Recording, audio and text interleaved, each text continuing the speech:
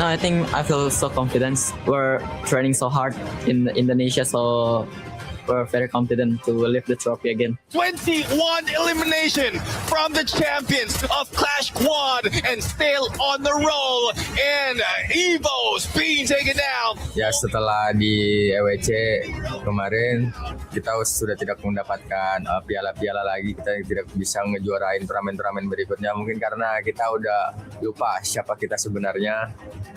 Tetapi di hari ini kita sudah ingat siapa diri kita sebenarnya. If you look at the data, it says they will not be the back-to-back champions. If you look at the kids and if you look at how determined they are to be back-to-back champions, there's a slight possibility. But it's going to be difficult because for the first time ever on the global stage, we've got 24 teams. Everybody's got that exact same dream. Because that dream is alive for the rest, the chances of EWOS Divine doing it back-to-back may be a little lower.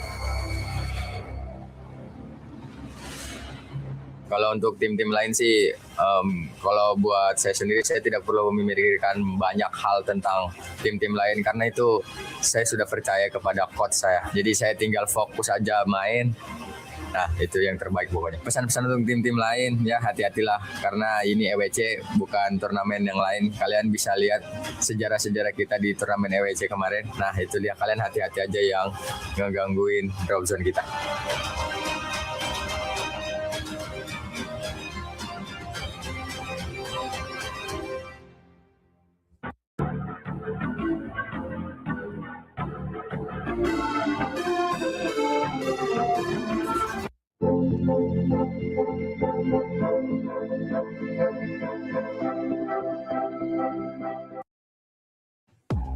Can you believe that Buriram United managed to get 3 booyahs yesterday? It's actually insane. I still can't believe it. That's pretty awesome. Yeah. I tell you what, though, 2 champs, back-to-back champs, global finals, and now EWC 26, potential for an absolutely glorious run. Yeah. Yeah. EVOS Esports, defending EWC champs, managing to get 1 booyah as well. I mean, Lace, this is just, it's turning out to be an insane competition. I tell you what, the way that I see it, right? Team Apex Gaming have to come out of the gate swinging on day 2 of groups because they just need to do something, otherwise they're going to go out. Yeah. Yeah, you know what? I think AGAL are the most consistent team here. And to be honest with you as well, Gun Dynasty impressed everyone on day 1, didn't they? Is that a croissant? Nice. Welcome to day 2 of Free Fire at the Esports World Cup.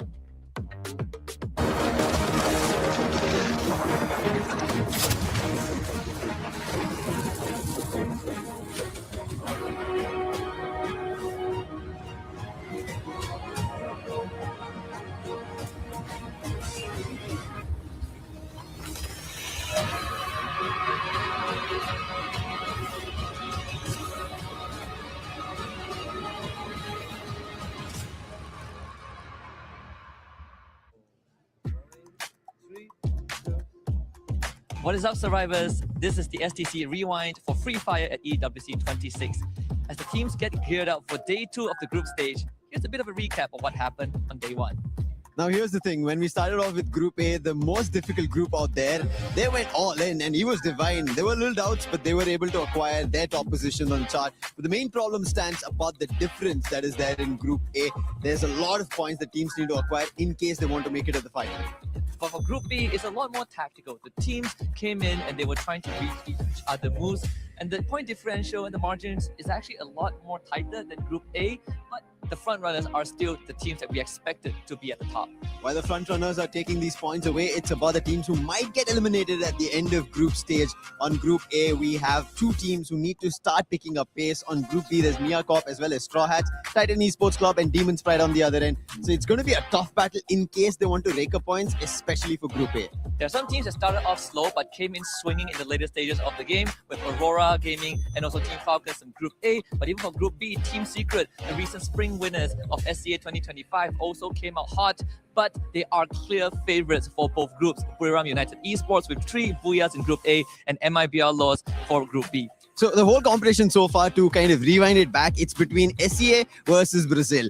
Who gets the champions title? Who makes it to the final first? is what we are in the question for. Yeah, and if you have missed out on some of the storylines, when we look at Group A, it's a group of champions, multi-world champions like BRU, with teams like Team Falcons, who have won EWC 24, Evo's Divine, EWC 25. But for Group B, it's a group of second places, second chances, redemption arcs, teams that have gotten close to the podium but never finished first, teams who have experienced multiple heartbreaks, RRQ, Fluxo, and even to a certain degree, the Vietnamese teams, this time with their weights on Team Secret. I think the main highlight that we ended up seeing were Gun Dynasty, and on the other end, it was Al Ahly, right?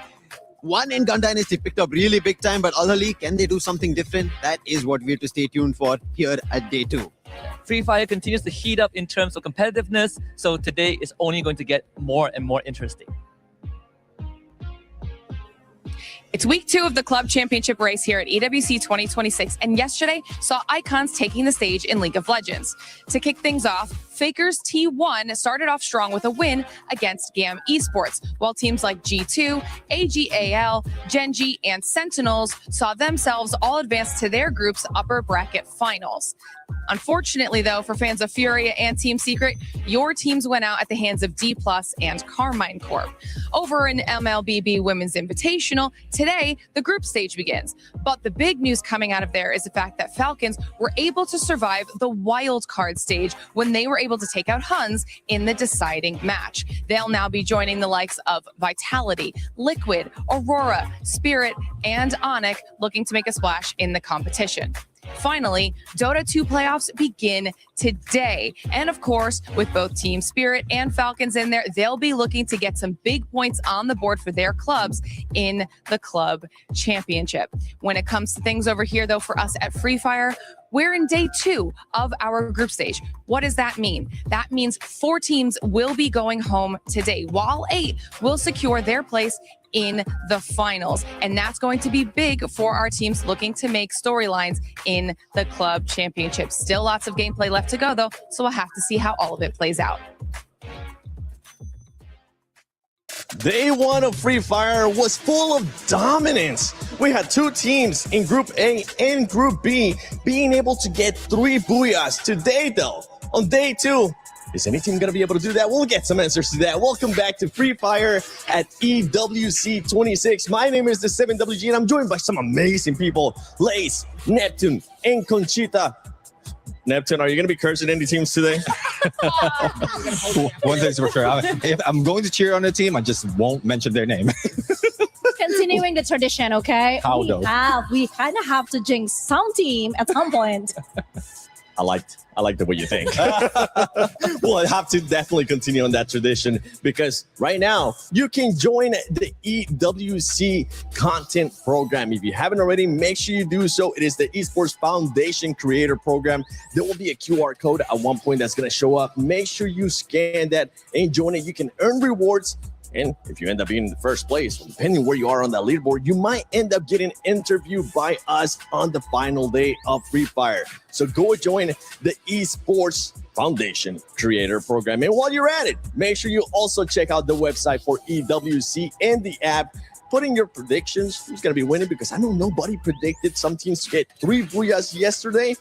Maybe today it will happen again. We'll have to figure it out. But if you do end up doing that, use the hashtag EWC and hashtag EWC26 of any of the fun stuff that you enjoy here, because we're definitely going to be having even more fun. And as Conchita just said, we'll be cursing some teams at some point. Neptune won, because Neptune's going to be, we're going to be pretty much be What's Sherlock Holmes. Yeah, I don't know what it starts with an A, I think. Maybe not. Remember. Maybe not. Let's take a look at the overall for Group A, though, because this group, I mean, Bury Ram started off consistent. And just to remind everybody, the way that this is going to end up working out at the end of the day, especially after this 6 matches for Group A, the top 4 will end up going to the finals, where we will have Champion Rush. From 5th to 10, they'll end up going to Survival, and the bottom 2, sadly, we're going to be crushing their keys. They're going to be going home, which, Conchita, I know you want to be here with us, but I feel like you really want to be down there crushing keys. You know, as an EWC newbie, it is so exciting for me to finally see the key crushing live, but also I'm devastated for anyone who has to be in that position. Okay, don't get me wrong. I'm not happy for that, but yeah, I'm excited. I mean, it's dangerous down there. I don't know if you know, in last week we actually broke the handle and then all the keys just fell into its depth. So, yeah, I mean, you can have eyes on an absolute chaotic sequence of events. That's what I'm all about, I think. Well, let's take a look at the overall ranking that I was hinting at earlier. There you have it. Burram United Esports with those 3 booyahs, 132 points. And from the top 4 teams that you're currently looking at, Neptune, I mean, Gun Dynasty, they're able to be consistent and be in second place after 6 matches, even though they didn't get any booyahs. Yeah, I mean, it's more of consistency and placement points as well as getting those elimination. And look at how close they are on Burram United Esports. It's just the position that they're taking as well. And it's one thing that to know for Gun Dynasty, they are like first time that we'll be in here and we didn't expect anything from them. So I guess low expectation is an element of surprise for the team right now, and they're just capitalizing on that.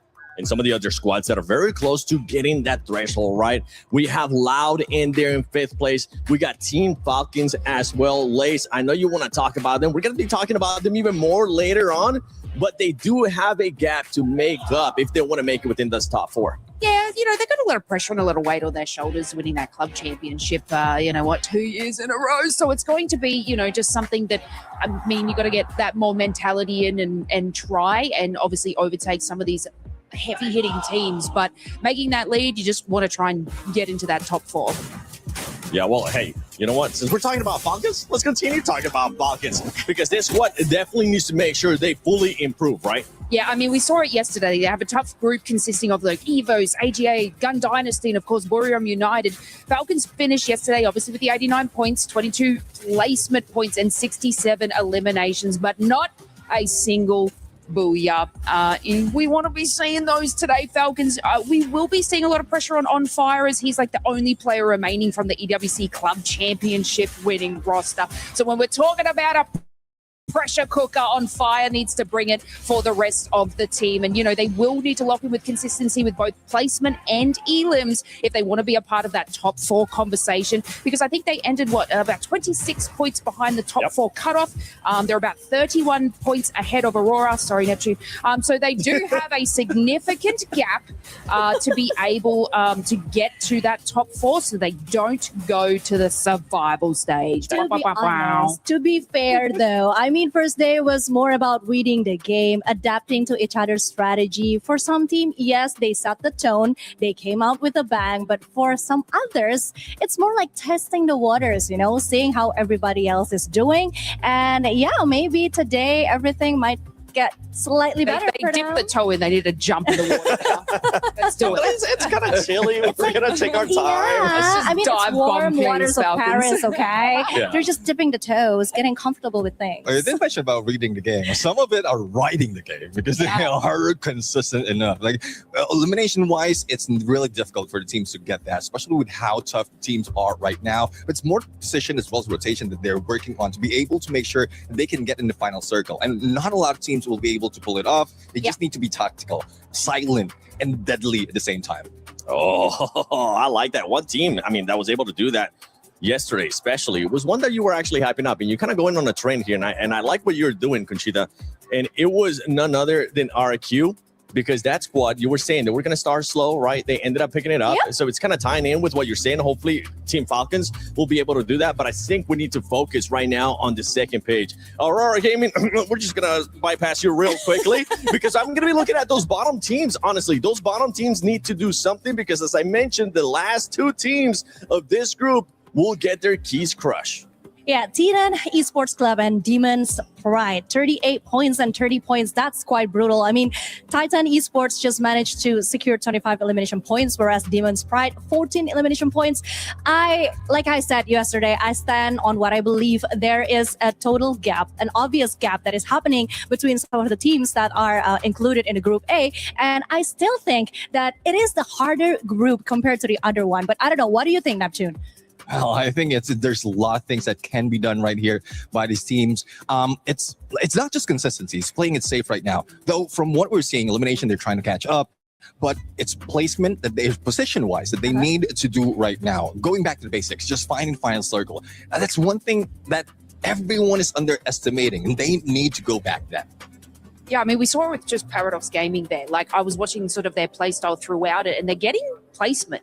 but the elims was like 22 and they've got 41 points. So they are managing to make it to the final circle. But as we saw on like a fair few maps, so is everybody else, because it is just them trying to solidify a spot within zone to then pick up more of those elimination points. But I feel like if they can kind of more take the elims at the start, then go and focus on their rotation, because they were just going straight to zone, which isn't sort of working out for them, being, you know what, bottom three. Yeah, So they're on the cusp.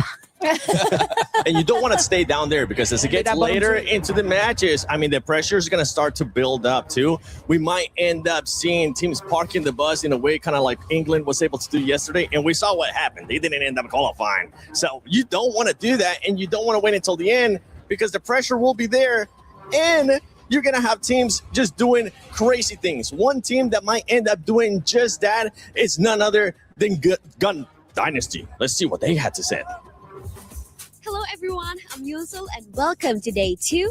Right here, I'm next to Vega from Gun Dynasty, and here's our Zippo, our translator today. So I heard this is the first time Spanish joined EWC 26 in Free Fire, right? And I wonder, how do you guys feel, and have you guys prepared everything to get into the top 4 today? ¿Han escuchado que esta es la primera vez que un equipo de habla hispana está en una final de Free Fire en EWC? ¿Cómo te sientes al respecto y cómo te has estado preparando para el día de hoy? Pues nos sentimos con confianza, siento que nos va a ir muy bien hoy, mejor que incluso ayer, y que todo esto se trata de preparación y de cómo están saliendo las cosas. We are really confident. We have worked really hard to get there, and I think this is all about how much you've prepared and that good things are going to happen to you. Wow, awesome. Sending a lot of luck for you guys today. And also, one more question I wanted to ask. Do you guys feel pressure when you step into this battlefield? Because there are so many strong teams in our Group A today. And how will you guys manage all of it?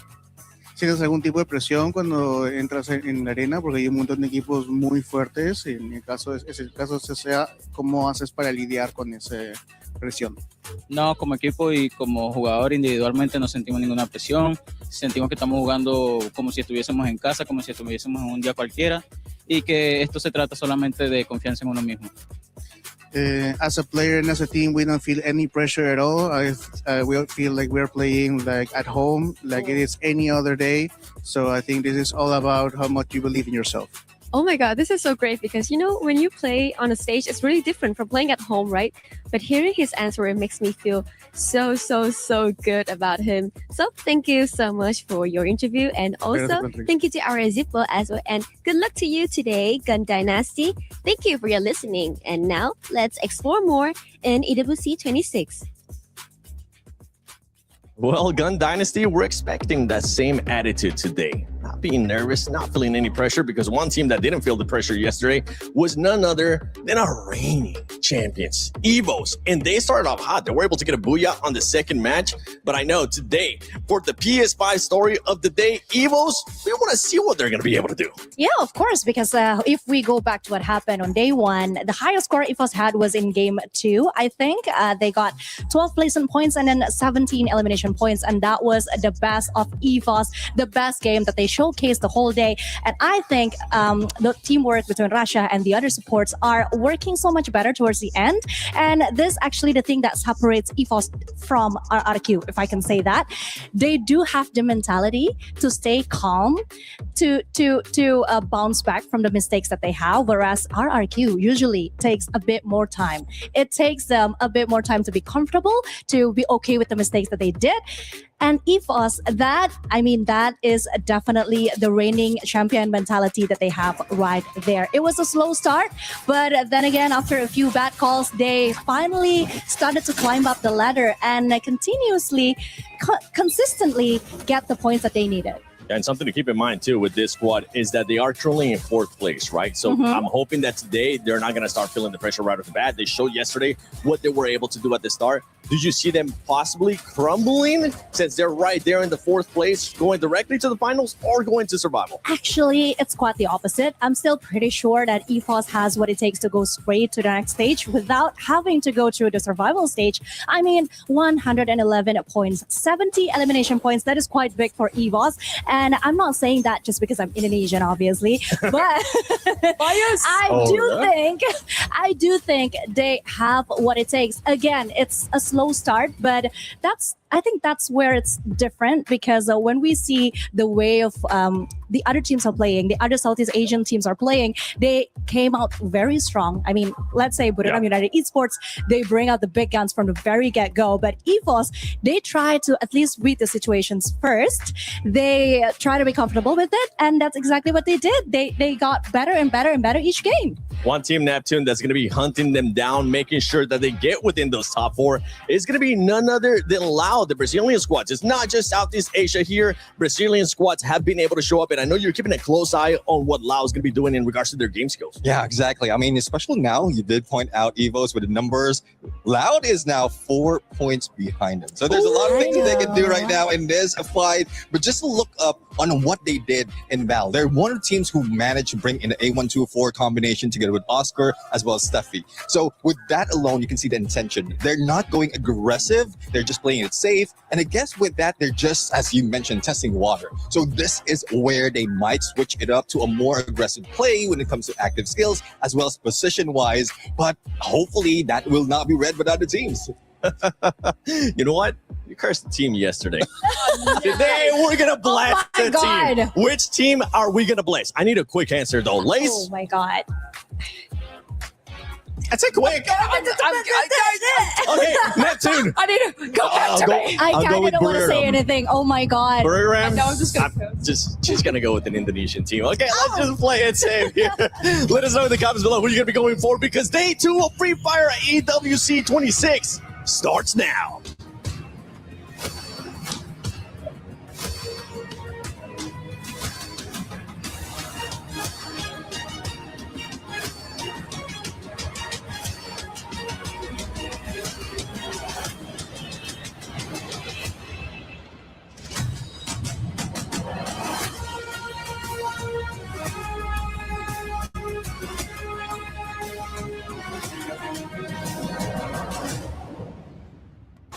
Ladies and gentlemen, welcome to our second day of Free Fire at EWC here in Paris. The stage is set and our teams have their sights on the grand finals, but the only obstacle in their way, just 11 of the best teams in the world. After only 6 games today, we will have the name of our top 4 teams who will qualify directly to Saturday. But remember, Luti, this is the Esports World Cup, so our eliminated teams, their keys must be crushed. And so the battle at the bottom today, it's going to get spicy. So without any further delay, let's introduce your first 12 teams to the main stage to kick us off, starting with Aurora Gaming.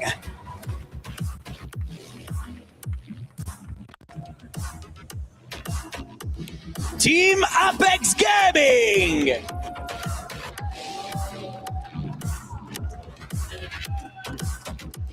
Your reigning club champions, Team Falcons.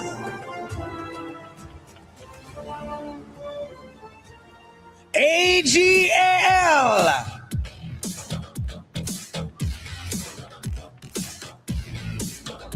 Buriram United Esports.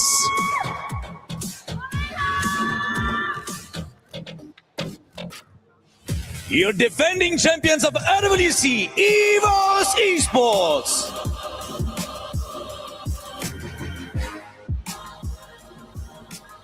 Demons Pride.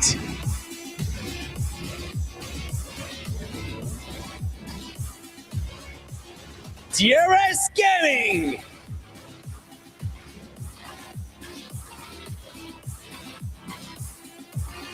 Paradox Gaming.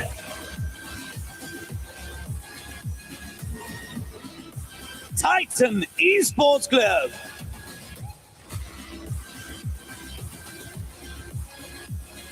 Loud Snickers.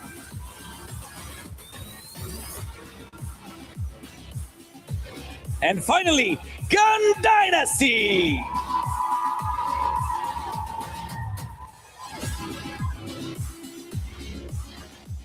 Don't forget, if you want to survive, your only goal is to avoid these bottom 2 spots. Words couldn't be truer. 12 teams enter the Gadia City grid, but only 10 will make it out alive. The stakes just got higher, so it is time to make your move. It is time for day 2 of Free Fire at the Esports World Cup.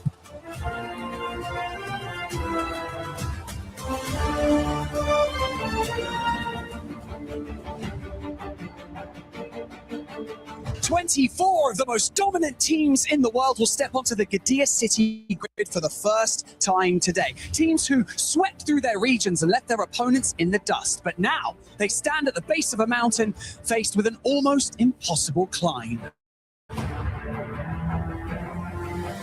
Well, let me take this opportunity to remind you that this is your chance to instill the fear of combat into your opponents. Don't hold back, don't hesitate, and trust in your teammates. The damage comes through, and Loud, all they have to do is just rush forward, and they're completely surrounded from every single angle. And Loud, once again, a booyah! It might be a loss, they turn it around. And Bobs is the last one standing. It's going to be very difficult. But also Bobs crawling unholy along with the help of MIB Loss. And it's going to be MIB Loss getting the very first booyah of Group B.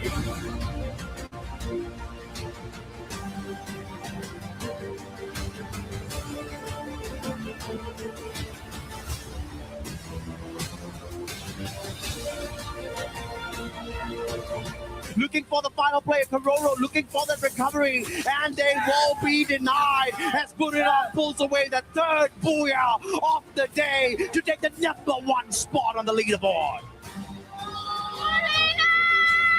And Lion are losing players one after another, and as that happens, even Dix gets eliminated, and Games King was the last man standing. And it is going to be MIB Loss getting the final booyah of Group B's Day 1.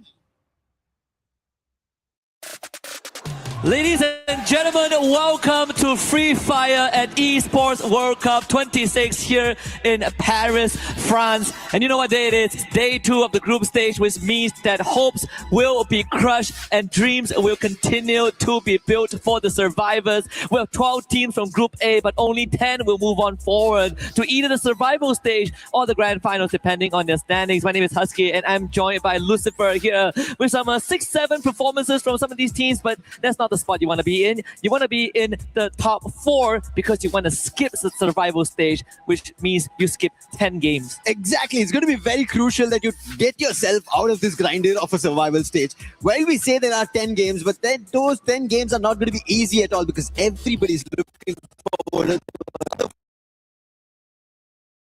hopefully they don't go there, they make it out here itself. And especially we've been talking about Group A, which has teams being the toughest ones, the ones who've been the champions, and if they walk away into the finals itself, the other teams will have a very big trouble moving into the survival stage. Yeah, and that's ironically something that a lot of these squads are hoping to happen, right? They are hoping that the heavy hitters, the front runners, make it directly to the grand finals, so it makes the odds for tomorrow better. And usually you don't want to hope for your opponents to win, but in this case, for some of our hopefuls up here, some of our first timers, they want that to be a possibility. They want to increase their chances. And speaking about chances, Gun Dynasty, they're looking good, they're feeling confident, they believe that the hard work will pay off, and I personally believe in that as well. Yesterday's performance was great. Now we need to see them push it through the finishing line. Yeah, we had this conversation earlier as well, right? Southeast Asia versus Brazil. I think that's where the entire competition right now seems here at Esports World Cup 2026. But Gun Dynasty for Latin America, they're coming out of the mix, out of the blue, and nobody's able to read them. And especially for a player to tell that we're not at all feeling pressure. This is the usual stuff for us day in, day out. That is unbelievable in such a high intense, high octane stage. Yeah, I can't believe. I think it's like the mental fortitude and the prep that they had, right? First time stepping onto such a big stage and having such confidence. And why wouldn't you be confident sitting in second place, just behind Buriram United Esports, who are at the top, of course, with 3 booyahs and 80 elimination points. But if we take away that 3 booyah, Gun Dynasty isn't that far behind, right? They are only 3 eliminations behind Buriram United Esports, followed by HGAL, and then our defending champions on 25, which is EVOS, Laos Snickers as well, with 2 booyahs under the bag. Team Falcons catching up in the later stages of Group A. The top 6 look incredibly strong, but then we see the separation between 6 and 7. Yeah, big difference around the 6 and 7. 58 points is where Aurora right now start off, and that's almost around a 30-point difference. This is not going to be an easy jump up, and that is the reason we've been talking about, like, yes, at the end of the day, we're going to be going to the Crusher to take away dreams. it could happen for some of them. They have to jump up. And in terms of those dreams, has to be the South Asian teams. That is Titan Esports Club and Demon's Pride. They've not at all had a great start. At least for Titan Esports Club, they have eliminations working for them. It's the placement points that they'll start working towards. Maybe there's a move up. They might manage a chance towards the survival stage. I think that is a hit they have to look forward to. Yeah, you got to get into the flow state for the next 6 rounds. And we actually, even during some of the team intros, we saw the South Asian teams, right? You can feel the nervousness, right? There is some tension in the air, and hopefully it breaks when they hop into the lobby. Yesterday was all about getting comfortable, right? Getting your seats warm, and hopefully when you sit back down, you are in the zone. You are feeling, comfortable enough to let yourself go and just play freely. And I think that's the toughest part. People always say that you play the best when you have nothing to lose, when you play freely and have fun, but it's pretty tough when you have so much on the line. But Gun Dynasty, it doesn't seem like they're thinking in that direction at all. They've been completely keeping themselves away from that thought process where there's a lot to achieve, lot at stake. This is our time on the stage. They are not thinking about that. They're making sure they put the best performance of Free Fire ever seen on the biggest of stages, and they're able to deliver. Sitting at the second spot, 3 eliminations away from the team at the very top, tells you the caliber that they're walking here in Paris and looking forward to their global title, taking it away from EWC. EWC, yes, got their booyah, but is it going to be enough for them? And I'm going to take it a step further, Lucifer. They're 3 points difference in terms of elimination compared to BRU, right? Yeah. So the main difference is the placement. Because if BRU have 1 less booyah, Gun Dynasty would already be at the top. And actually, and if you put that into perspective, it's a very scary thought. You said that, for a team that is on this stage, they play freely with as if there's no pressure at all. For a first timer, that is even more insane. So right now, I think hopping into today's games, the map rotation are going to be slightly different. Yesterday, we did have the more Indonesian heavy favorite rotation in the second half, but today we get double purgatory. And you know what that means? Brazil and Thailand are going to be elated, but we'll start it off again with the classic opener of Bermuda. Let's hop into game 1 of Group A on day 2. And this is where every team needs to start, especially the ones in the middle order, as well as the teams at the bottom. If they don't start making points now, they will not be able to catch up to the race, especially because now the Crusher is in front of everybody. And the map starts off, evening the entire playland into a half. And even when you look at your screen, ladies and gentlemen, you can see the amount of booyah some of these teams have acquired for themselves.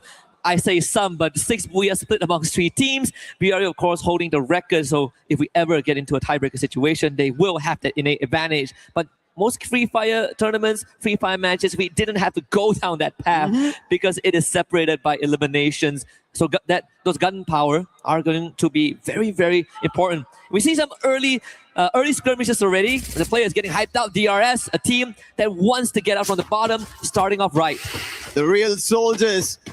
They look decent. I really like how they played. We were talking about them yesterday when we were sitting backstage and looking at their games. They start off well. They have their one-off games, and they did that yesterday as well. EVO's right now on a team that needs to get to the top spot. That is going to be Falcons. They're firing on them. Eliminations already, 3 totaled up. This tells you why they're the champs, why they're the defending ones right here on EWC. But now challenge coming in from Pina. He's already taken 1 down. Damage big time. And I think Apax is in big trouble. Glue walls help him out, and then running around the glue wall, he puts Pina down. Bailed out by the mini Uzi in the CQC. There's a full spray down onto Pina. 4 points for EVOS at the start of this game, but Falcon's not out just yet. In fact, the whole team has been brought back, so we're back to square one. DRS, though, continues to rack up points by picking up stragglers, this time from Paradox Gaming. And even Windy himself catching Alu out in the open, but again, the mini Uzi is the superior weapon. What an individual battle being laid down by DRS. Looking very confident today, and this is how they played their game number 1 yesterday as well. And I think this is very consistent performance coming in, especially for the teams from Nepal. This is something that I expected when I was seeing these South Asian teams play out, and DRS are delivering.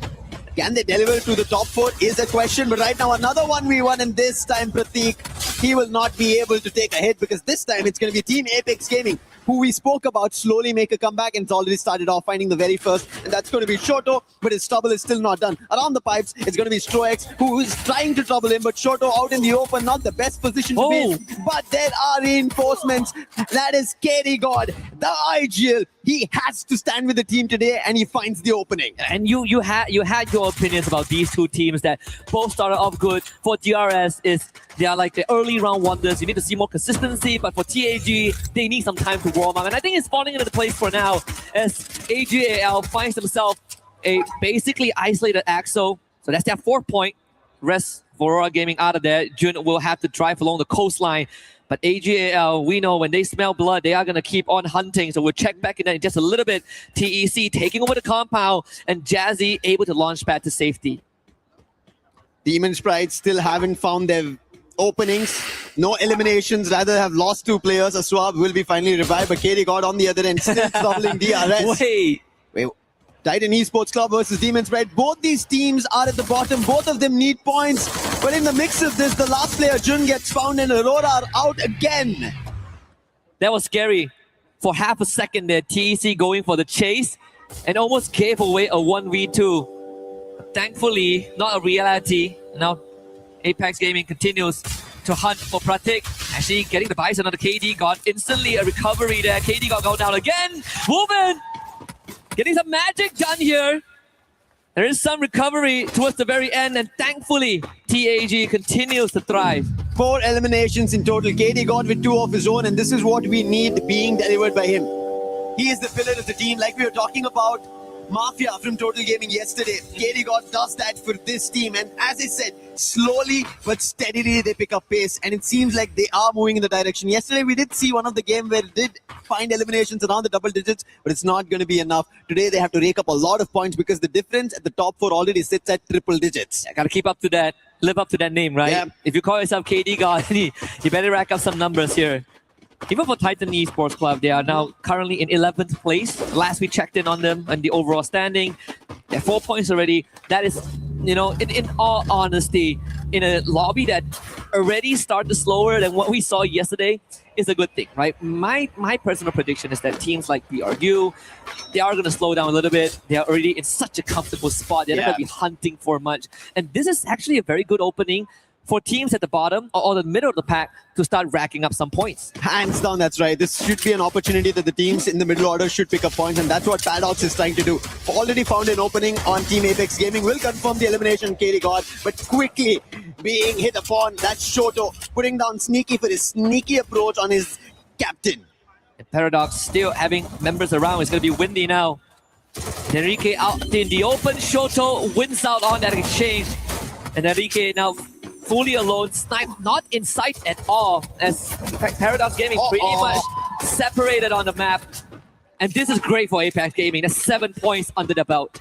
Looks really good. They're playing together and it's working out. 7 eliminations, as you said. On the other end, Paradox, depending on their 4 eliminations that they got, they were also confident. But this is how the exchange goes. When the middle order teams finally find their fights, they're not completely sure about the top teams versus their own teams that they're fighting around the points for.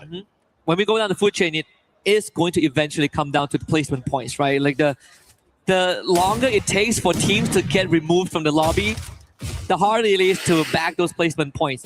And finally, we see the heavy hitters bring into action. Rasha completely ran over by Jonah there.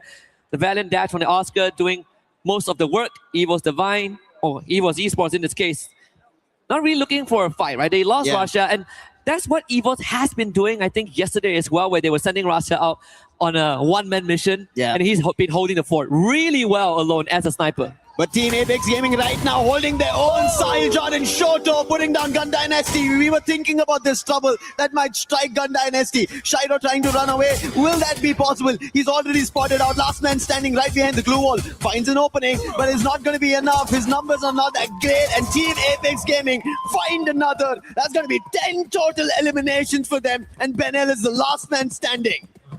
And Benel, coincidentally, is also the star of the team as he gallops away to try and find some safety net. Dinoculus used to scout out the journey in front, and for now it is clear.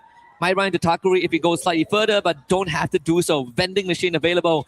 GD not out just yet. And this was a concern that Jill brought up before the show started, right? That Gun Dynasty, they had a great start. They were really confident, but there's a chance that they drop out of top 4 today. And this might just slowly manifest itself. We check back with them in just a little bit, when Madara getting absolutely fried in that hut with Limit watching from the side as well. The rest of Falcons about to surround their prey. Madara with the Trogon, only good on the one, but no confirmation there as Falcons take him out.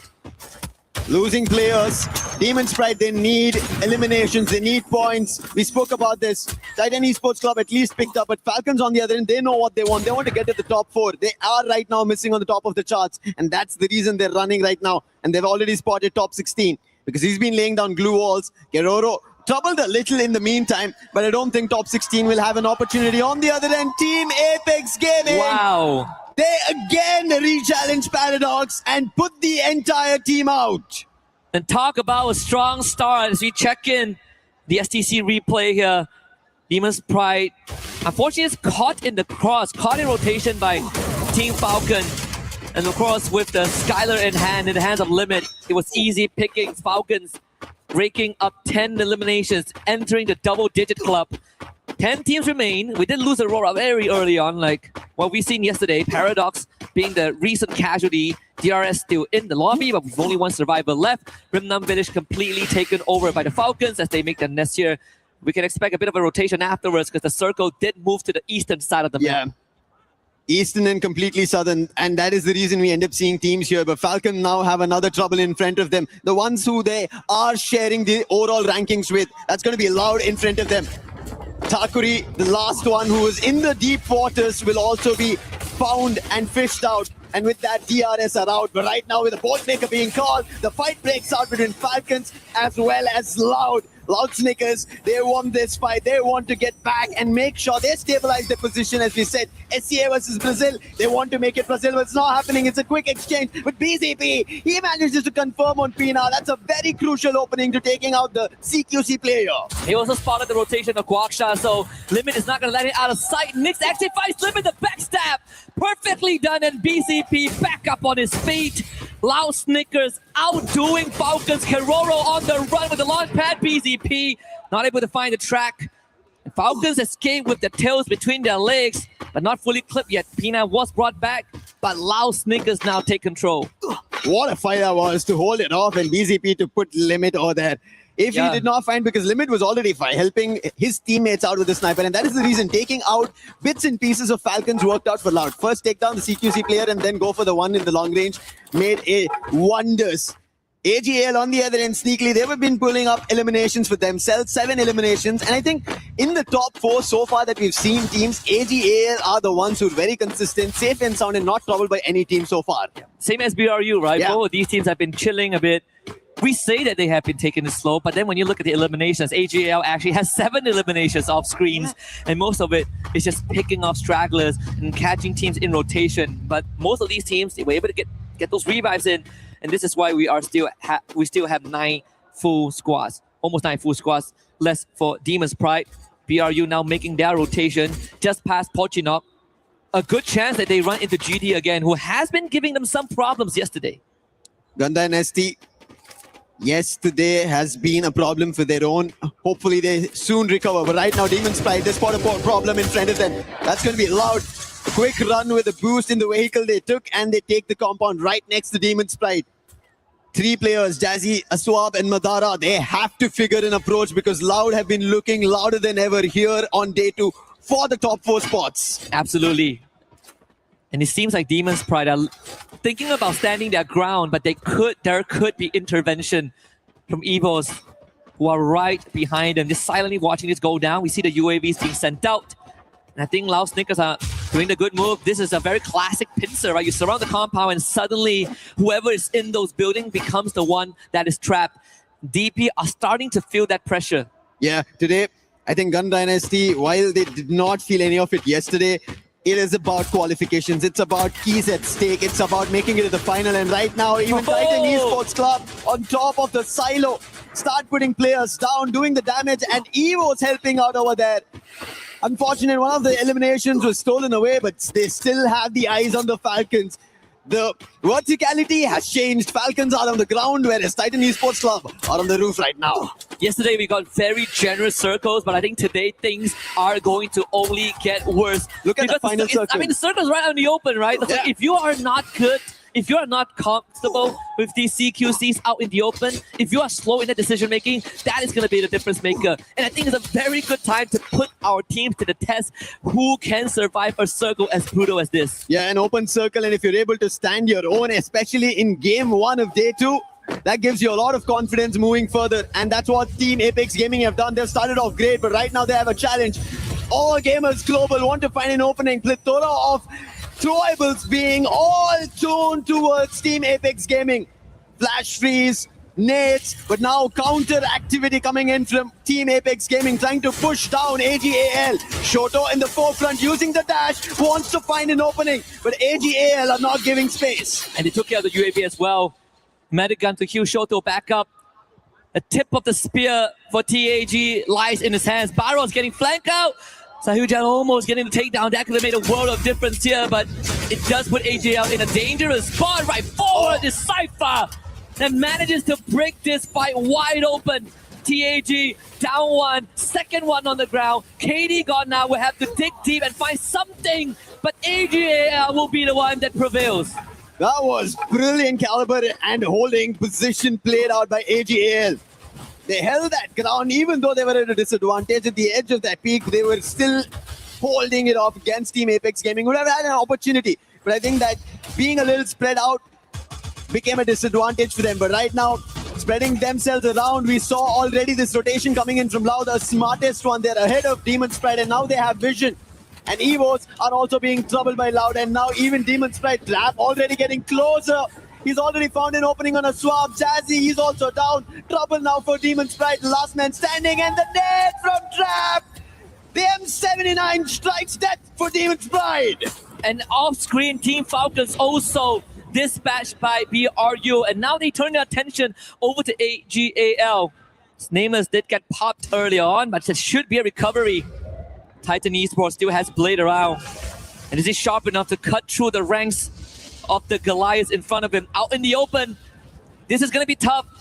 No utilities, 2 glue walls, and only 5 medkits. As BRU will also have to make a break for it. Once more doorway out of this.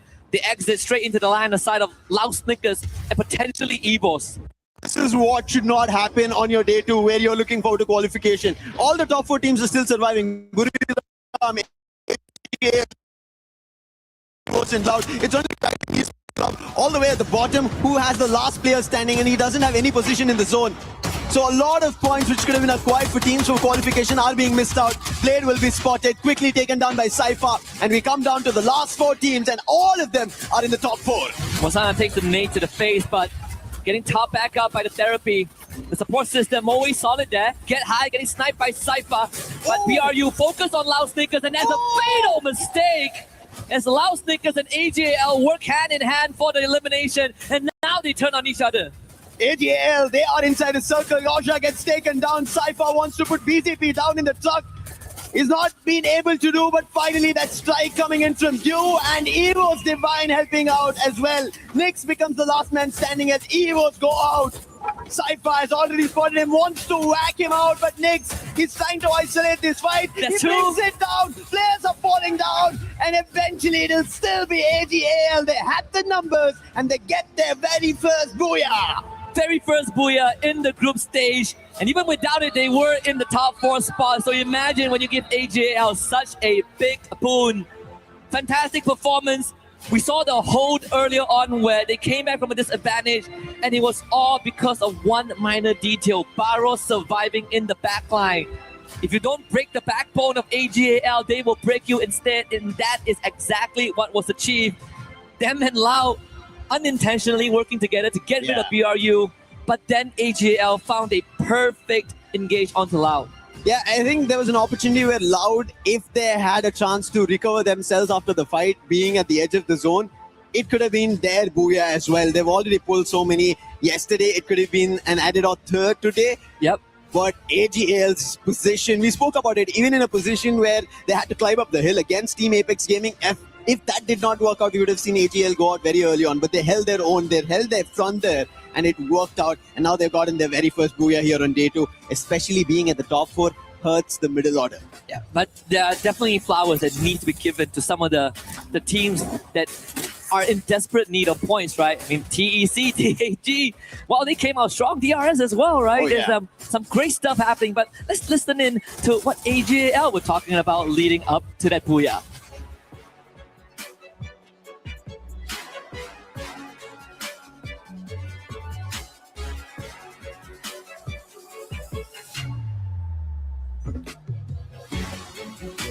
Again, another performance from AGL that I think shook the opener of day 2. But I would say, right, this goes back to the potential of our secondary scenario.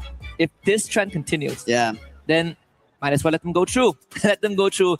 And we have some of the teams who are chasing for their qualification to grand finals play tomorrow. An extra 10 games. But I guess without these heavy hitters being a big threat, it makes the chances slightly better. It makes the chances slightly better if you think about the survival stage, but as you looked at the performance right now, the bottom dwellers, the last 2 who were there, even Titan Esports Club and Demon's Pride, they tried to make it towards the top 6 teams, meaning they're acquiring placement points, they're getting eliminations, and they're trying to get themselves out of that elimination threat, meaning the middle order, now it's completely dicey. So you don't know who's going to get eliminated. So better be wary. Either you strike towards the top 4 or you don't know if you're going to get eliminated or not. Yeah, there's always that safety net, I believe, for any Free Fire competition, right? If I can't take that top spot and qualify, the bare minimum, I make it out alive to the next stage. And so if you can't aim for top 4, aim for top 10. But I'm not sure if it's going to be as easy as it sounds or as easy as we make it sound. Because look at Gun Dynasty, they were barely able to get 2 points in this game. That tells you day 1 and day 2 can be completely drastically different. It cannot replicate the same performance. And that's what even AGL, to get their very first booyah, allowed to go out like that, tells you that teams are slowly strategically planning their championship. They want their trophy, their key put on the shield. Yeah. More impressively is how this group was a group of teams that basically they enter the boxing ring and they just start swinging, right? They're just filling their arms. They're trying to get some haymakers in, and then maybe after 6th round of just mindless brawling, they decided, okay, that kind of hurt a little bit. We got to slow down. And the teams that actually made it work are the front runners. AGL, very patient. BRU, very patient. Laos Snickers, very patient. And patience paid off. Yep.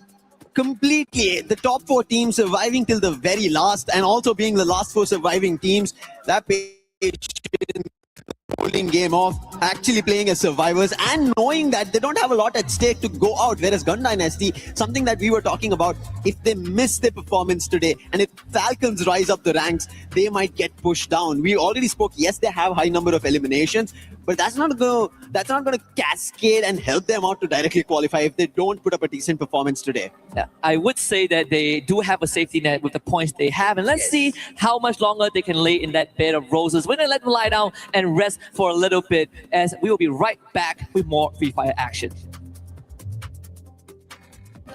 Play is in our DNA. Whenever we let it out, it becomes our superpower. Now imagine an entire city being built to supercharge it. Kadir City, powered by Play. What an intense opener. AGAL secured the first booyah of the day. We are now back on stage with Mekon, Chita Caroline, and of course, we have Yunsul here. That was exciting, right? Yes. What a game, what a match. I mean, what even is that last circle, Yunsul? That was crazy. That was really intense. Imagine we have 5 teams, very strong teams compete with each other. And lastly, only one survived, which is AGAL. And so incredible. I have been watching them since yesterday until today. And finally, they got their booyah. I was waiting for that for the whole day. Yes, and what's amazing is that AG actually scored the highest elimination points the other day in one game, and that was the 5th game. They got 19 points. I'm pretty sure they were able to be doing that again today, hopefully.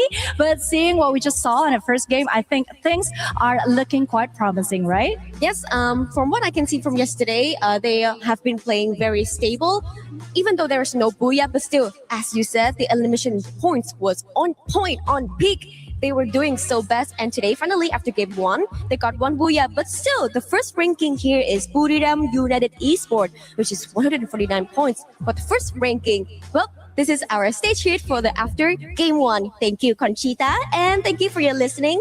Let's head back to our casters.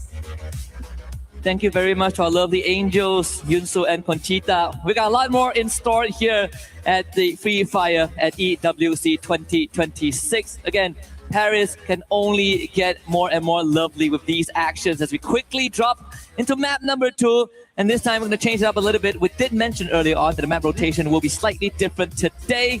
And AJL have started off strong with a booyah. So let's see if they can keep that train going. It is Solara that we drop down to. And another opportunity for the teams at the middle order as well as at the bottom. And you can already see a quick swap because of how Titan Esports Club played. And we mentioned this. They need placement points. They instantly got it. And up.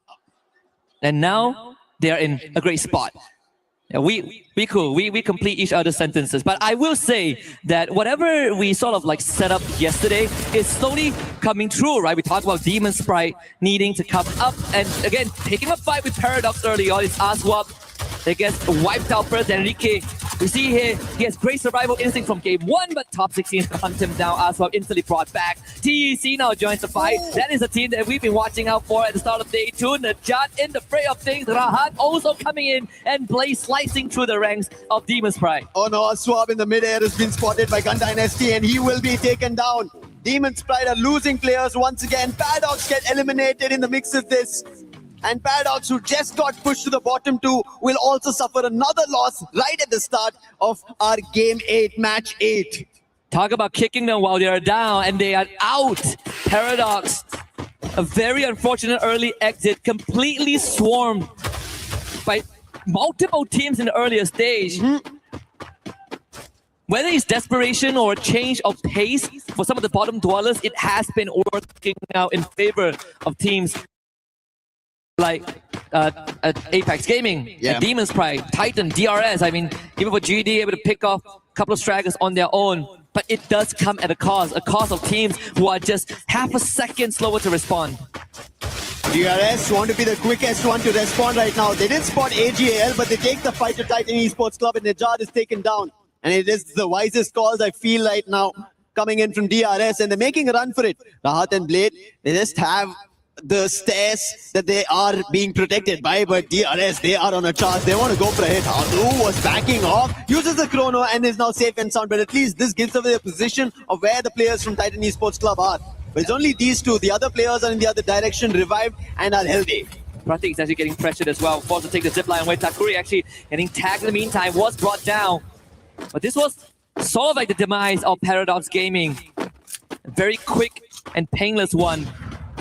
At least they take the bottom spot. Aurora still in this game, which is a blessing in disguise if you are a Malaysian team supporter here.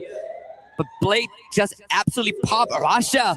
Great shot from afar. Rahat called in for reinforcement. Aurora this time stand their ground and will not be taken up by AGAL in the earlier stages. Jun up the stairs. Cypher barricades himself safely. And Axel with the follow-up. Cypher is out. He'll be confirmed. It's up to Barros and Dew, who's in his flight mode right now, dropping in air. If he gets spotted out, trouble will strike.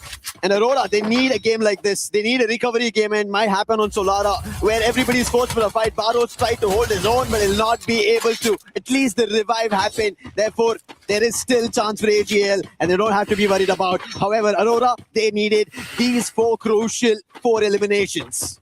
The good news for Aurora is that they are not close to the bottom 2. But bad news is that they technically only have 5 games to play, because game 1 they didn't really get anything done. So the catch-up game, and there's a lot more urgency for them compared to the rest of the teams. And one of the teams that is in no rush at all is EVOS.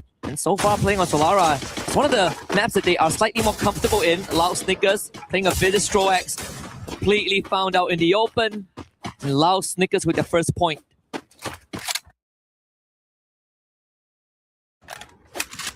Loud are playing, I think, a brilliant game so far.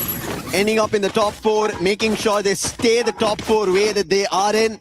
And it continues that they make it to the final as well. We've already been seeing their counterparts from Brazil. MIB are lost in Fluxo. They're keeping their toes matched up, and I think that's what Loud want to do. And if that's a majority of all the Brazilian teams who made it here to EWC, all going to the finals, there is a big chance for them to walk away with being called the champions. It's a lot of pressure also, because when we look at even I want to say from the earlier days until now, you would expect teams from Thailand and Brazil, if they qualify to a tournament, they're expected to all make it to the grand finals. It is quite the weight to shoulder, and especially for Loud, who has been on the big stage, they've missed out if they're not, they don't have 100% attendance, but when they're there, a lot of eyes are on them, right? Yeah. Aside from Fluxo, like Loud is the second team that you sort of want to make it to the finals and give a good match. But it has always been so close. But Aurora also want to make that happen, and that's the reason this challenge happens. However, Jun's lost. That is Lasha coming in. No way! He puts Suez also down. Confirmations. Aurora are losing players one after another. That's Lasha for you. He wants again. He was back in action. Aziel spotted. Aim God puts him down, and it's the Axel. Can he put the chopping block out of Evos, or will he be found out? Damage done, HP lost, his position completely compromised. It's just the boulder and the direction that he's running away. I don't see a vending machine to help, nor a team to help out. And Axel will just try and bide time for the time being because Evos have a distraction. Yeah, Demon's Pride bailed Aurora out of that. It was a missed opportunity. Aurora had that bit of a mechanical error, caused them to be in this spot, but again, Demon's Pride, who are also hungry for some points, they ended up being the intervention that Aurora desperately needed in times. This is what I was talking about. And you see how the bottom teams are now fighting for eliminations. They will go for the top 4 teams are already getting their best. And that is the best part right now of this lobby. Desperation is a double-edged sword. Yep. And he has been empowering some of these teams so far. The risk, definitely not as great as the reward. Good ratio there. Even TAG finds himself on the feet.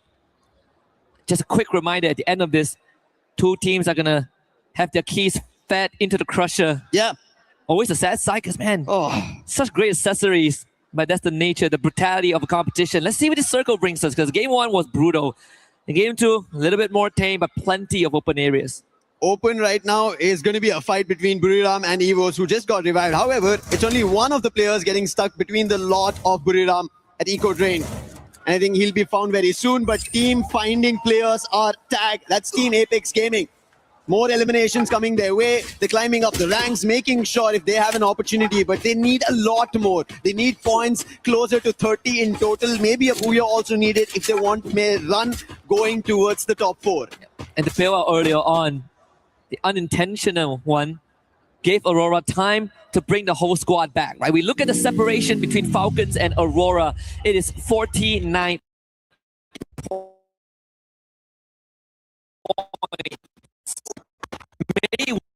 Aurora didn't really get to play the first game, so it is a tall task to expect Aurora to catch up and find a tie, but it's good enough to remain in the top 10 and make it to survival stage tomorrow. As DRS looking for a rotation, Loud doing the exact same thing, but they might be beelining straight into Demon's Pride. Demon's Pride, they just got eliminations from Evos. They have a compound that they're holding. Looks to be a better game. Loud have just found their one here. AGL, in the meantime, they're finding the players of Evos, and Evos seem troubled after they were about to convert on Demon's Pride. Wherever they try to head out, they've been spotted, taken down, and eliminated. Abax being chased by AGL, and he will be put to rest as well. And that is Evos losing their players. One last survivor is Aim God. Only gets coins now, but where is the vending machine? On one end, there's Buriram. On the other end, AGL. And right in front now, Demon's Pride as well as Loud going in for a fight. And it's going to be Loud putting a swap down. And the entire squad within a whiff gets eliminated. A full blitz from Loud again. Their execution in these quick hits are so efficient. They they make sure that the fight ends within 15 to 20 seconds so that there's time for them to recuperate if a second team does arrive. And it's something that has defined Lao's play style in competitive Free Fire. The Wonder Kid gets brought back, but that's the most that Aim God could do for the team. And right after that, Axel finds a pickoff. And it's the same situation that EVOS frequently find themselves in, playing the survival game. As of now, I think that's the mantra for them. They're unable to find a footing to just go for fights, and they've been just chased by teams, put them down one after another. And DRS wanted to start out strong. The real soldiers using UAV to just get a grasp of information around. They spot another and they do destroy. Strox, he is the sniper. He's the one who finds a lot of value. But so far for DRS, at least today's start in game number 1 was decent. And out of that, Solara right now hasn't found much. And it's a team that is also a first timer on the EWC stage as well. Finally getting what people say they deserve over their counterpart back in the region. AGAL now facing off against BRU, the same face-off as round 1, but we might find an early ending as Jonah with a good hit on the deal. Saifa still pushing forward with support from his teammate Wasana though will win that fight, and this time BRU, they will show AGAL that once is enough. Barros is poking it out of there, but has to go into the blue with no coins at all. You could see how clever that fight was. They used the Steffi, no throwables that could have been dropped by the side of AGAL, went in for a 4-forward fight, guns all out, and Buriram had the better of it, and AGAL could do nothing of it. It's just very strategic play coming through, and this is what makes champions. And you mentioned Buriram, they want their cabinet with an EWC trophy, and this could be one of their opportunities. Yep, it's the final piece of the puzzle, and how poetic it is that the final piece of the puzzle is fitting the key into the plaque. It's going to be a lot of stories being completed. I think, again, for BRU, the whole world is waiting with bated breath for that to happen. Alu ends up stepping on a landmine. That should be the end of DRS as Guasha finds Pratik. Point number 7, number 8 for the Brazilians. DRS, they would just have to try and put up a fight, but unfortunately, not enough firepower in this case. Trap mentioned it's time for Brazil. It's time for Loud to get this trophy, and he is doing it for the team. Playing together, the last man makes a run, but how far can he run? Loud have another challenge. That's going to be Aurora this time. Back and forth. The compound was cleared by Loud. They took Demon's Pride out. DRS came for a challenge. They were pushed out, and now Aurora. Is the story going to be any different? Loud are going to just get eliminations after eliminations, and highest so far here on Solara, they're sitting at 9 in total.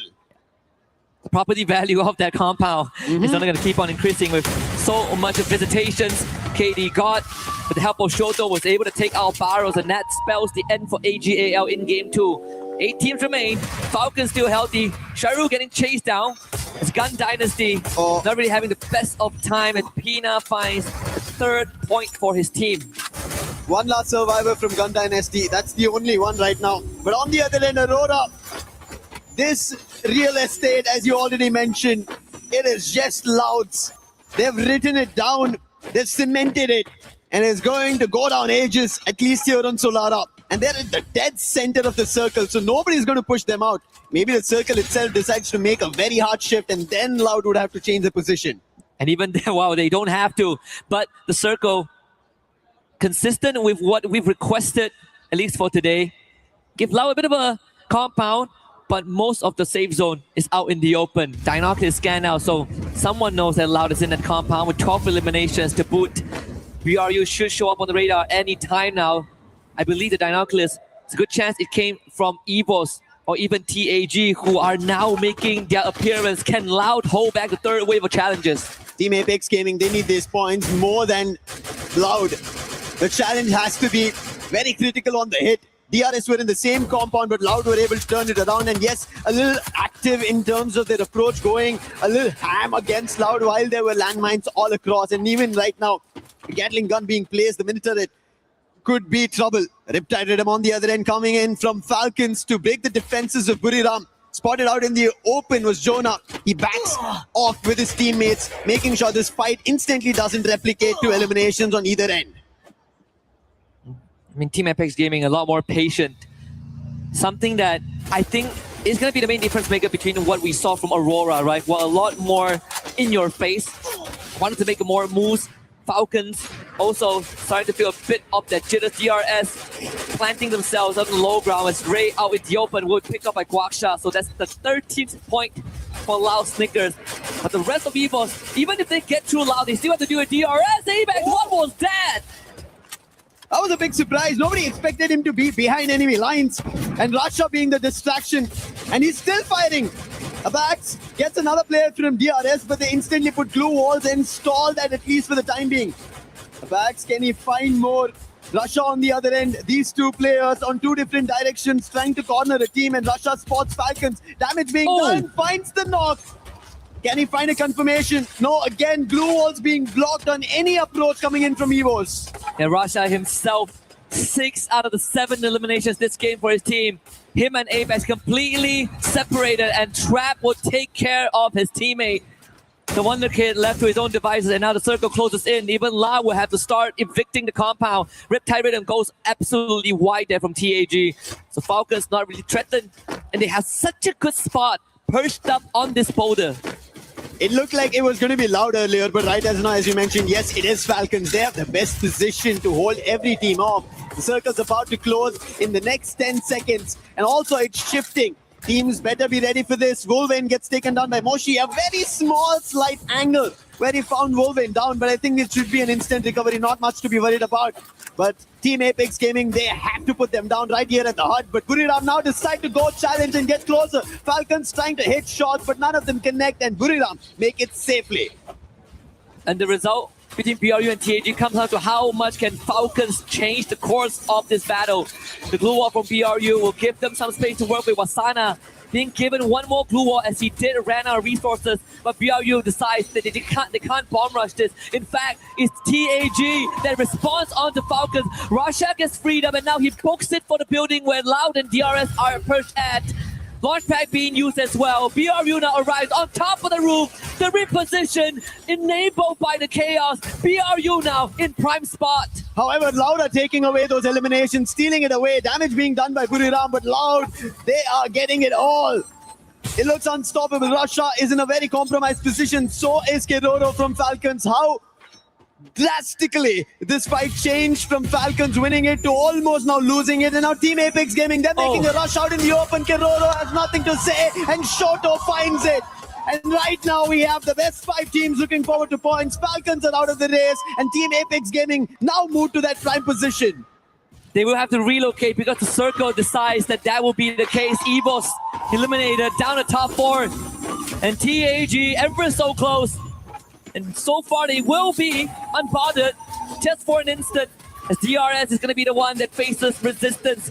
Lau, attention put onto Captain Jonah. BRU under pressure. Wasana responds from long range. They need to keep Jonah alive, and Jonah is the anchor that cannot break, but Lau is putting on immense pressure by just rushing in. Aluk is taken now off screen by Trap, and BRU able to retreat to a safe space. TAG now needs to catch up. Just like how out in the open Buriram made their rotation, even Loud managed to, with a plethora of glue walls, lay down the land and they walk across. They're closer than ever. Team Apex Gaming in the meantime, just because Loud decided to rotate out earlier, now they have an opportunity. Jonah finds Takuri, the last one from DRS, and now Team Apex Gaming have an opportunity because Loud and Buriram are close together. However, Get High, he is shooting the players of Team Apex Gaming and not letting them slide down the hill. This is the final lap for Apex Gaming, and hold my hand, Lucifer, because we might be witnessing history here. Top 3 teams, 2 of the front runners still with the full squad left alive. But Team Apex Gaming have the high ground. They have couple of moments, couple of instances where the blue zone will make the difference, and TAG, they are in such a prime position to get this pickoff. Loud, they decided to make a rotation earlier than Buriram, but Buriram had the position and Loud are trapped because the zone's closing in. Glue wall's not working out. Kenny God finds the opening. And they do it here. TAG, the faster they get rid of Loud, the better they offer him. And Loud, you know that the Brazilians, they don't back down and they are ready to take that fight. The cluster would have been nice if it connected, but now Loud are out of vision, and BRU into the fray.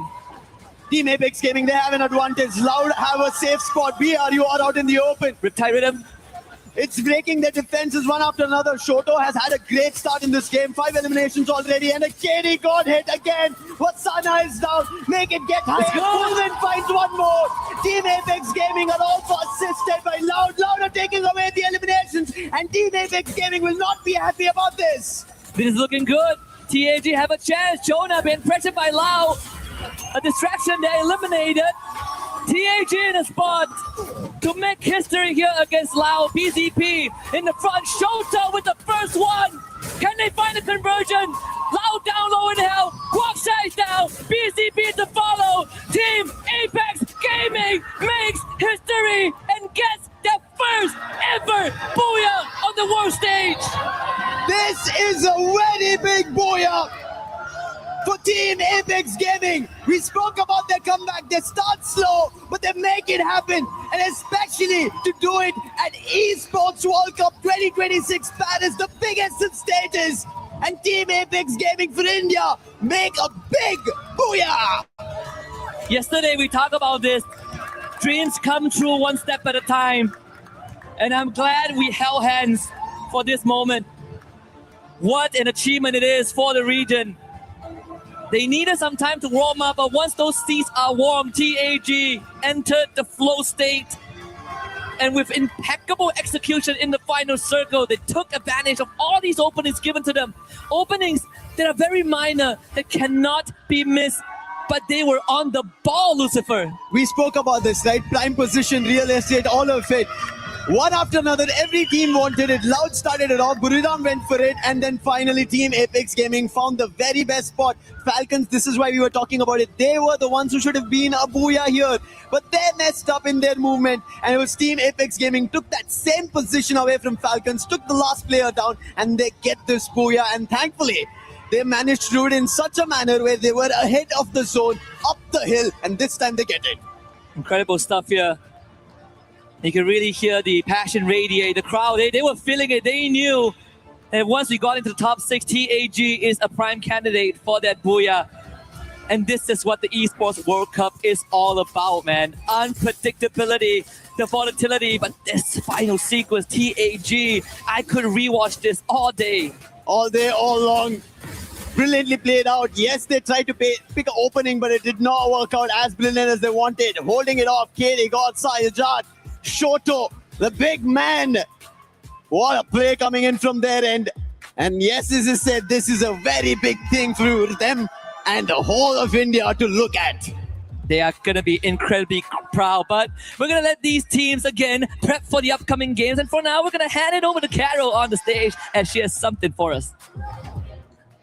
Hello, everyone. I'm Carol Bombshell, and we are back on stage, and I'm happy to have this company here by my side, Nameless from AGL team. Thanks so much for your time. And yesterday, we noticed that you guys got so close so many times to get a booyah, but unfortunately, you didn't. But today, happily, you guys managed. How did it feel to get your first booyah in the competition? ก็เมื่อวานนะครับแต่ว่าหลายครั้งเหลือเกินที่เราเกือบจะได้บูย่าเนี่ยแต่ว่าไม่ได้สักทีนะฮะแต่ว่าวันนี้เนี่ยเราได้ปลดล็อกที่ได้บูย่าแรกแล้วเนี่ยฮะรู้สึกยังไงบ้างครับครับก็รู้สึกปลดล็อกครับแล้วก็รู้สึกว่าทีมพวกผมพร้อมแล้วครับที่จะเป็นแชมป์ Yeah, I feel like we have already unlocked something and I think we are ready to become the champion of this tournament. I like your confidence. That's definitely the way to talk. Okay, so after finishing last year in the 5th place and in the 30 in the global finals, you are getting closer to win an international tournament. And of course, together with your whole team, does it feel like this is the moment to get over the line? ก็ในปีที่แล้วนะฮะเราได้จบในทั้งที่อันดับที่5นะฮะแล้วก็อันดับที่3นะครับใน global tournament นะฮะในปีนี้เนี่ยเราขยับเข้ามาอีกขั้นหนึ่งแล้วที่จะได้เป็นแชมเปี้ยนนะฮะรู้สึกยังไงบ้างครับก็รู้สึกว่าปีที่แล้วทีมนี้ไม่มีผมครับปีนี้มีแล้วน่าจะเป็นแชมป์ได้ครับ Yeah, I think like because last year he not in the team yet, but this year he's here already, so everything should be fine now. Okay, are you sure? All right, I trust you. Okay, so there is really some tough teams in the way, of course. Buriram, Fluxo, maybe Arlos, all look very strong. Who do you think is the biggest competitor right now?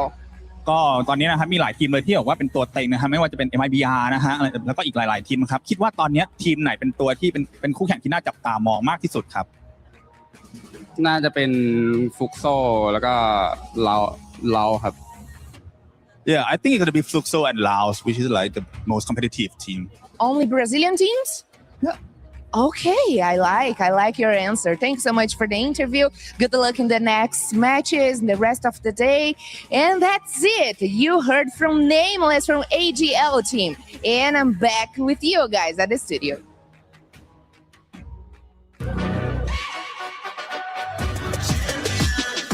This ain't no regular thing. Came for the breed, you know what I mean. You see my name in the lights. Better get right, champion.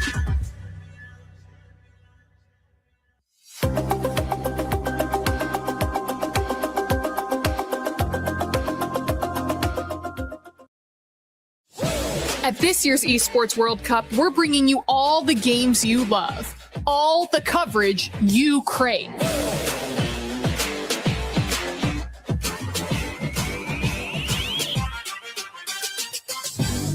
And for the first time ever, a completely unfiltered behind-the-scenes broadcast. And he absolutely destroys him. I don't think we ever saw that coming. That was incredible. This means you're getting the real coverage. I think that was with raw opinions. I'm just going to have to say it. I think they have their heads up right now. They're just Absolutely. Yes, from broadcasters who don't even know they're being recorded. They don't know they're being recorded? Oh, what do you mean? That is insane. This Nicole, I said, please, lactose free. I can't deal with this. All right, Not here, not now. We gotta look at this game. I'm sorry, is this a good idea? This is what we have. All you have to do is read the lines. They All right. the bed. The bed. I don't understand how this keeps getting allowed to take control of the space and nothing is done about it. We're gonna get fined. There's no way that this is gonna work.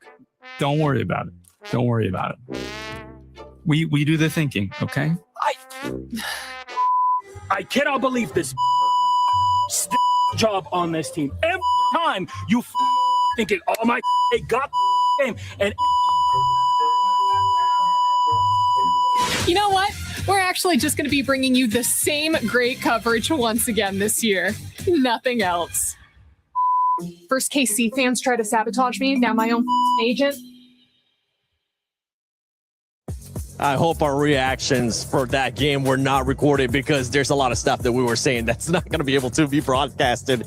But India finally shows up here with the Booyah, Neptune. Yeah, I'm really excited to see them play because even to set the expectation from yesterday, Lucifer did mention that they have a slow start and then they move up, but also in the last two games, they plummeted. So hopefully this is a different story right now, starting it off in game number 2 with that Booyah. And it's good elimination as well coming from them. It was almost the same story earlier wherein they could have taken a higher spot, especially in game 1, but it's just unfortunate that so the story is AGAL as well as Team Apex Gaming, they scan each other with the binoculars. So AGAL was just waiting for them to rush in. And the moment they did, they got annihilated. Brimred almost got them as well, but it's a good thing that on game number 2, Team Apex Gaming managed to recover. Yeah, but always, I have to appreciate how Loud is also doing so well in the first and second game. I mean, that last circle was amazing. Yes, they were in a bit of a compromising situation. They got lower ground,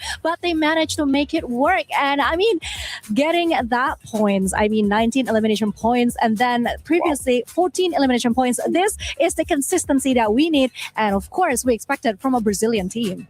And while we were talking about Loud, one of the things that we were mentioning too, that we especially were talking about Neptune, is their positioning, right? Yesterday, at one point, it looked like they were just getting gifted, but you can't say gifted when this squad is continuing to just be consistent in their location and their placement during those circles. Yeah, most of the time they go and choose the middle of the map. That's where they get information, and not everyone is following that path. So pretty much they are in a safe spot already once everyone is in position, or as soon as the next phase covers the following one, that's where they will be able to rotate onto the edge of that circle. So it's a good strategy for Loud Stickers right now, but I think even Buriram United in game number 2 tried to do the same thing. They went in the south, and that's when they met AJAL and take them down. Yeah, and what's interesting for me was that battle between Tag against Buriram. Buriram was trying to do something at the very last minute, but unfortunately, they were the one who got wiped out instead. And that was actually kind of shocking to me because Buriram United Esports, we all knew day one, they were amazing. They were super aggressive. They set the tone, but something went wrong today. I haven't seen the same Buriram that I saw the other day. Yeah.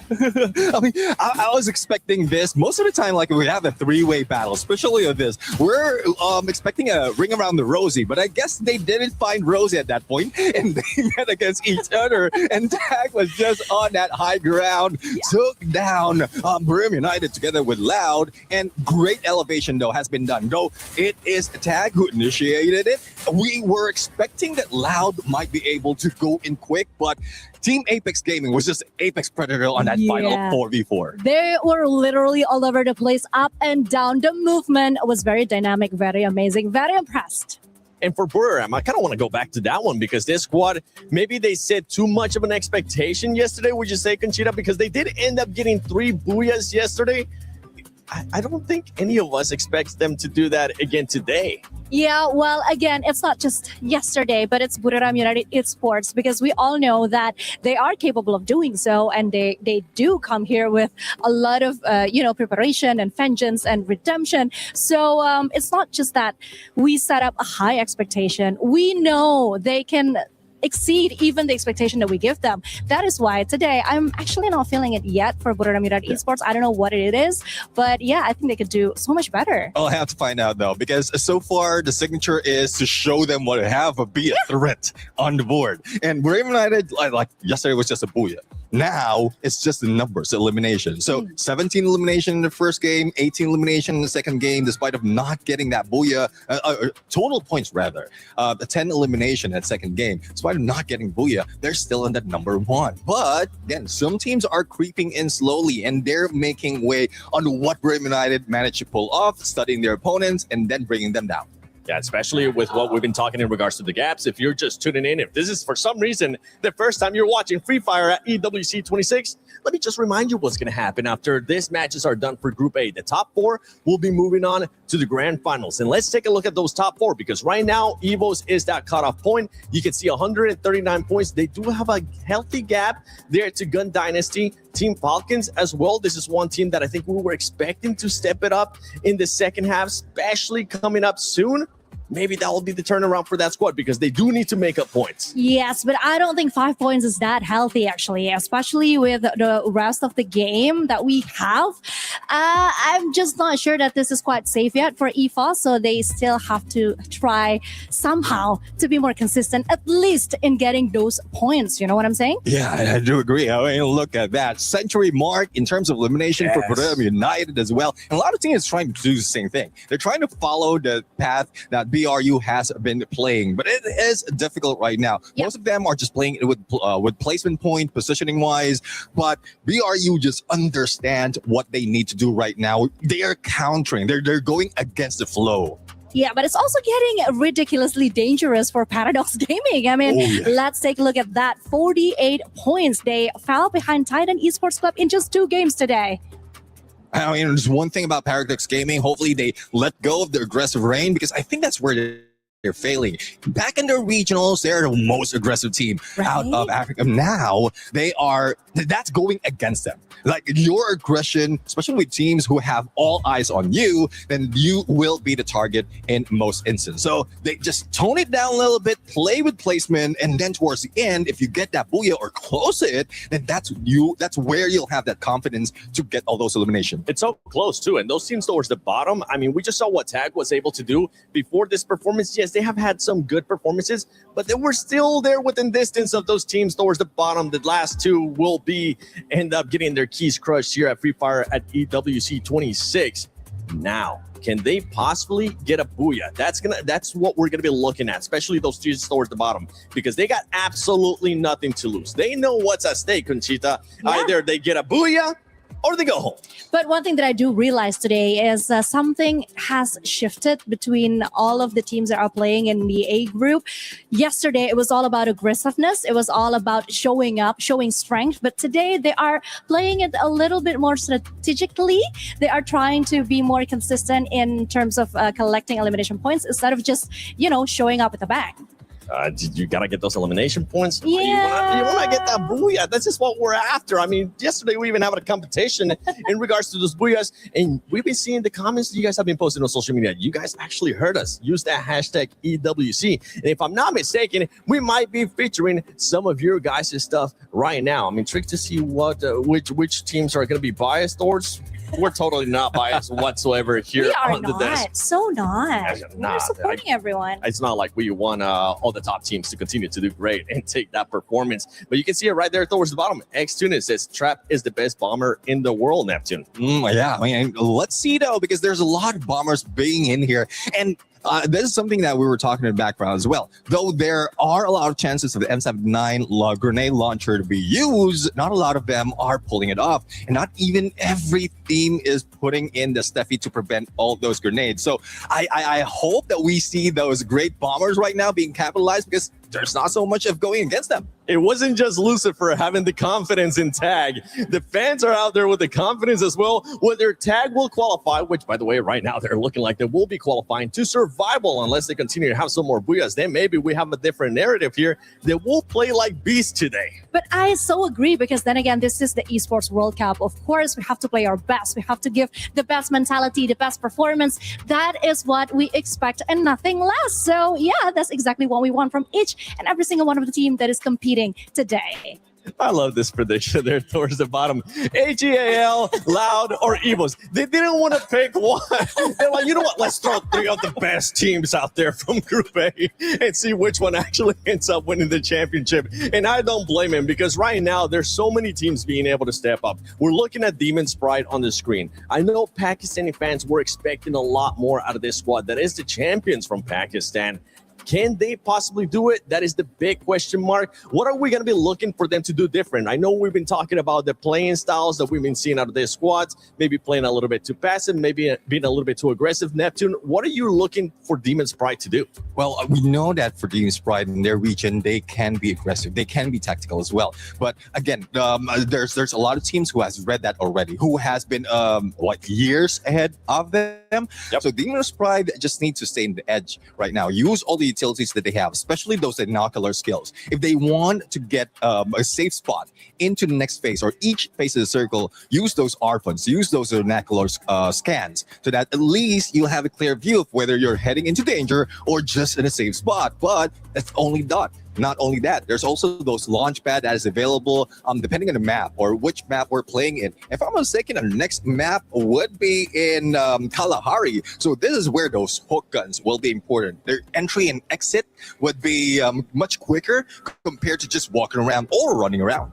Now, one of the teams that Demon's Pride is currently hunting down is none other than Titan Esports Club. Yep. Conchita, what do they course. need to do to make sure they don't get hunted down and end up on those bottom two? Of course. I mean, the trend that we've been seeing, not just from today, but the match day yesterday, is that you don't actually have to secure a booyah. You can just consistently earn placement points, that elimination points. So I think that should be the objective that Titan Esports Club is focusing right now, instead of trying to, get into a fight, a huge fight with any other team. Just try to make it more safe, more strategic, because I think if we're comparing skills and individuals, they do have what it takes to endure the game, Neptune. Yeah, exactly. I mean, Titan Esports Club, I think they need Blade to be as sharp as ever. It needs to be... Wait. Just gonna take a second. Can we please go back to that player? Because he was just relaxing. He was in the boot. If I'm not mistaken, that was AJAL. And they were saying that now, after the performances that they saw, they're looking to be the champions. They're feeling that confidence, and boy, are they. Sorry, Neptune, we had to point that out. Now you can go back to it. It's just chilling like a villain right there. But anyways, going back to the point, I mean, Blade needs to be as sharp as ever. Get all those eliminations in, get that information on those rush. But again, it's not those careless rush. They need to be strategic. Kalahari is one of those wherein they can capitalize on their snipers to find their position first. But again, it's one thing it's a good thing that we are now on day 2, because they can review what happened in day number 1, especially in this map of Kalahari. And well, despite of not having that much of a gameplay in specific maps, at least they have a general idea of where the other teams are dropping or rotating. Let's take a look at the overall once again, just to make sure everybody's aware of what's happening right now. Gun Dynasty, I feel like today we really haven't seen the Gun Dynasty that we saw yesterday. True, because not only they haven't secured a booyah, but the points that they keep on getting the other day, that is something that we haven't seen today. I think that is exactly the problem with the way that the other teams are playing. They're no more showing aggressiveness. They are playing it more smartly. And I think that kind of messed with Gun Dynasty's plan and strategy. Yeah. So it's time for them to adapt now, because actually they were one of the team that were very disruptive the other day. Now they are the ones who has to follow the rules, quote unquote. Yeah, exactly. I think the day number 1, they had that element of surprise. Yeah. Gun Dynasty just brought in the big Gun Dynasty. Ooh! See what you did there. Yeah, well, this is uncle in me. But anyways, going back.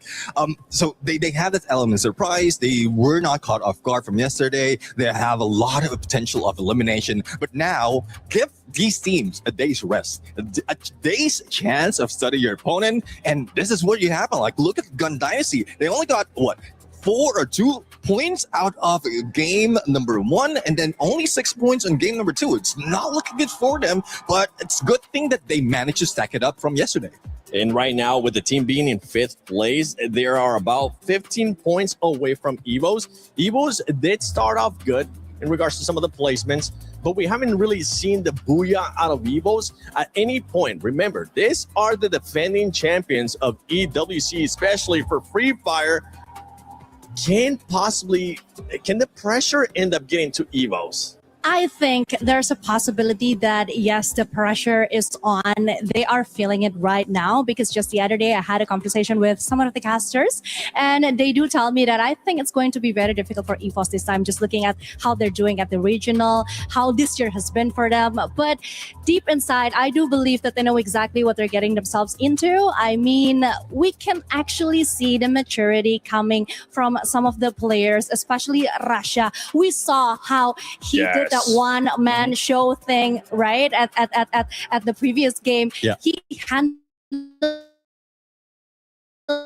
that really well. We didn't see him as a teenager. We saw him as a veteran that is just know exactly what to do and can handle any situation. So hopefully, if we're talking about pressure as the reigning champion, they should have had that nailed down. But then again, I mean, if they're just relying on Russia just ending it, that will be the situation over and over again. He's the last man standing. The rest of the squad will just be waiting to be revived if they can be revived. And that is getting tougher and tougher. One good story, though, for EWC is after that game number 2 from yesterday, they are getting double-digit eliminator points, all throughout up until today. So that's the trajectory as well as the consistency that we're looking for. Booyah will capital them a little bit higher to make them secure the top 4. And for Team Falcons, you got to remember, for Team Falcons, they're currently in contention not just to be able to be the champions of Free Fire at the EWC 26, they're also in contention for the club's championship. So they want to be able to get those points. They have won in the past year for Free Fire.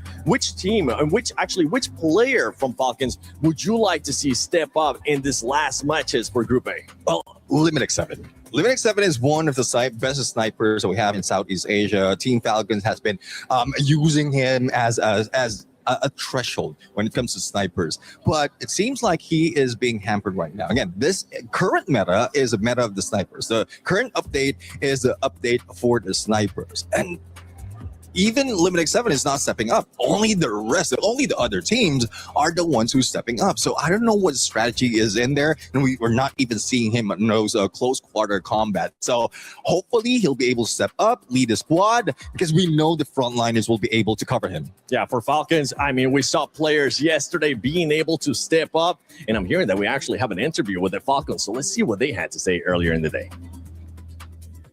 Hello, everyone. Right next to me is On Fire from Team Falcons, and I also have Kay for our Thai translator as well. All right, hello, On Fire.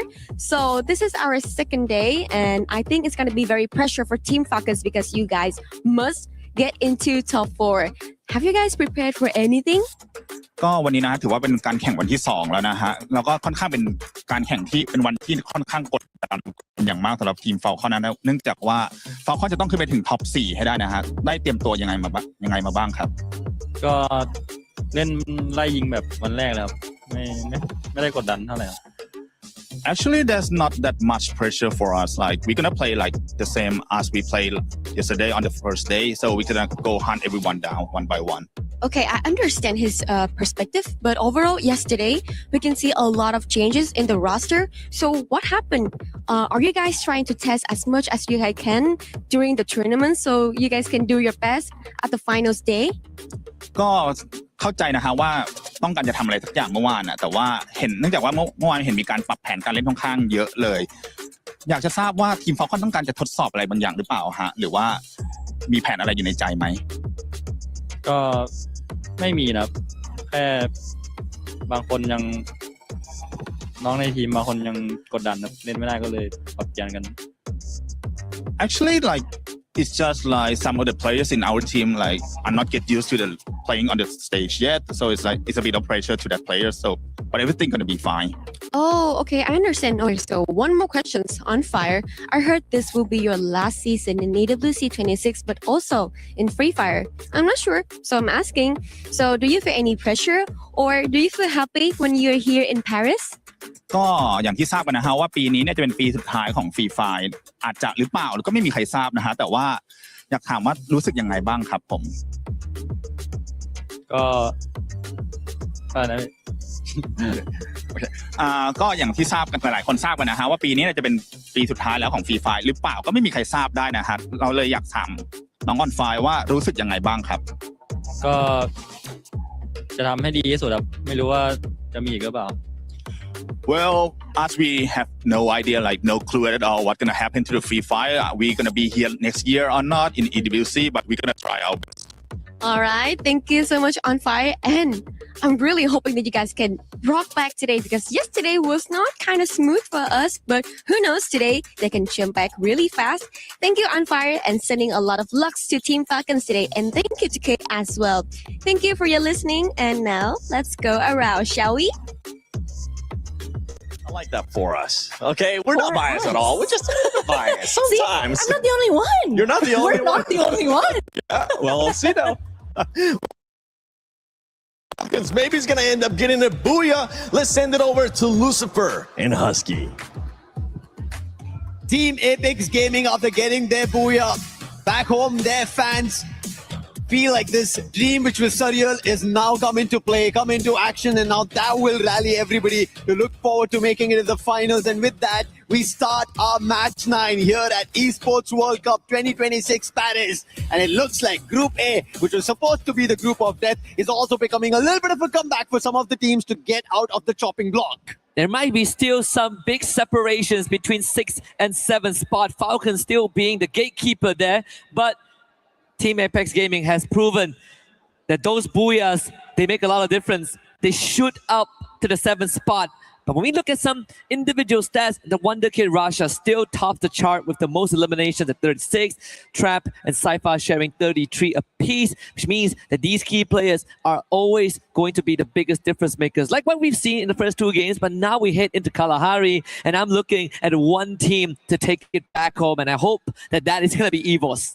You hope for EVOS, the fans hope for their favorite teams as the fight breaks out. Demon's Pride, they're still at the chopping block. They've not made their move. Paradox also the one. Like Enrique is in trouble. Bit of a tap dance there, Enrique. Still getting out for safety. Paradox. Are there any resistance? Jazzy has been really chased down to Enrique. So first blood achieved by Demon's Pride. Paradox with the instant revive. Madara with the chase down too. That's sneaky gone. 2 for Demon's Pride, but finally some clapback. But it's not a pick, it was just a knock, and therefore Demon's Pride will still be happy. They'll be getting 3 eliminations at the end of this fight at Foundation, but there's more that they have to pick up in case they don't want to be eliminated. Those keys are dreams to a lot. And coming out from Pakistan, just one dream is theirs to stay alive, go to the survival stage, and it's not going to be easy because now in front of them there's Loud. And Trap is the second best in the highest eliminations just after Russia. So it's going to be even more tougher. However, his teammates are not close by. I mean, as we get closer to the halfway point of Group A, things are starting to feel a lot more surreal by the second. Especially like you said, the dreams, right? These dreams come at the cost of someone else's. EVOS, despite having more of a tougher game too, we did hear what Conchita said. The survival instinct of the Wonder Kid kept them alive for longer than they should have. You know, humanly possible Trap with the pickup of the Madara. And even of TAG that had a booyah in the last game. Wolf in Aurora, who wants to follow in their footsteps. This KD god that gets chased down. Zuez on the case. And a full wipeout here, TAG, from riches to rags. This is not the result they would have expected. After getting a booyah, instant wipeout, but Aurora also needs something to say for their fans. Out of Malaysia, it's not an easy run that they've had. They've not made it to many of these stages, and finally coming out, they want to make a wave, and they do it. Maybe Kalahari, even Neptune mentioned, the hook comes coming in, the game is going to be faster, the sniper's going to try and battle it out, and the CQC, it'll be undefendable. When we last checked in on the overall ranking, Gun pushed out of top 4. Yeah. Currently sitting in 5th spot. First 2 games hasn't been kind, and it seems like it will only get worse as Benel hasn't really found anything. Same for Vegas. And in front of them is BRU, the worst possible entity to go up against in this case. AGAL dispatches of Paradox Gaming's members. Sneaky, he's also been spotted. It's going to be trouble. He's the last one. Is he close to the vending machine? He's making a run for it. I'm not sure how many coins he has. There you go. He has 1,100. So he should be able to bring back some of his teammates. But you can see AGAL, they're already a run. They do not want to let Sneaky survive. And Sneaky is just running across the compounds to figure out if he can dabble around, confuse the opponents. But it doesn't seem like it's happening. And very soon he will be found and Paradox will be put to an end. And that's already 3 teams removed from the lobby. And just at the good timing of 4 minutes, Lau gets a full revive here, courtesy of Trap. Falcons actually running into Aurora as well, who earlier on got the wipeout. The previous Booyah team, which was Team Apex Gaming. And I mean, for Aurora, on a good day, the only thing that holds them back is that recklessness, right? That bloodlust sometimes causes them to kind of tunnel vision. EXO getting brought back should be fine. In fact, it is a fair fight if Aurora gets into a 3v3 against Falcons. Corona does get tagged by Zuez. And On Fire called in as reinforcement with the Trogon in hand. Zuez will now have to take that fight on. Coming in close, but On Fire is the one that gets the chip damage in. Falcons with Gun Dynasty not having their day. They should be there opening an opportunity. Zuez could have been taken down, but On Fire quick on that glue wall. But finally, his teammate is there. Kiroro answers. And that's going to be another added-on elimination. The second coming in for them. But on the other end, damage leader Trap has been besting rushers, youngsters, and he's still been leading the front. But finally, Ray puts him down, not giving him enough chance right now, at least here on Kalahari. But we know the squad, they rally up quickly, they will get him back up. But on the other end, EVOS, after the first 2 unfortunate games that they've had, they would want to pick up points themselves as well because they're the defending champions. They are now close to being pushed down if Falcons make it to the top 4. Absolutely, and even for Aurora, this is going to be a tough game because they are getting picked up by multiple teams and having to invest resources in their revive. Demon's Pride still in the last spot as of yet, on their 4-point. I think in this case, right, we've seen Demon's Pride in the first 2 games itself. It's not like they kind of went out on a whimper, right? They came in, they get a couple of eliminations, but I think it's about time we talk about the placements for them because some of the first 2 lobbies, wipeouts didn't happen. early on. It's not like Kalahari where we've already lost 3 teams, about to be potentially 4 as Lao are on their last legs. So that means that for Demon's Pride, sure, you're getting eliminations, but if we don't get the injection of placement, you are going to be in that bottom 2 because they have been racking up some digits. I really like that you brought the point of placement points because it's going to now get crucial, especially if you're in the top 4. There is no in-between day before your grand finals if you already make it to the finals, and especially at that time your placement points count. You need to get closer to the champion rush condition, and if you don't, other teams will make it closer, and the Booyah seals the deal of that key and the shield finding a new home. Yeah, and it has happened across multiple regions. I mean, we look back at 2025 spring for SCA. It was Onyx that got that win when no one thought they would, right? We call it the Onyx incident. The same happened for the regional USA where Mia Corp, not the favorite to win. Yeah. They got here because they got that Booyah. And that's where consistency matters the most. It really hits home the cliche saying, it's not how you start, it's how you finish.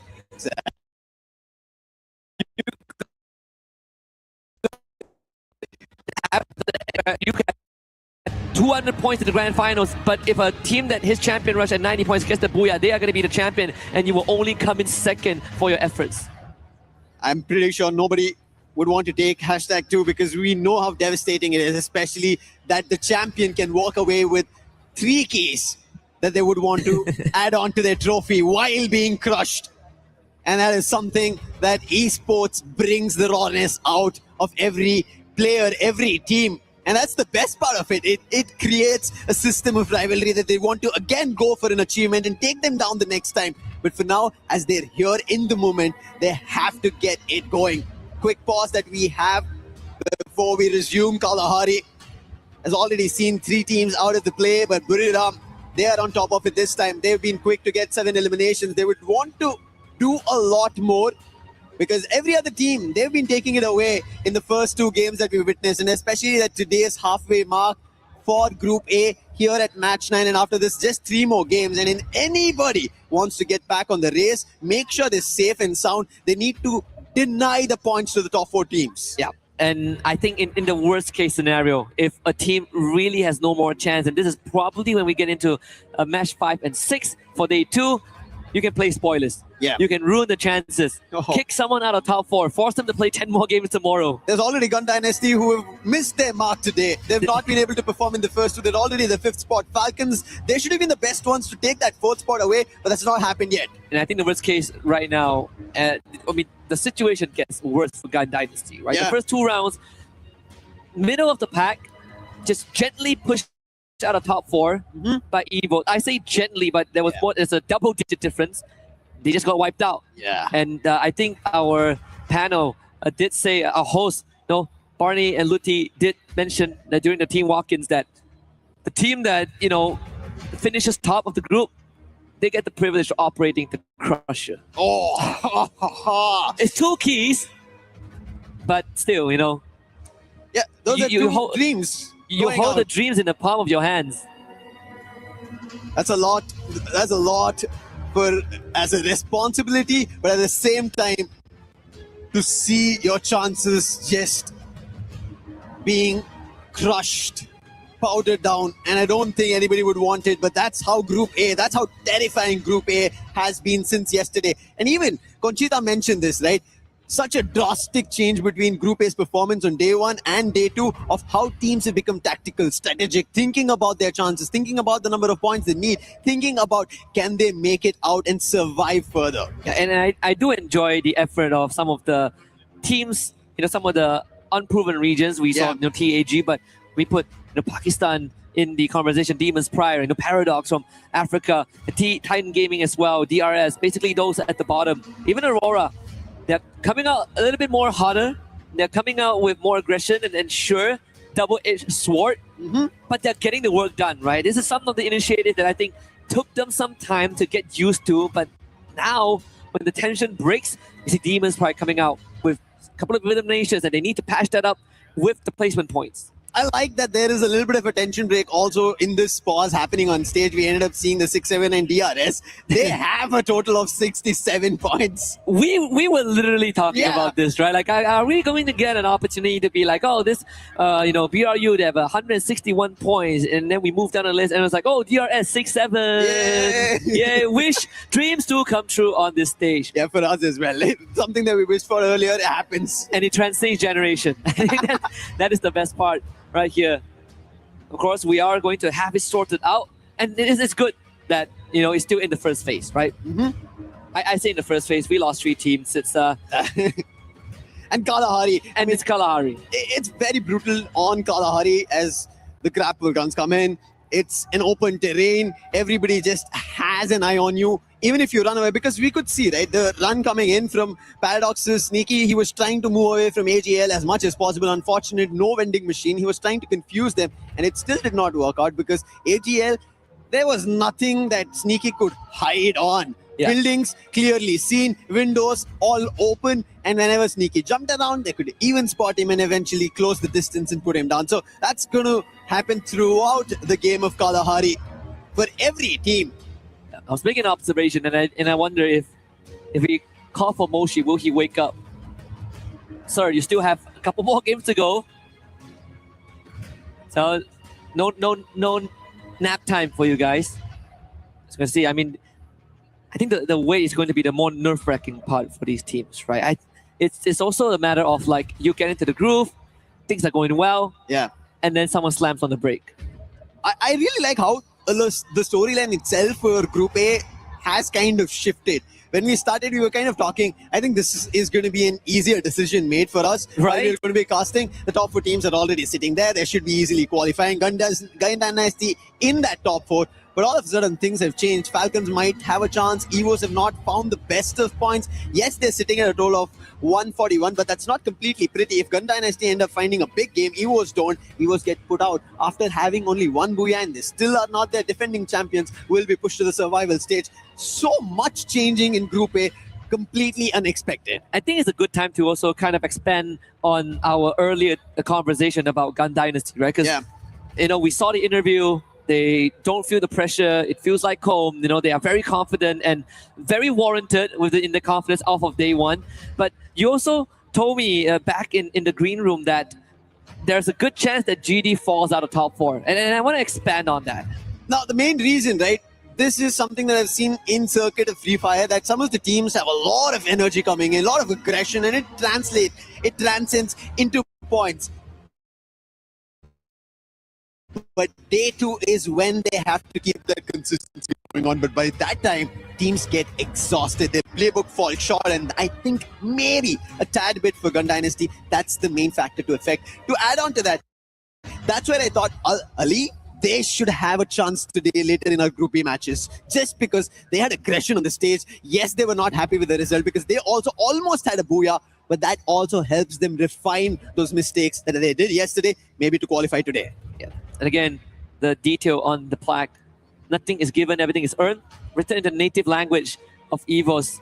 In this case, it's Bahasa Indo. And it applies to across the entirety of EWC, across the game titles. And it's in the native language of the team that wins it. It'd be great to see it maybe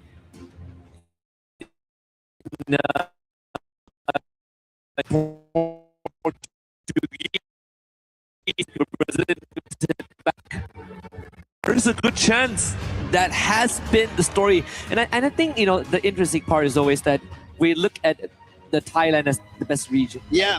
And that's only because we see them more often. But we get onto that world circuit, suddenly Brazil is in the conversation and the playbook completely changes. We even see the bullseyes kind of shift, right? At first, it was just BRU. If we take BRU down, we own the world. But now it's the entirety of Thailand. Indonesia starts to step up. And I dare say South Asia, India, Nepal, Pakistan have a dang good chance of making something happen. But I mean, even for Demon's Pride, smiles on their face, completely different from the walk-in where they... Oh, yes. Where, you can feel that nervousness. Now, I think they're just enjoying the moment. And maybe that's the best way to survive another day. I think that's something while we were back in the green room, we all were talking, right? Some of the teams need to have some fun. Even Neptune mentioned this.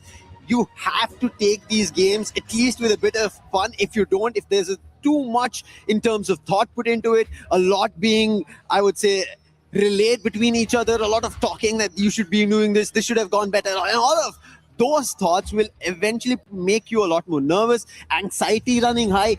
That will end up messing your performance. And I think it's time to have a little bit of fun, to bring back the game that you use in your own region, where you top your region. That has to be brought back. That element, you have to isolate yourself. Like, I think that's what Gun Dynasty were channeled into yesterday. If they channel back that today, they should be back in the top 4 and pushing competition out. Yeah, if we have seen TAG achieve that history for the region of India with that very first world stage booyah, I think Demon's Pride has a good chance, right? Yes. When we were going through the narrative and you were telling me that, you know, as much as we see Hot Shot on the world stage 2 years in a row, Demon's Pride, you know, were technically the better team, but they just couldn't be the ones that qualify. Well, now they made it here. Yes, they made it here. And if they are the rightful ones, they're the ones that, you know, deserve that spot. It's a long time coming. Took them 3 years. Here they are. But so far, the team feels like it has been slightly reoccurring, right? With the region still at the bottom, and I'm looking at Demon's Pride to change that. One more region to change this fact is going to be Bangladesh. I want to see Titan Esports Club. They're the giants of the region. Even expected Straw Hats, but as of now, it's now worked out. But Loud, the last one, BZP gets picked out, and that's going to be an end for Loud Sneakers here on Kalahari. Even when we look at the replay here, Benel just had no way out, and that was the wipeout onto Gun Dynasty as well. That is a major setback. The captain of BRU turning it up when it's needed. They have found DRX Pratik also removed. I believe that is maybe 4 teams out of the lobby already. Loud actually got picked off screen. Yeah. Last player, just as the game resumed, the player got picked off, did not have a chance to go in for a revive, and this is how brutal as we get to the halfway mark, at least halfway in terms of the 6 games they had, but they're already at match 9, 3 more games left, deciding the fate of whether they qualify directly into the finals or they'll be pushed to the survival stage or completely knocked out of the tournament itself. But still, Loud's captain, Trap, who was there with an interview on stage, still being the player at the 2nd spot with the most eliminations next to Russia at 33. That says a lot about Loud. I think even the first time when we saw Trap playing on that big stage, we know that this guy is a very aggressive guy, very full of energy.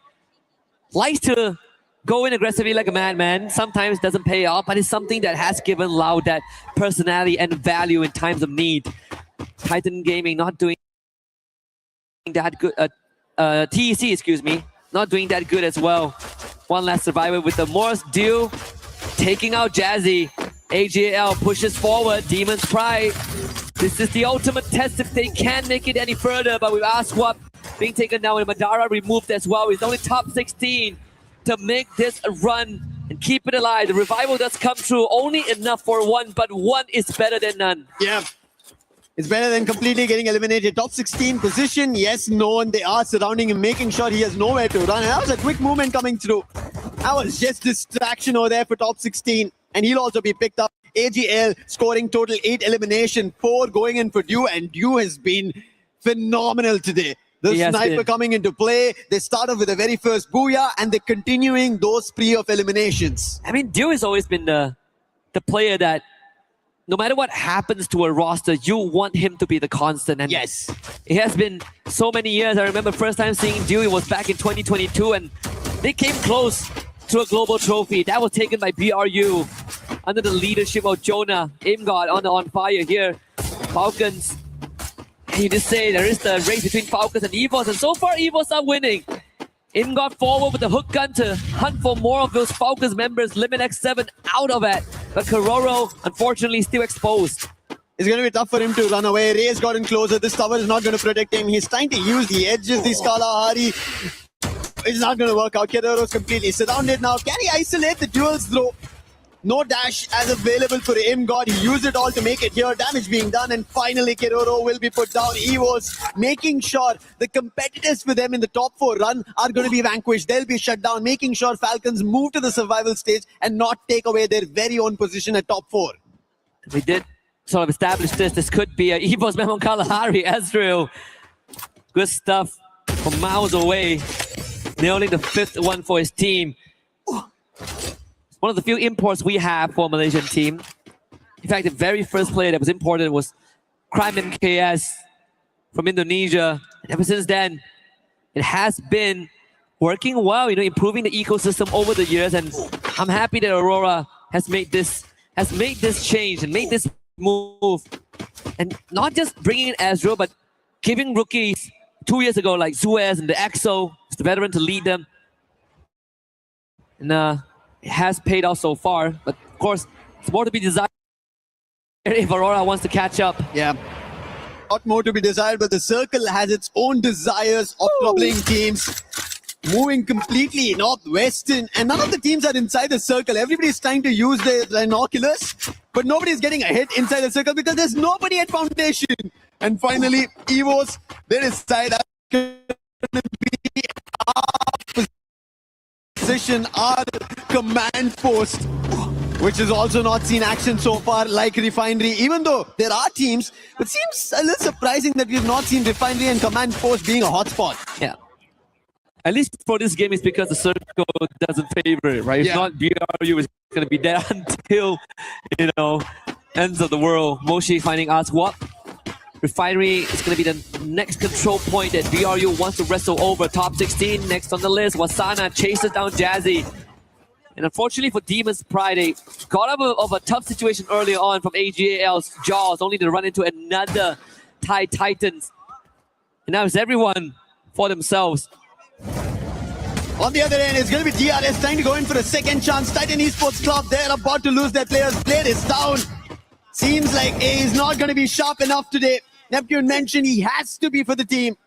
But another loss for Titan Esports Club. Kutush and Najat, they're way too far away, and DRS will be happy about these eliminations. And Titan Esports Club might have made it out of the chopping block for the time being, but it's not going to be enough.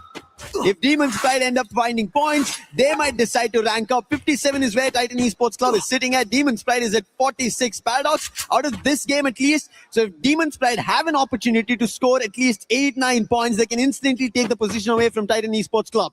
Or at least kick Paradox down to last place, which technically they've already accomplished. It's a scary thought, and if you add on top of that, if DRS starts getting some points, then we form the separation between them and the bottom three. And it's a scary thought if you are Titan Esports Club in this point of time. But I guess blessing in disguise is that DP, they have been struggling quite a little bit in the hands of the Thais. BRU finding Blade again, who just got brought back. So the bottom dwellers are getting fed into the meat grinder. Buriram on the other end, they find Demon's Pride. We were just talking about them need points. Aswab gets eliminated. And if that continues, a lot more problem. It seems like Buriram are also spotting Titan Esports Club Rahat. That'll also be quickly picked up by Moshi. On the other end, Aurora on Falcons. Buriram finally going in for a full-on fight. Madara is the last one. He's behind a glue wall. Jonah has already called it. And the entire squad is rushing to him. And with him going down, that's the end for Demon's Pride. They wanted to rank up. They wanted to get eliminations. But it seems like Titan Esports Club, the worry at least on Kalahari, will die down. They have one more chance at least. Blessed by BRU. 17 eliminations and counting. Now it's the move to Foundation. At least to the western side of Foundation. You have Kororo planted right in the middle, but Falcons suffered some heavy damage. And in fact, Kororo is the only survivor, so they should be a non-factor if you are concerned about Team Falcons. TEC split up, which we did see, and Aurora on the radar as well. This is quite the clear path to push through. They have stragglers like members from TEC and Falcons to get a couple of free points. They could start with Rahat if they want. Buriram now a little trouble because AGAL have started to fire. Taken down the captain Jonah. On the other end, Aurora trying to hold off at the edge of the circle, but the circle will also start shifting as the zone is completely shrink. They'll only wait and try to see if they could spot somebody. In the meanwhile, at a distance, Boltmaker being spotted. That's going to be EVOS fighting for elimination. And EVOS, we spoke about them. They had the advantage inside the circle. They laid their foundation, but unfortunately, the circle did not allow it. It forced them. Apex will still be able to find Takure is out. And now on Buriram as well, EVOS still firing, finding elimination and also helping out AGAL in the mix. And again, for the third game in a row, the circle forces everyone to go into the open as the ultimate test AGAL on your screens, 11 eliminations, and the second one could be confirmed if they remove Ray, but Ray gets picked back up. Cypher instantly with a double up. It's putting immense pressure on the EVOS Divine, forcing those blue walls out. Rasha has already ran out of that. Defenses dwindling for EVOS. AGAL continuously displaying lead at them. ABAX needs some help. AGAL finds another one. Everybody needs help right now, even DRS. Falcons, the last man, Keroro, gets taken down. That's the end for them. Aurora now trying to climb up, but it's going to be difficult. They don't have any vision above, no information, so running up is going to be difficult. And finally, EVOS do not allow that. With Axel going down, a lot more trouble strikes Aurora. And now EVOS also deciding to send off in the other direction because the zone is not in their favor. But before that, they will have to clear the position. They spotted two different teams, but they're only spotting the players. They don't know it's two different teams. And Titan Esports Club, that's going to be Blade getting taken down. Cypher from AGAL helping out in the mix. Azriel trying to back off, join his teammates. AGL in the mix, making sure that EVOS don't survive. A rush up. He puts Azriel down, confirms, but it's going to be DRS stealing it away. Knocks from somebody, eliminations from somebody, but who is winning it? It is AGL with EVOS together that smash DRS out. And Joe just didn't know where to look, and that ends out in his death. Dew another snap with the aim gun, and finally the Wonder Kid has had enough. He comes back, shoots Dew down, and EVOS have a good chance. 4v3, they have the weaponry. Ray does get dropped by Nameless, and they make it even. Aim God down in health, Apex is down. Nameless putting everything into his hands, and he might be the one that drags them across the finishing line. Nameless with the support. Aim God now all alone. Barros is there by his side. And Cypher with the final nail in the coffin. 20 eliminations. AGAL books the second booyah. Second booyah of the day, and AGAL are making sure they seal the deal in the top four. Do not give the chance, especially with these top teams already taking away the points. It's getting very dicey down there for teams at the bottom. They don't know what they have to figure out. Match number 9 is done. 10, 11, 12, 3 more games to go. And at the end of it, keys are going to get crushed, meaning your opportunities here in EWC 2026 in Paris, at least with this season, is done. Almost done. We're about to close the chapter on 2 of these boats. The halfway point being crossed means that pressure starts to set in for the teams at the bottom, potentially in the red zone. But I gotta say, EVOS, sure, no booyah, but they held on for so long. In the battle of attrition, they were on the losing side, and this was the spirit that got them that trophy lift last year. And we're seeing it on display again. Despite no booyah, they still, I think, walk away with a win. Yeah, and somehow they've always been balancing themselves against Falcons, because Falcons, as long as they survive, they have a chance in the top 4, and EVOS could be pushed down and they would have to move to the survival stage. And I think somehow they haven't read about it. The White Tigers are able to find their way through, and they are still keeping themselves afloat in the top 4. However,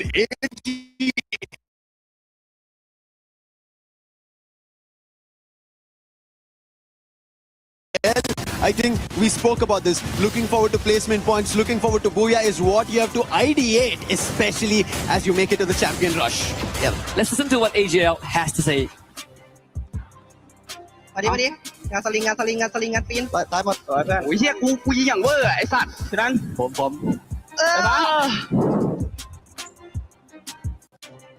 Cool, calm, collected. It's a bit of a stretch of the arms.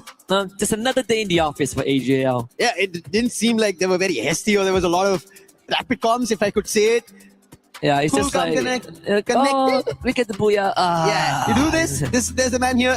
That's about it. That's I think the basic understanding we got. I think so too. I mean, these boys have been together for quite a long time. Yeah, that's true. Time. Took a while to kind of assemble. Well, it didn't take that long to assemble the squad, but it took a while to really build that chemistry. It's paying off. I mean, 32 points is a dream to even hit 30 points in a single round. Yeah. Usually these are the sort of the deal breakers. This is what decides who wins the championship or who gets ahead of the curve. AGAL, they come in with 32, but we did talk about EVOS, 27 points, not too shabby. BRU, 26. The front runners are still there. Opportunities for everybody.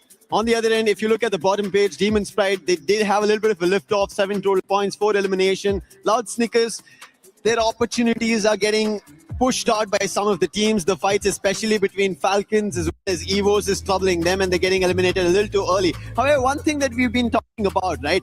Thailand taking away the trophy, even on the world stages, even in EWC, even Indonesian teams now rising up the ranks. But AGL, they've been winning in the region. They want to get a big trophy, a global one. Can they do it? Looking at how now they've built up on day 2, there is a storyline that could be written. Yeah, absolutely. I mean, I'm looking at the players, and I think even Gun Dynasty are starting to feel the heat, right? They get 3 rounds in a row. This was a team that came in hot. They were behind BRU. We talk about if we put placement points aside, technically Gun Dynasty is the better team compared to BRU because they have no booyahs compared to the 3 that BRU has. But I think right now we have a bigger problem, a bigger question for them, right? Yeah. Is day 1 it? Is that it? We got 3 more games coming up. Yeah. I hope Gun Dynasty change their approach because they still have a chance. With 3 more games left here for Group A, there's an opportunity. But looking at how these teams are fighting, right, especially the Southeast Asian teams, they are going all guns blazing. They're looking unstoppable, and they're not giving points to anybody to even approach for. And that is unfortunately not giving them an opportunity to look forward to a lot more. However, opportunities right across this breather for everybody.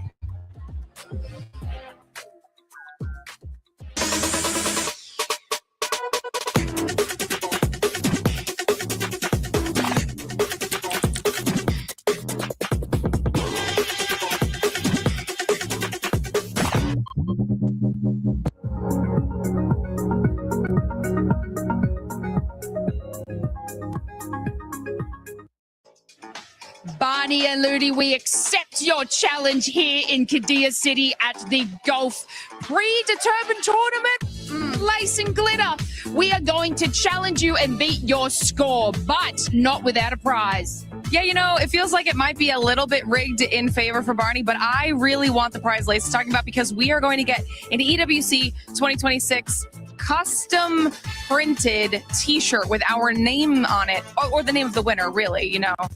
So that's what I'm aiming for. Yeah, and we want to win because we love competition. So let's fire away, Glitter. Come on, stand over here. Get the position down. We have to beat these boys. All right, looking great. Play golf. Ready? Okay, 9, 8, 7, 6. Don't be nervous. 5, 4, 3, 2. Got to beat the boys. All right, she's got some incredible form here, and all she needs to do is aim for the flag. Not too much power in the positioning here, but it looks like it's going directly there. A fair bit of power behind it. This looks like a good one. Okay, I'm actually pretty proud of that. I'm not mad about that. 90.5, that does put me above Barney. Lace, I know you can do the same. It does help to limber up a bit, you know? And the tips that I found is, you know, just ignore the audience, okay? Yep, not too much power, not too little power. Just the right amount. Yeah.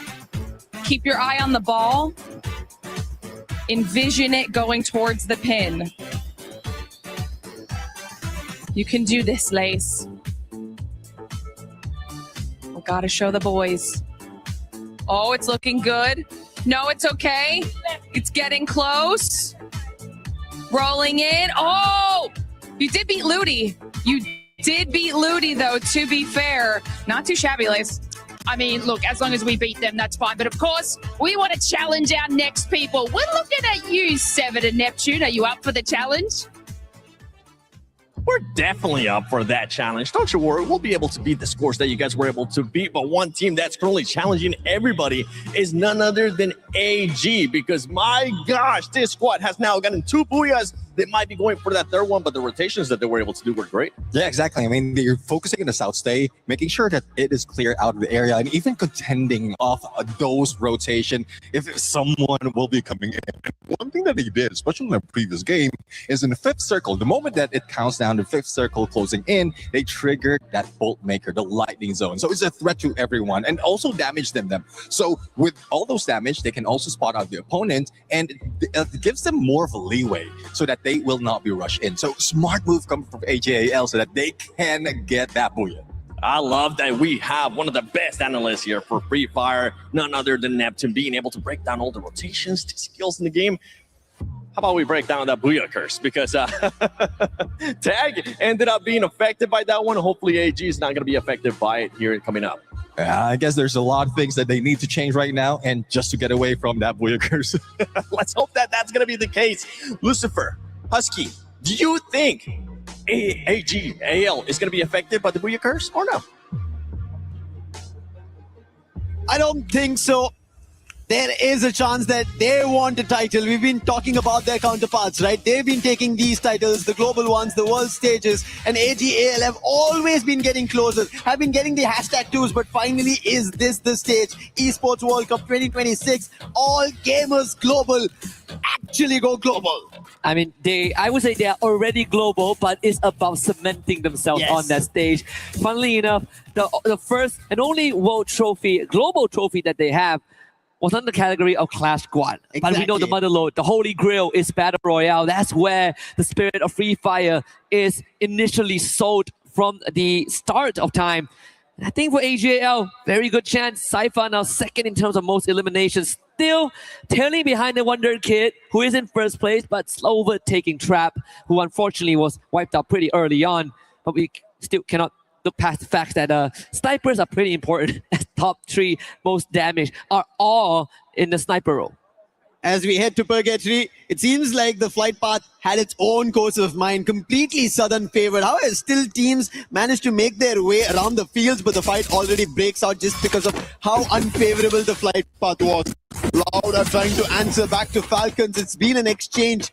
Trap will be able to get back next. So 2 eliminations for Falcons. And on the other end, we did end up seeing fights that Falcon want to now stand tall on against Loud, and Loud with those eliminations, they managed to grab on one. Can they find more? Gun Dynasty, they're against Demon's Pride, but as we see the feed as well, it seems like Team Apex Gaming are now, they're breaking their own curse. They found an opening against Aurora.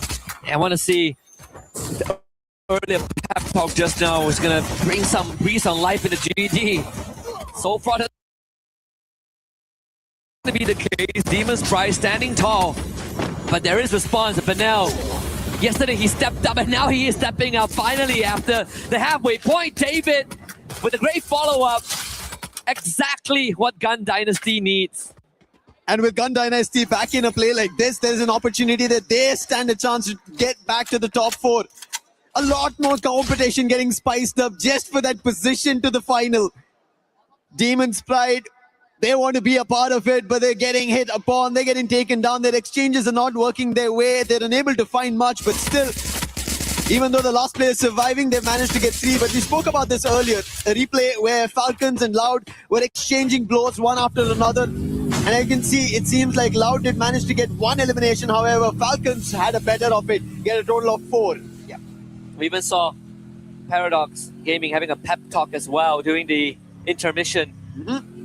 And I think the expressions have changed, right? We look back at some of the player reactions after round 3. Reality is starting to set in that this could be the 3rd last game for some of them, and certainly going to be an early exit for Aurora Gaming. Twice today. Yeah. Out of 4 matches, 2 of them is Aurora Gaming being the first one to leave. Aurora, yes, they don't look super dicey on points, that they will be pushed out and their key being crushed. They should make it to the survival stage, but they're not better their chances and led it to the fate of other teams' performance. AGL on the other end, I think, as you already mentioned, we were speaking about it. It is Battle Royale that they have to get their hands on, a trophy, a title. But Gun Dynasty's Benel, this player was a beast yesterday, and today finally, now in this game, gets to elimination. He did get the information across to Shairu, who's now stuck at Ski Lodge. And AGAL seemed to be just chasing that one player who got stuck here, and Shairu will just try and buy time. There's nothing else that he can do. That's just one elimination that AGAL will be able to get. But on the other end, it seems like instantly the feed gets lit up loud. Gosha finds one elimination. Evo's getting troubled in this action, and now they're also rushing closer. Knicks moving in the right direction, but there's also Falcons in the mix. Imgod actually taking a lot of heat as well. Imgod does bring the Wonder Kid back, but Limit will take out Ray. Once more, brought back by the captain of EVOS. This is what we've seen, at least at the Esports World Cup. EVOS willing to send the Wonder Kid out on an expedition, and he holds himself pretty well. Trap actually getting removed. So the attention onto EVOS now, diverted onto Falcon. Imgod tried to take advantage of that, but Pina was ready. Receives the hit, gets another elimination for his own. Apex now committed, comes in, but on fire, lying in wait with Limit. Now Flash Freeze almost looked like he would be able to find two. Abax, nice try over there, but quick recovery coming in from Limit. And even Neptune mentioned we have to see Limit X7 performing. Snipers have been the recent meta, and he has to step up for the team. We've not seen the best coming in from his end yet. And maybe Falcons rise up to that occasion. Even Yunsul, we saw her talking to the Falcons, and it seems like it's not yet working. Kerora, who was about to just land on the roof, will be instantly shut down. Oh, Russia trying to play some mind games there with the vehicle, but not going to work on Nyx. One of the top stars as well from Brazil. Him and Traps, in fact. That being said, we did see a bit of a stat there. Game, being the field medic and making sure that his team continuously stays alive in this match. It's a good chance that they run into Loud Snickers. We'll have to see if GD have found something within them. So far, I mean, haven't really gotten much done this game. And we saw them get up to a good start, 3 eliminations, that's pretty much it. Now we need to see that conversion. We gotta go further. Disappointment and stress on Aurora Gaming's players' face too. One of the toughest part, honestly, sitting through the entire lobby if you exit early. But right now, when you talk about exits, it's been Paradox who've been suffering eliminations. They've been getting pushed out of every game. And Denrique, he's now getting chased by Barros. Spotted, launcher boot out, and instantly Denrique, he thought it's going to be the launcher, but it's going to be Dew on the other end. And we said the sharpshooter Dew today, he's been phenomenal. 2 eliminations of his own, and Paradox, everybody who are around the moat house will be forced off, thankfully. It's not a wipe. They had a teammate across who will bring the whole squad back. Second win in this game. Judy very split up. So far the circle has been ruthless, very merciless today. It seems like it's going to continue to be the case. Brings us to north of Brasilia, and with Fuse as center point. AGAL now takes on TEC. Blade snapped in half. Rajat down to 10%, bleeding out as well. Knockdown is still with the delivery system, and this time up close and personal. Kurush trying to make a run from this, but he's walking right towards Team Apex Gaming. It's going to be difficult. Last man standing. If he doesn't survive this, it's going to be an end for Titan Esports Club. They chase towards making it towards the finals. If there is an opportunity, it has to be the survival stage. And somehow, Kutush, in terms of his maneuvering, he's been able to cross between both Team Apex Gaming as well as All Gamers Global and survive for the time being. Got play for placements now. Kutush coming with the rest of his team. He does have coins. Now he needs that vending machine. Purgatory is one of the bigger maps we have.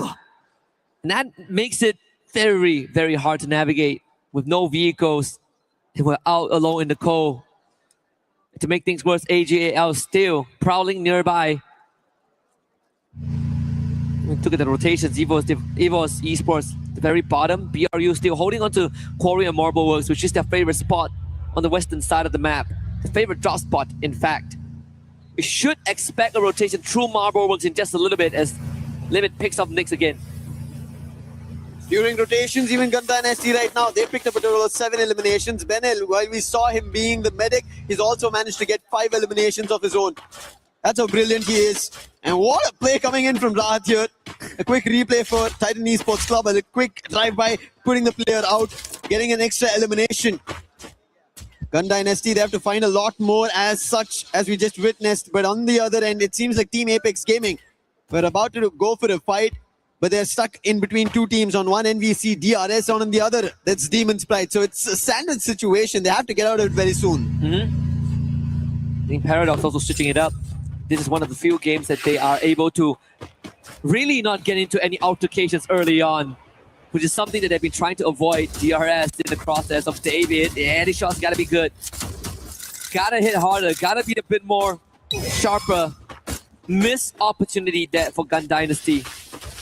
But now having 6 out of the 8 eliminations for the team. TEC gets full revive. I think Gun Dynasty's next target is going to be on DRS.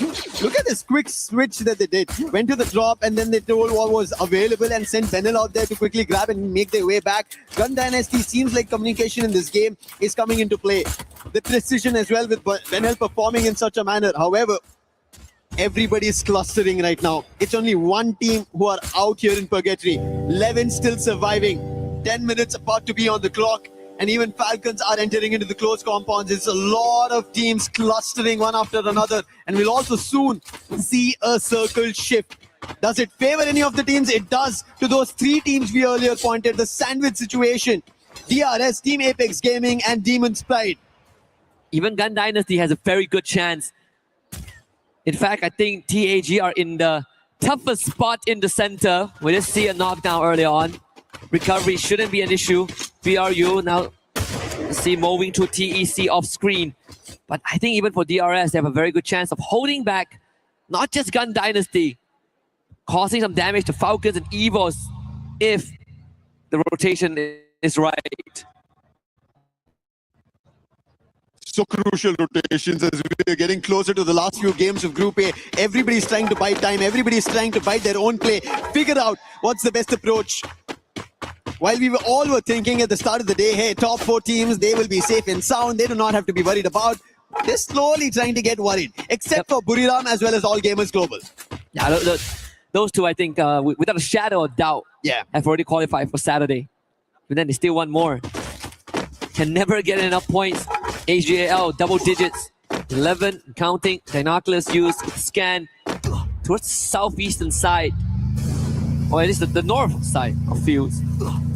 Should be able to rotate there. There's a small compound to work with, but better yet, high ground advantage that puts them within range of proximity of Paradox Gaming. And I think the second Dinoculus have confirmed that. There is Falcons there though. And Falcons are already busy in a fight. That's going to be against Paradox. Windy already down. Sneaky trying to fend off. It doesn't work. He'll also be taken down. One last player. He is closer to the vending machine and he'll quickly strike the revive button. And Drendrike will be brought back. Snipe. With that happening, Falcons have an idea of where he is, and Snipe will be sniped out by Limit X7. Nice shot. And that's going to be the 5th elimination for Limit. And this is what Falcons needed. Every sniper out there performing, Limit had to do it. One of the rising stars a couple years ago. And since then, we know that Limit is special. Look at that. 2 more. No confirmation just yet. No utility dump. More than enough to cause a lot of issues there. Pressure onto AGAL. Can they continue to deliver? Pina now getting pushed. Sci-Fi in the forefront. Let's have the Cassie helping out. Meanwhile, full team out on the Gun Dynasty as Trap lands a quad nade. But the pressure now mounts onto Limit. As attention shift, Limit knocked down.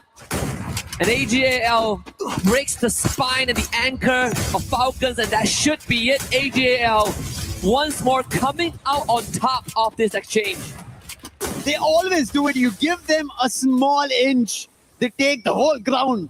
And Falcons, who are ahead of it, playing outside the zone, get hit upon it. Their sniper gets taken down with the damage on the zone itself, and All Gamers Global quickly act on it. Kiroro, can he do something different? The last one, and it's going to be Cypher showing his own precision skills. And with that, Falcons are out. There's a possibility for a 3rd Booyah with how things are going for AGAL. BRU hasn't really shown much action yet, much activity. Only 1 elimination. so far. Yeah. So we're down to the last 8 teams. Paradox Gaming, Enrique perishes to the blue. Barrow's actually getting knocked down by the play zone, same as Saifa. Nameless, can he get out of this one? DRS getting some free pickings. A hefty price to pay for AGL. Yeah, playing it outside the zone. We've always talked about it. We thought AGL were ahead of it. They knew what was about to happen. But DRS, they came in as a surprise. The real soldiers, they want their opportunity. As Titan Esports Club are trying to close the distance, they do not want to give it away. Now they have another challenge that's going to be loud. If they're able to secure some more points, they will not get pushed off by Titan Esports Club because they're still surviving. Look at Trap making a jump, and that distraction works out. VZP with the AC-80 finds an opening. Now Trap with the Winchester from afar, already shooting bullets. And there is Nyx with the Max 7 and VZP with the M590 pumping bullets. Pratik and Stroix trying to hold the ground for the time being. And Takure, he has to help out. 2 of the Loud players are down. Trap is too far away, outside the zone, damage being done. Gosha has to be the savior here. Pratik gets confirmations, but the sniper is not going to help out. His Trap is also taken down. And Guaksha, can he make that clutch happen? That's going to be 1. 2 more to go, cutting down the ranks, find the isolations. Guaksha again. Down to just 50 HP. Takuri around the corner, secures it. DRS lives on. You have to give it to Stroix over there. The way he was able to hold at the edge of the circle. And DRS still keep fighting, taking Loud out. Evo's on the other end, the 1K, the last man standing. And at this point, there's no opportunity. Boltmaker as well. Stealth fights for how long, though? Oh no, Buriram. The team who just held their front, get some points. They find them out. And that is DRS out, and Russia, his position revealed, and Team Apex Gaming, they get that elimination, make it to the top 3. TAG have another chance, but guess who else has? Demon's Pride. Pakistan on the radar. Right into the dens of BRU. With some help from TAG, they might be able to get it done, and BRU now facing a 4v8 odds. Jonah good on the 1. Jazzy knocks down. Wasana ready for the rush. Madara shot down as well. And the attention paid on DP by BRU would be the undoing. But guess what, Lucifer? TAG have a chance again. Once more, Shoto with the dash. Wasana is down. Getting on. He finds it, and that's a second for Team Apex Gaming. They get the second for India. A booyah! And it pays forward. Once was not enough. They joined AGAL on that leaderboard for the second booyah. And I think at this point of time, Lucifer, guaranteed survival round. Guaranteed a second life. They needed this. This is what was in the making for TAG. Team Apex Gaming, the champs from India. They did lift the trophy in India, and now it's time they get closer towards an international stage trophy, and getting 2 booyahs in a single day is not an easy job at all. Years of wishing to have a slot, and in the first year, the debut on the biggest stage ever, they lock in 2. And it means just much more just for TAG, for the region itself. I think after today, but after we depart from Paris, they are going to be an inspiration for the rest of India. But final sequences again, TAG, opportunistic in their pursuit of glory, with a little bit of a help from DP, but overall TAG, impressive finisher. ये तो easy भूया था easy भूया यार easy था Just like we spoke about AGL, right? Cool, calm, and composed. And that's what Team Apex Gaming do here. It didn't look like they were rattled by it. They clearly positioned themselves ahead of the game. And as you can see, they said, this was a booyah written for us. Yep. Easy booyah, in the words of the players. Yeah. I don't blame them. I mean, again, they were, it's either BRU get their 4th in the group stage, Either that or Pakistan gets their first at the hands of Demon's Pride, or TAG getting a second, and we know which one is written in stone. I mean, if you are BRU, what are you worried about, right? You're doing great regardless. But with that being said, sure that some of the players have something to say, and we have one prepared with Nyx.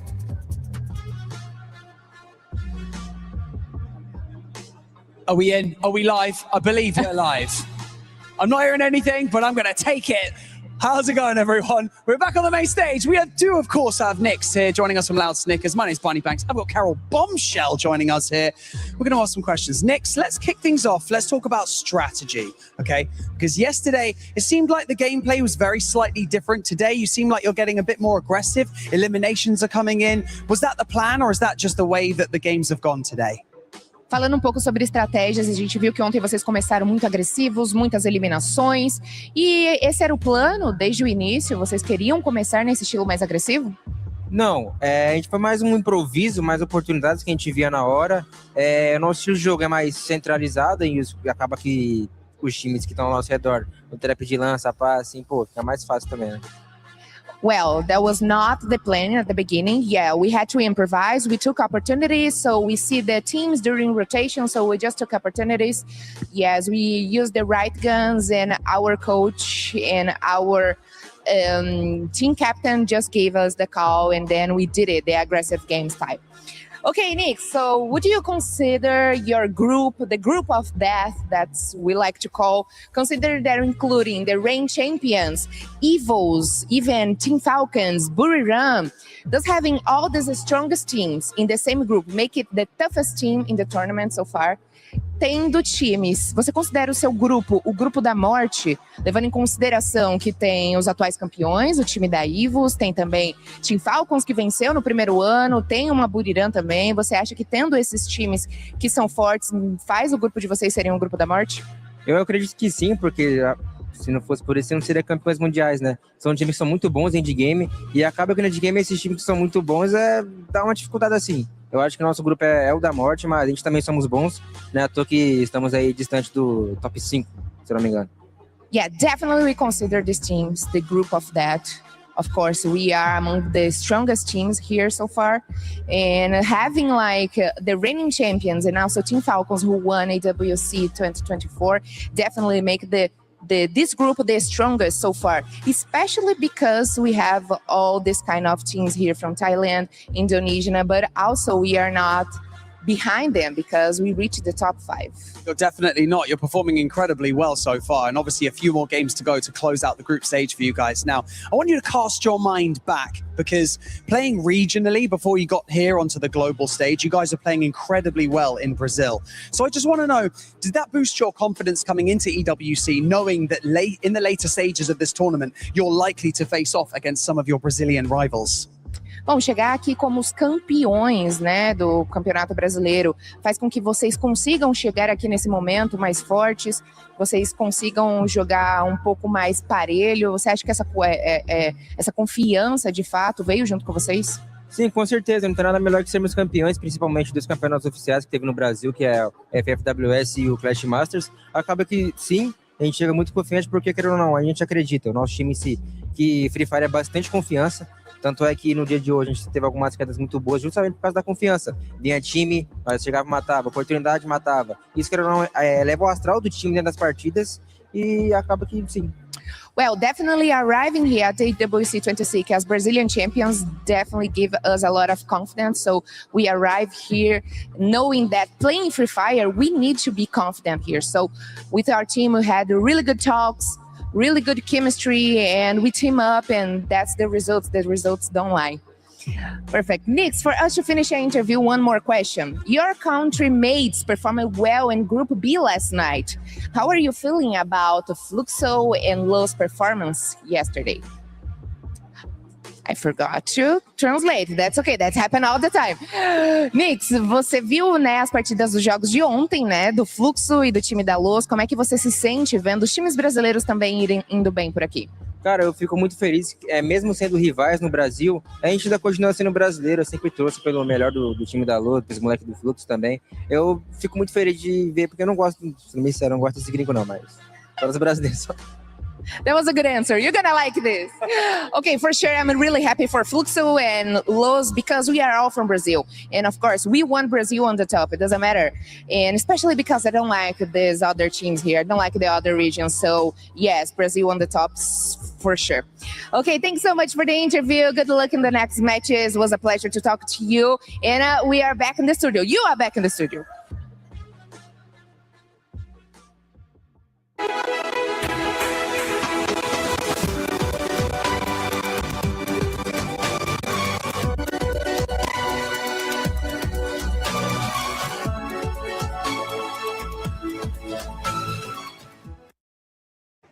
Bonjour, it's Yunso, and right here I'm at our co-streamer place. Once again, we're meeting our famous character, Bạch Gao, and of course, our super fan from Team Secret, Cyrus. Xin chào tất cả mọi người. Thì hôm nay cũng là ngày thi đấu thứ hai của Free Fire EWC 26 rồi. Thì không biết là mình nói về ngày hôm qua một chút đi. WEG cũng như là Team Secret đã có cho mình một cái ngày thi đấu khá là ổn khi mà có được một booyah và cũng như là một cái số điểm tương đối để có thể tiếp tục trong ngày thi đấu hôm nay. Thì Bạch Gao có suy nghĩ gì về ngày thi đấu hôm qua của Team Secret ạ? Chào tất cả mọi người. Thì nếu mà nói về ngày thi đấu của Secret WEG ngày hôm qua thì bản thân mình thấy là chưa ổn cho lắm các bạn. Hôm nay sẽ là ngày thi đấu quyết định của Secret WEG. Các bạn biết là một ngày thi đấu, sau 2 ngày thi đấu thì chúng ta chỉ lấy 2 đội thôi, 4 đội thôi. Và hôm nay buộc Secret WEG phải thi đấu hết sức có thể để ghi tên mình vào trận chung kết. Không biết là Cyrus thì cảm thấy như thế nào ta? Thì em nghĩ hôm nay WEG phải bắn hết mình để lọt top 4 vào chung kết. Tại vì thà vào top 4 ngày hôm nay chứ ngày mai thì em thấy là khá là căng đấy, căng hơn hôm nay rất là nhiều. So as we can see from yesterday, WEG from Bạch Gao said he doesn't feel that good, that well about Team Secret since they are doing just only a decent ranking in our group stage A, of course, but overall he said that in today we have to try our best, especially get into the top 4 as soon as possible.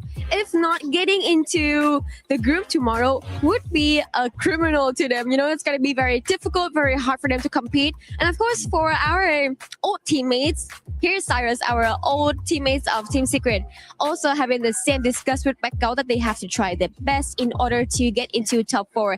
Today is a very important day for everyone, both in Group A and Group B. We all must get into the top 4 if they don't want to be left behind. Of course, if you're not getting into top 4, you're still having chances.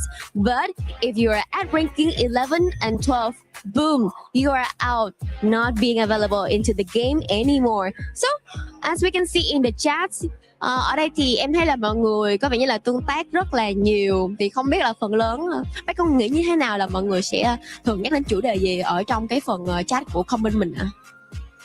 Ở trong cái phần chat comment của mình khi mình coi stream thì tất cả mọi người đều tập trung về Secret WEG cả, và ủng hộ cho một đại diện duy nhất của Free Fire Việt Nam.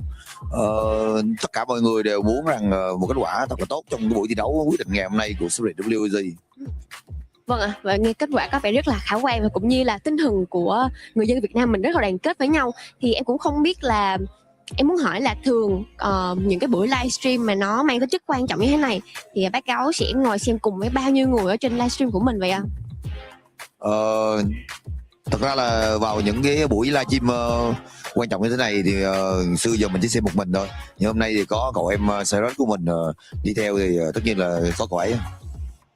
So normally in the chats, especially in those important occasions like this, everyone in Vietnam, because we are having only one representative from Vietnam, especially for the Free Fire World Series Vietnam. Here is Team Secret, or as known as WEG. They are trying their best to support for their favorite team. Overall, as you can see, normally Bạch Gao will only sit and watch the live stream alone. But today, of course, he has a very special company, whom is Cyrus. And overall, I can see normal, his number is very impressive because, for your information, Bạch Gao is one of the most famous Free Fire streamer in Vietnam. Normally, as I can see, he will have around like 10K or 20K viewers at the same time watching the live stream with him and support the best for Team Secret or any Vietnam representative in the game and everyone in the game as well. So it's a very pleasure for everyone to be here with me so we can enjoy this very amazing atmosphere right here at EWC 26. Cảm ơn bác cáo rất là nhiều. Vậy thì không biết là anh có lời nào cuối cùng muốn gửi đến cho tất cả các bạn khán giả tại Việt Nam cũng như là Team Secret của mình tại sân khấu không ạ? Mình mong rằng tất cả các bạn đang coi livestream ở trên toàn các kênh sóng của Revive Việt Nam sẽ cổ vũ hết mình cho Secret WC và đồng hành cùng họ ở hành trình này nha. So here's one last thing I want to send to the viewers. Please continue to support for Team Secret and of course to all of the rest team at EWC 26 Free Fire at this time.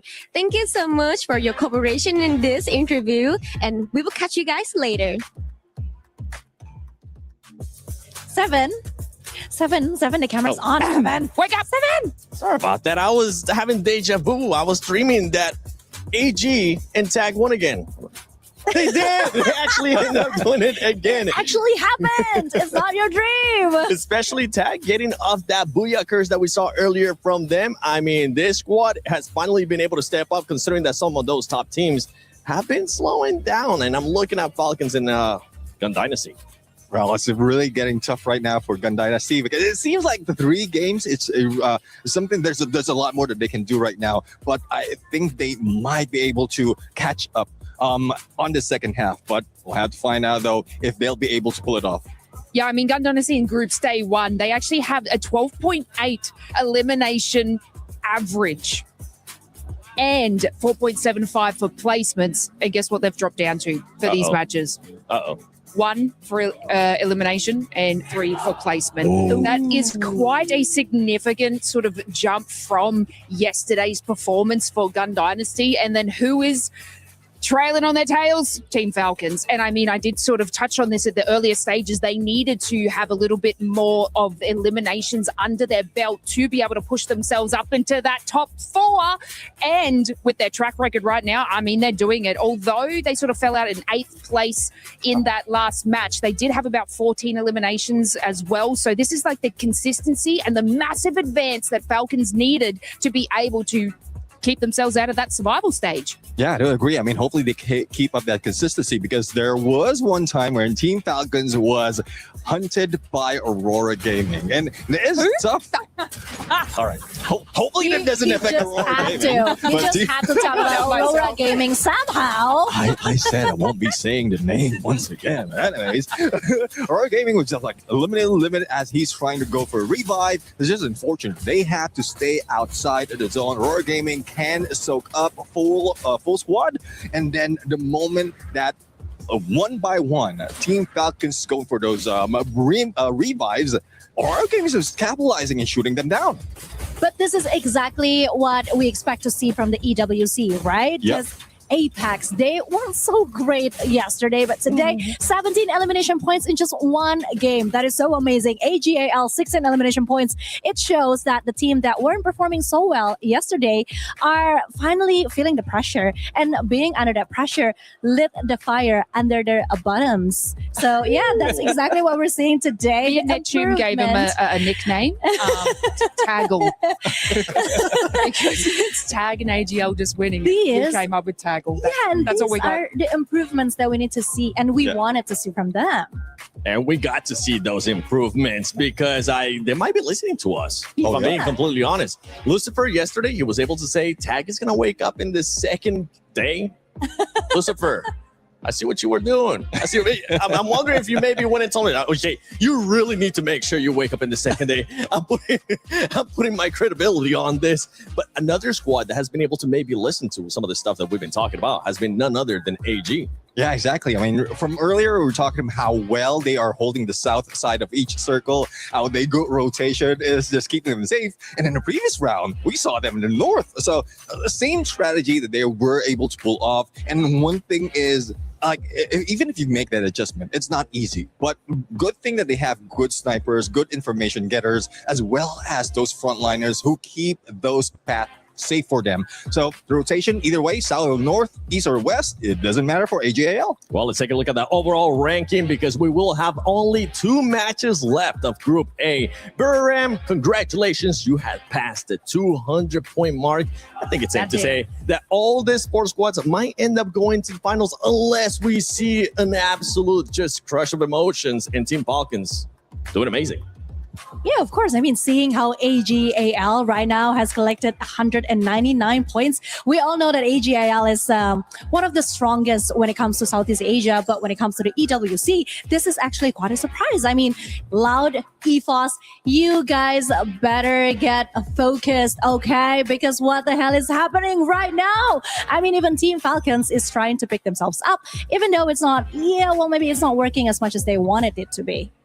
Yeah, and if we have a look at this, so we've been talking about the AGAL and their consistency is still shining through. Buriram United as well. If we look at Loud, Loud up to about 8 matches had 10.8 elims average with 9 placement, which is probably our top team that is focusing on those rotations. So it looks like that's not really going to the case for them going into these games. So like you said, Loud, got to keep your wits about you because Team Falcons are sort of solidifying that path into performing with the elims and also the placement points. So this is something where Loud needs to keep on their toes for. Now, not only for those top 4 teams going to the finals, the bottom 2 teams will end up going home. With those 2 games left, I see Demon Sprite finally being able to climb up. They're 9 points away from Titan and Paradox as well. Possibly, we could see another shift here on the leaderboard, Neptune. We'll have to fight. Let's see, though, because even against AGAL, they're struggling. Earlier, I thought that Titan Esports Club will be able to bring a fight against AGAL, but with Katush, the only one remaining in this point, on 1 point in that game, it was hard. It was difficult. Even with the Moors, he couldn't use that stealth fight to get away. He couldn't be stealthy enough to pull away from that engagement. Yeah, I was just concerned about DP or demons because all I'm seeing is that terrible calls after terrible calls. And it's like, it's not even about the bad strategy, it's positioning as well. So I'm really racking my brain to like, how can we help them? How can we make them feel more comfortable and at least try to do something more? Because it's just sad to see at this point, honestly. Some of those teams that were supposed to be listening to us aren't listening to us. And the ones that are currently secure in the finals, for some reason, they're listening to us. I talked about this team earlier, actually, and it's none other than Loud. We were talking about positionings with what AG has been able to do. Loud, I feel like this top teams might be using this last couple of games to try something different because we didn't see Loud in the middle of the circle this summer. Yeah, I mean, they took the position of AGAL on the south side, outside of the circle. So it's a good strategy as well, like halfway through. If you will be read out by the other teams, you will be anticipated by the other teams as well. So you will have to switch it up. You have to change your approach. Otherwise, you'll be targeted so much. And you did mention how critical it is for the top 4, or for them to get in the top 4 and secure it. Yeah, you can't sit in that top 4 and be like, oh, my job is done here, because there are people tailing on you that also want that position as well. I mean, no one wants to go to the survival stage. They don't want to have to fight again. So this is where these next couple of games are going to be incredibly crucial for these teams. And, we have been touching on, I think Buriram United, you're kind of safe. Like, that is an exceptional lead for them. But, I mean, mid-range of this leaderboard need to be able to be a little bit more cohesive and get those placement points on top of getting eliminations. Because, yeah, cool, you can make it into that final circle, but everybody else wants that same kind of action too. So we need to see obviously exceptional eliminations right at the start and a little bit more strategy to push themselves into that final zone and be able to secure a spot there. Yeah, I mean, there's still 3 places up for grabs, right? So it's everyone's game. I think it is time for us to see what's going to happen next. Oh, I'm going to save us the curse, and I'm going to send it to the casters instead. Okay. Yesterday, we were able to bless some teams, wondering if they were going to be able to get 3 booyahs. We have 2 squads now with 2 booyahs apiece. So Husky, Lucifer, are they going to maybe get that 3rd booyah or no? I am pretty sure at this point of time that anything is possible, and I'm looking forward to see if AGL can get that 3rd, or maybe TAG. But I gotta say, spicy words from Nix, from Lau, and Conchita's takes have been getting hotter and hotter. Yeah, I'm throwing my book out the window. Yeah, I'm here for the vibes, man. Exactly. At this point, none of the things that happened yesterday in terms of points, in terms of how storylines were built, are all broken down as we see the flight path. This time at least a tad bit better compared to the previous game that we ended at Purgatory. But yes, a great end for Team Apex Gaming in India. And now another opportunity for AGL to get their third here. And again, like how Buriram did, maybe even AGL do a 3 for themselves. I mean, BRU hit the 200-point threshold as expected. First team to reach there. Wow, plenty of eliminations on that feed as well as teams started off hot. Well, this say Shoto really coming alive. Paradox, unfortunately, almost snuffed up of theirs. Madara, get a confirmation. That's the second one for Demon's Pride. Should be able to get the pick up there. Jazzy, though, under fire. Pressure mounts. There is Apex nearby with Evos by their side. Yeah, this is not the best of the battle, but look at Shoto. He has looked like a beast, completely going all in, the rusher. And now again, another opportunity that he wants to strike at. And there it is. Before going striking, he goes in for a revive. Abax quickly challenged by Demon's Pride. And Shoto going in for another revive. A couple of losses that they had. And Shoto gets all their players one after another back on their feet. Going and getting in. One last player left from Team Apex Gaming. And Shoto right now doing the magic to get the Apex back. And after an extended breather, suddenly this match 11 of Group A turned into the Wild West. They are still going. Top 16 needs assistance. Apex getting gunned down, but Russia that covers the flank. Madara ends up losing out. Demon's Pride needs to find a way out of this. They are slowly running out of gas, but Evos with a choco right around the corner. It's Jazzy confirmed. Demon's Pride vanquished. Match number 11 this is, and Demon's Pride going out at this point makes their chances and their keys all going out of their hands. Evos on the other end, they'll be happy. However, tag not yet because Wolvin just got taken down by Loud. BZP and the team's very first elimination. And Sahil Jad in a complete different direction. Tag spread around the map itself because this start was not great for them. They're unable to replicate what they just did in the previous game. And I don't know how, right? One game they got a booyah, did not make the best in the second, and then coming back to the next, again another booyah. A little back and forth happening here from Team Apex Gaming. Yeah, we actually have a terminology for that. It's called the RRQ experience. In a way, sorry RRQ fans. You know it's true. You know it's true, Katita. I love you a lot.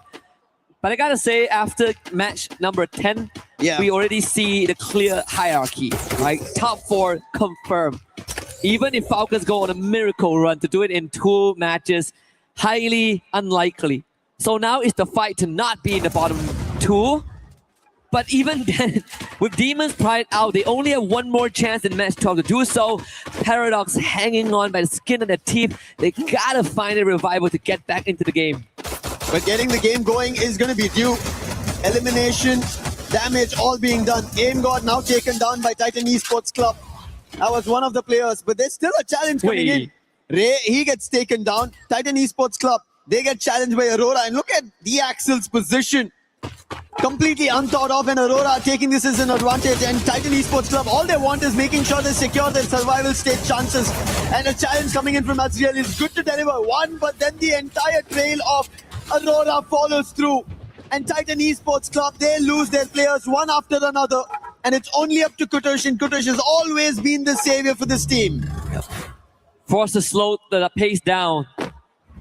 Not really close to his team, but the Dynaclear from Toplia confirms the absence of anyone there, so he can't get the revive going. Nameless and Cypher linked up. Shoto, great snipe on the trap. Kutush with the full revival there. TAG racking up steady points. Next one far actually finds deal with a P90 of all things. So the sniper of AGL will need to be brought back, and that's will be the case. As Loud makes that rotation, BZB wants to push the envelope. Loud, they are in the top 4, and as you said, they're just making sure they seal the deal with match 11 and match 12 on board. AGAL trying to get closer to their booyahs so that they can cascade in the champion rush. But right as now, Aurora, they're biting their chances, trying to get better, and they're picking on DRS one after another right at the vending machine at Zipway. Not even giving them a chance to breathe over there or even counteract. Wait a minute. And look at that, instantly they go for a hit list and goes to Loud Gosha. Aurora has 16 eliminations. What? Yeah. How much has happened? That happened. Wow. Where did that happen? We'll see in the replays. Yeah, that's it. We looked away. We looked away for just a little bit. Yeah. You see that, Neptune? Thanks for not mentioning Aurora. And Aurora, big picks. They did trouble Titan Esports Club. Those are some of the eliminations that they managed to get. And right as now, being troubled is going to be Paradox. Falcons, in the meantime, they are trying to go in for a challenge. FGL being used to force on fire, not getting closer. Fire battling with fire, using a chrono, but not for long. And Zuez puts him down, and another back coming in. Aurora, 18 eliminations. It looks like Aurora are taking this chance as the top teams have decided to silence themselves, at least here on Next Era. Aurora are going all out. Another challenge, and Limit X7's positions compromised. Riptide in his defense, not great. Ezreal tried to jump closer. Unfortunately, the landing was not that great, but what can Limit do? He's stuck in a very hard spot, surrounded by the entirety of Aurora. Missing, unfortunately, airballing the Riptide Rhythm is going to put him in a rough spot. I think Aurora really fueled by the early pickings that they've gotten, now seems to looking to build themselves into an unstoppable fourth circle, move south. But if Aurora can clear out Limit from the area, they get such a stronghold in that area around Zipway. I think the best part of Aurora right now, again, chances of making it in the top 4, pretty much unlikely, but they could cement the position to one of the generation record run. Remember, so far today, the most elimination a team has gotten for themselves is 20. Yeah. Aurora is at 19, 18, 19, so they're already looking to break a record. This is around the 7-minute mark, right? Right at the end of the game. So Aurora, in a brilliant run, for the time being, even EVO's trying to stretch that towards 10 of their own elimination. Tag, they find Kutasho that seems like the elimination feed slowly, right now lighting up one after another. AGAL picking off the last player of Paradox, and that is Sneaky out. And Paradox, just like Demon Sprite, their chances are looking bleak. Really falling out of their hands. Some hit scratches there from Paradox. The only thing that they could hope for right now is for TEC to be next. Then they will have a chance to bring it back. Maybe for Demon's Pride it's going to be an easier journey, but for Paradox it's a 20-point gap. And a lot of hope that TEC don't make it this round and the next. It's going to be a difficult one to kind of look forward to teams fall and their own uprising, and especially with only one game to go after this. But on the other end, Loud, they have a challenge. That's going to be DRS. They thought they were ahead of the game, but BCP, he was quickly surprised by DRS. But the challenge not yet done. Gosha was there out along with Aurora. 20 eliminations on the clock. Not yet 10 minutes, and Ezreal going in for a chase. Pratik, he will be taken down by Ezreal. Stroix, can he do something different? Right behind the drop, and Aurora not yet seen, but finally it's going to be the Axel. And DRS out of the run. However, Aurora roaring in this game. The slight smirk from Axel's face. He knows that the magic is being performed here. They might even set a record for the highest elimination count in a round if this continues. They add a Booyah on top of that, it might be the record for the most points in a single round. Yep. To be achieved and set by Aurora, missing 4 years on the international stage. I don't care if they win the trophy in the end. There is going to be them inscribed in the history books by the end of this one. Yeah, to do it at the Esports World Cup, to break records is not at all easy. Titan Esports Club, their journey started today in recovery, and somehow they are above the chopping block for the time being, and especially maybe a blessing in disguise that both Demon's Pride and Paradox are out. So get that difference even bigger. That's what they have to act here at Deca Square. Right close to them, they have Team Apex Gaming to be worried about. Best part is that with DRS being wiped out by Aurora, Titan Esports Club have a better chance now to ascend in the rankings. And not to mention, booting Paradox down to the last spot. Race of hope for TEC. EVOS has been a bit quieter this round. I think they were sitting at around 10 eliminations there. Want to move forward, potentially bump into Falcons. BRU making the rotation over the boxing gym. Launchpad will be used. This is going to be quite the rotation straight in. Stealth bites by Russia. Going ahead. And guess who lays ahead? It's Aurora. He might have the stealth bites and might be in call for the time being, but right in front of Aurora. The only two teams right as of now here in Nextera having double digits. Aurora and EVOS both next to each other, and it seems like EVOS do not want any fight of this. They're back off the compound. Move to a different angle for Russia. He finds an opening on Jun. Do they continue this action? It seems like they're not yet, but that was a warning shot coming in from EVOS. Yep, indeed. Russia, always the consistent figure in the team. Even in the darkest day of EVOS, Russia is the beacon of hope that you can lean your shoulder upon. Even yesterday, we look back at EVOS' track record, right? Yeah.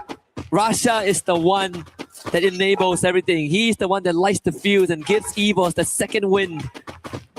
Survivor and Dominator all packaged into one. It's going to be quite the standstill between them and Aurora. Maybe BRU will break the ice. They now make the presence into the circle.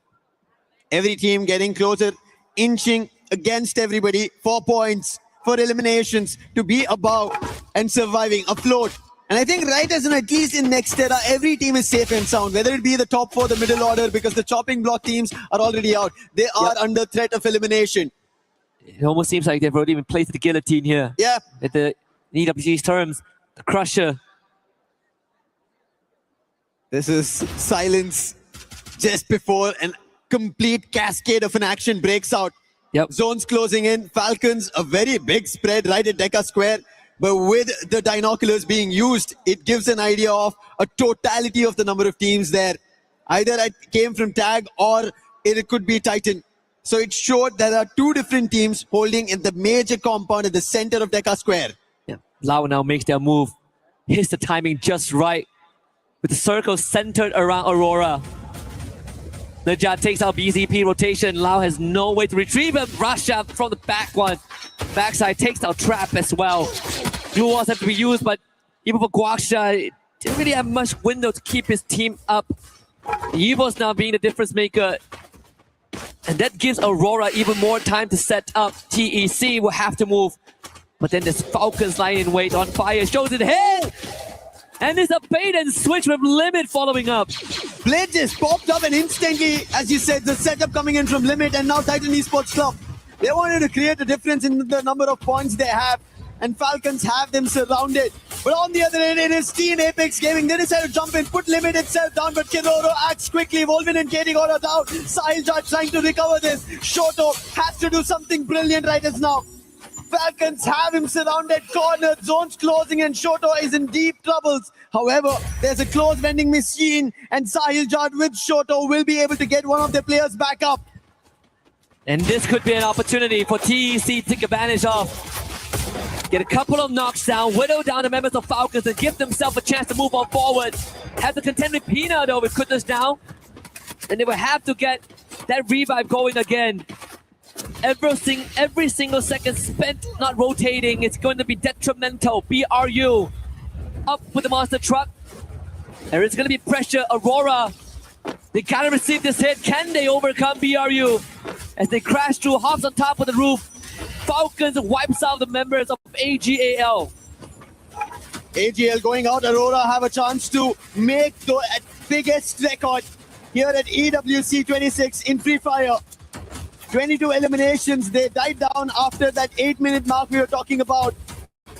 We're talking about chances dying out. Team Apex Gaming here in Nextera. They lose their chance out. However, still chances for Titan Esports Club to rake up points, but they're under the axe of the Axel.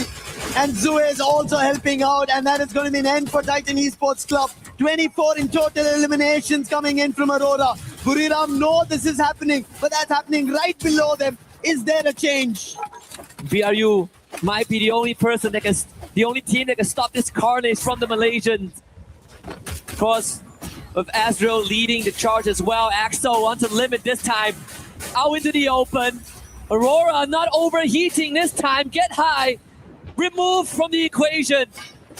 The clutch factor of BRU no longer in the conversation. And Aurora, new surge of confidence, new found hope, now takes on BRU, and they are on top of the roof. a fight between Loud as well as EWOS. But EWOS, they have the numbers. Loud don't have it. Riptide Rhythm coming in, trying to fend it off, but it goes towards Aurora. The Axel's down, but they are quickly recovering. That's the best part. As you said, they are not overheating. Jun, he stepped out, quickly spotted multiple players and backed out. On the other end, Limit taking an advantage on Buriram out in the open. Buriram thought they're going to be ahead of the circle. The zone shifting, they wanted to take an advantage of it. It did not work in their favor. Aurora on the other end, back into the compound, pummeling bullets towards Falcons as they did trouble Buriram.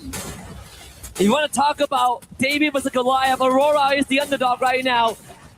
25 and counting, make it 26. Astro with his 7th, side by side with June. They make it to the high ground, and now EWOS is going to be the next on that hit list. They eliminate BRU with the help of Falcons, down to just 4. Aurora and EWOS have the best odds with the full squad left alive, as Loud also ends their journey in this match. Kororo all alone. It's going to be the neighbor derby here. Aurora ever so confident. And the final fight breaking out at Boxing Gym. And the gloves are going to be let loose. EWOS, the defending champions. Aurora, the first time in the making. Breaking a record if possible. EWOS have to set themselves up. Like how we've seen Aurora, they have their elimination split across all the 4 players, 6, 7, all of that has been seen, but we saw EWOS themselves at the early, looking cool, calm-headed, with fun in their name, with 6, 7 already being done by Russia. But can they actually pull off something like that against Aurora, who are looking like the Goliaths in this game? Start to eliminate the external factors. As EWOS, they take the challenge head on. You know they never shy away. Glue was put up by Aurora to prevent any sort of an off angle, as EWOS barricades themselves in its compound, but the circle is going to force certain movements. Suez still preoccupied by Kororo. He needs to be removed. This is the plan. Aurora do not want to give the chance for EWOS to step out until Kororo is removed, because they do not want somebody trying to pepper them out without intent. And now with him going out, Falcons out, it is going to be a fair 4v4 battle. But the best possibility for Aurora is they have cornered them. They've closed out every opening on EWOS. There's a chance for a 43-point round right now for Aurora. A record never seen from a Malaysian team. Last we saw was 42 points last year by Falcons. Aurora have a chance to make it 43. And how cool is that on EWC a year apart? The circle is going to be the game maker. Axel on the roof, but we eventually have to descend. Neither of these teams have the best of the circle. They're at the edge of it. They're at the center of it. It will come down to a battle, but look at Aurora using all their glue walls, making sure EWOS does not head out. They're hoping that this zone shrinks in their favor. Oh my They're goodness. waiting for an opportunity. EWOS also not trying to rush out. Might come down to just their HP. Is it really going to be a heating battle? Ezreal not able to sneak in. It's going to be so close. Axel is going to be their lifeline. Raja finding a knock. Here he comes. EVO's on the hunt. Ezreal with the knockdown here. But the lifeline is on top of the roof. Is Aurora. All homes on the Axel. Can he outlast the odds? Aim God knocked down by the blue zone. Axel continuing to patch himself up. It's him and Apex. Who is going to outlast the system? Axel falls at the very end. And EVOS is the one that comes out on top. The Tigers, they hold off the zone, helping them out. Aurora, they should have kept their aggression going on and they could have got a record. But what a booyah coming in from EVOS, holding it off. We saw the fight could have broken out very early on. Russia instantly shut down Aurora, saying do not take that fight against us. And in Boxing Jane, we did look forward to the bell, but it was in favor for EVOS. And regardless of that, Aurora have something to be proud of. Still a record being set. Almost close to 40 points. A scoreline that any team would dream of. Yeah.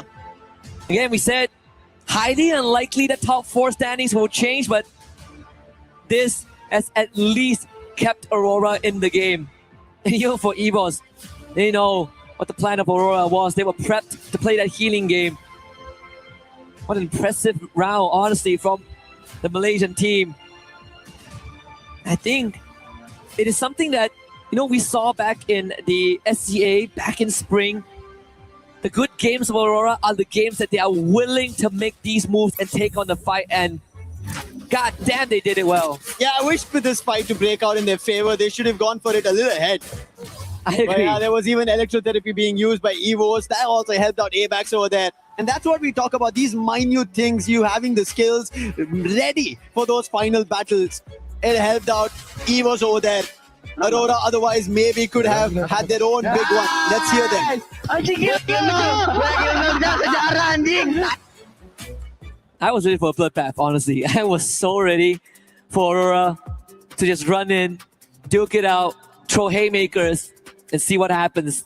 They chose the safe way, but again, no harm, no foul. You know? We've been seeing these teams who have had their booyahs and their comms right at the very end. It has not been hectic at all. And in this bed we saw comms, they're like, hey, we understand what Aurora are trying to do. Let's do the same thing. It worked out for EVOs. Yeah, I mean, you didn't even see EVOs trying to force their way out from the boxing gym. They're like, I guess we chill. And then we try to... We 6-7. We 6-7, right? And then, so we got 6-7. Game 6 is coming up. But of course, before we get to that, we got to see what's going on in the rest of EWC.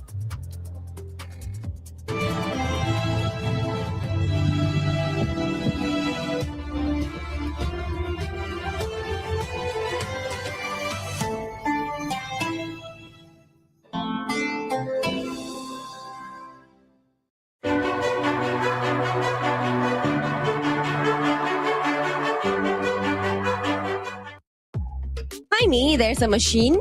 I don't really understand how to play or how to use it, so I'm gonna ask this man right here. Hello. So can you explain how can we use or play this? Because I really want to give a try. Yes, so it's easy. I will push the start button and you will have 5 seconds to prepare and it will start falling down. You'll have to catch them all, so there are 10 in totals. And once you catch one, you can drop it on the floor. Wow, this game is going to be very hard. It's about flexible testing. Okay, let's see if I can do it or not.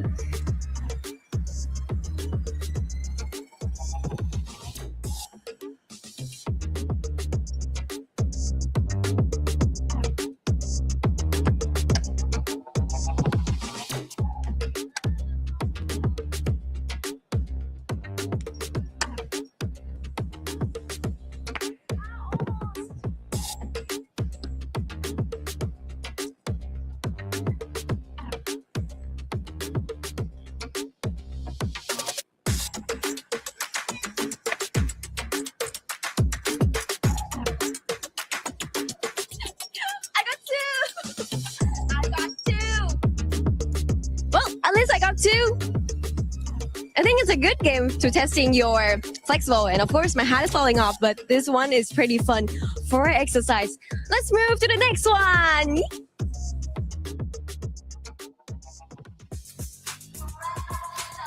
From that last map, I mean ending it with a healing game and a record almost broken. Can you believe this, AJ? I can definitely believe it. What I cannot believe is the fact that it was a Malaysian squad that almost broke the record of Falcons themselves, right? Massive game for Aurora, but that's exactly what you want to show the Malaysian fans out there, that you're not just here to fill a slot, that you're here to go all the way to the grand finals, and because of Champion Rush, maybe even run away with it. Yeah, it's anyone's game because today has been crazy. Yeah. We started off the day with Booyahs from TAG, and they had 2 of them despite struggling yesterday. And AGAL still rampaging and finally clinching in that Booyahs as well. Absolutely. It's just Chuck Day India all day long. This is the moment for Team Apex Gaming to rise up to the occasion. They clearly knew it. Yesterday was a warm-up day for them, right? I wasn't too concerned about them at all because we've seen the way India plays, and it is all about the patience. It's all about reading and understanding the rotations of the other teams and then going in for the strike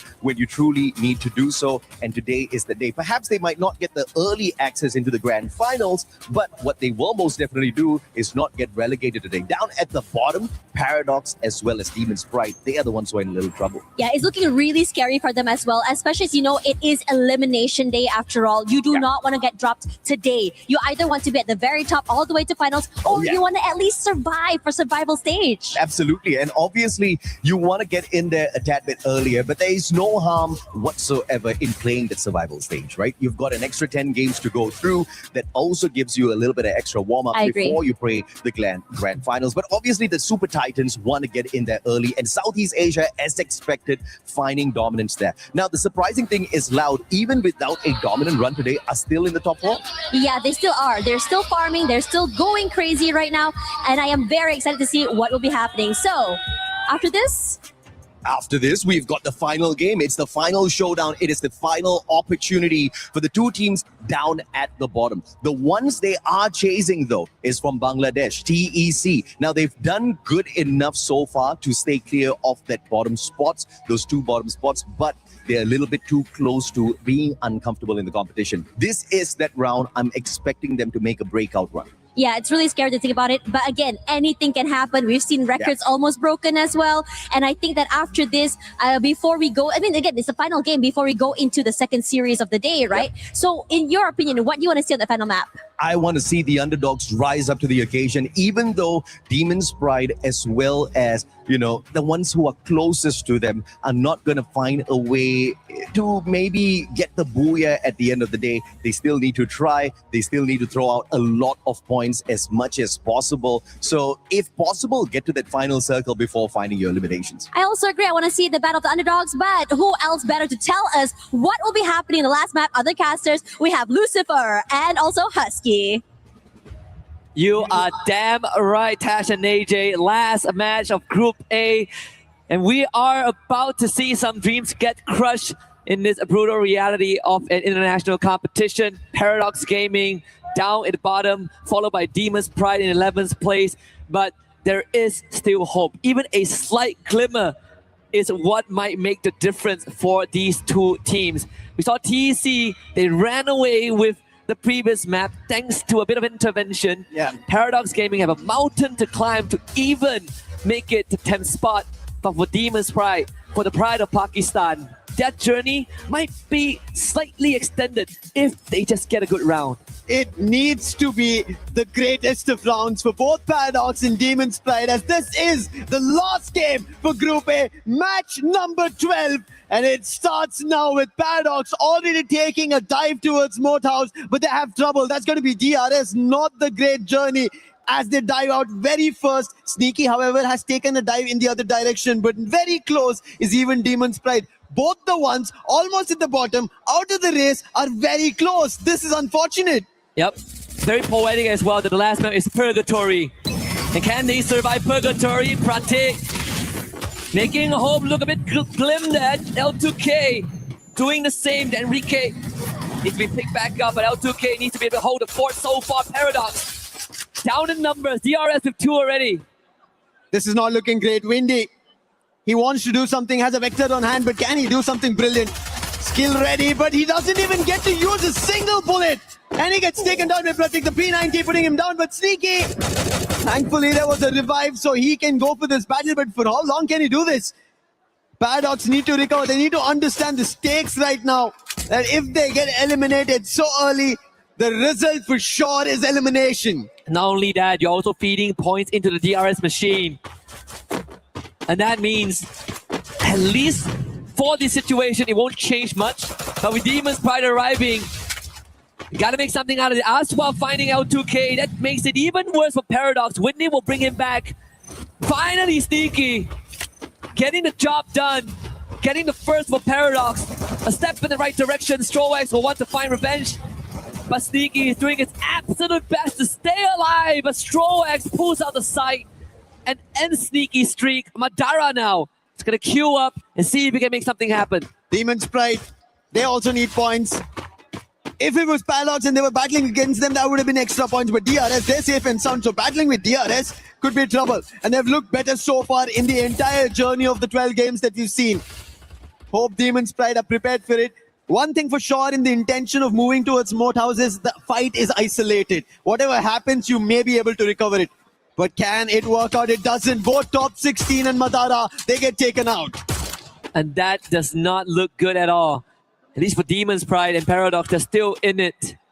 Still a chance. TAG, on the other hand, not doing that well. Madara gets brought back. Gun Dynasty, watching that top 4 slip away. Now we'll have to see if they can at least end on a high note. Do it like what Aurora did in the previous round. Almost 40 bomb. Shairu getting spotted out by Jun. That's half his health bar gone. Aurora, just before this, they had only Jun surviving, but thankfully got the whole team back up.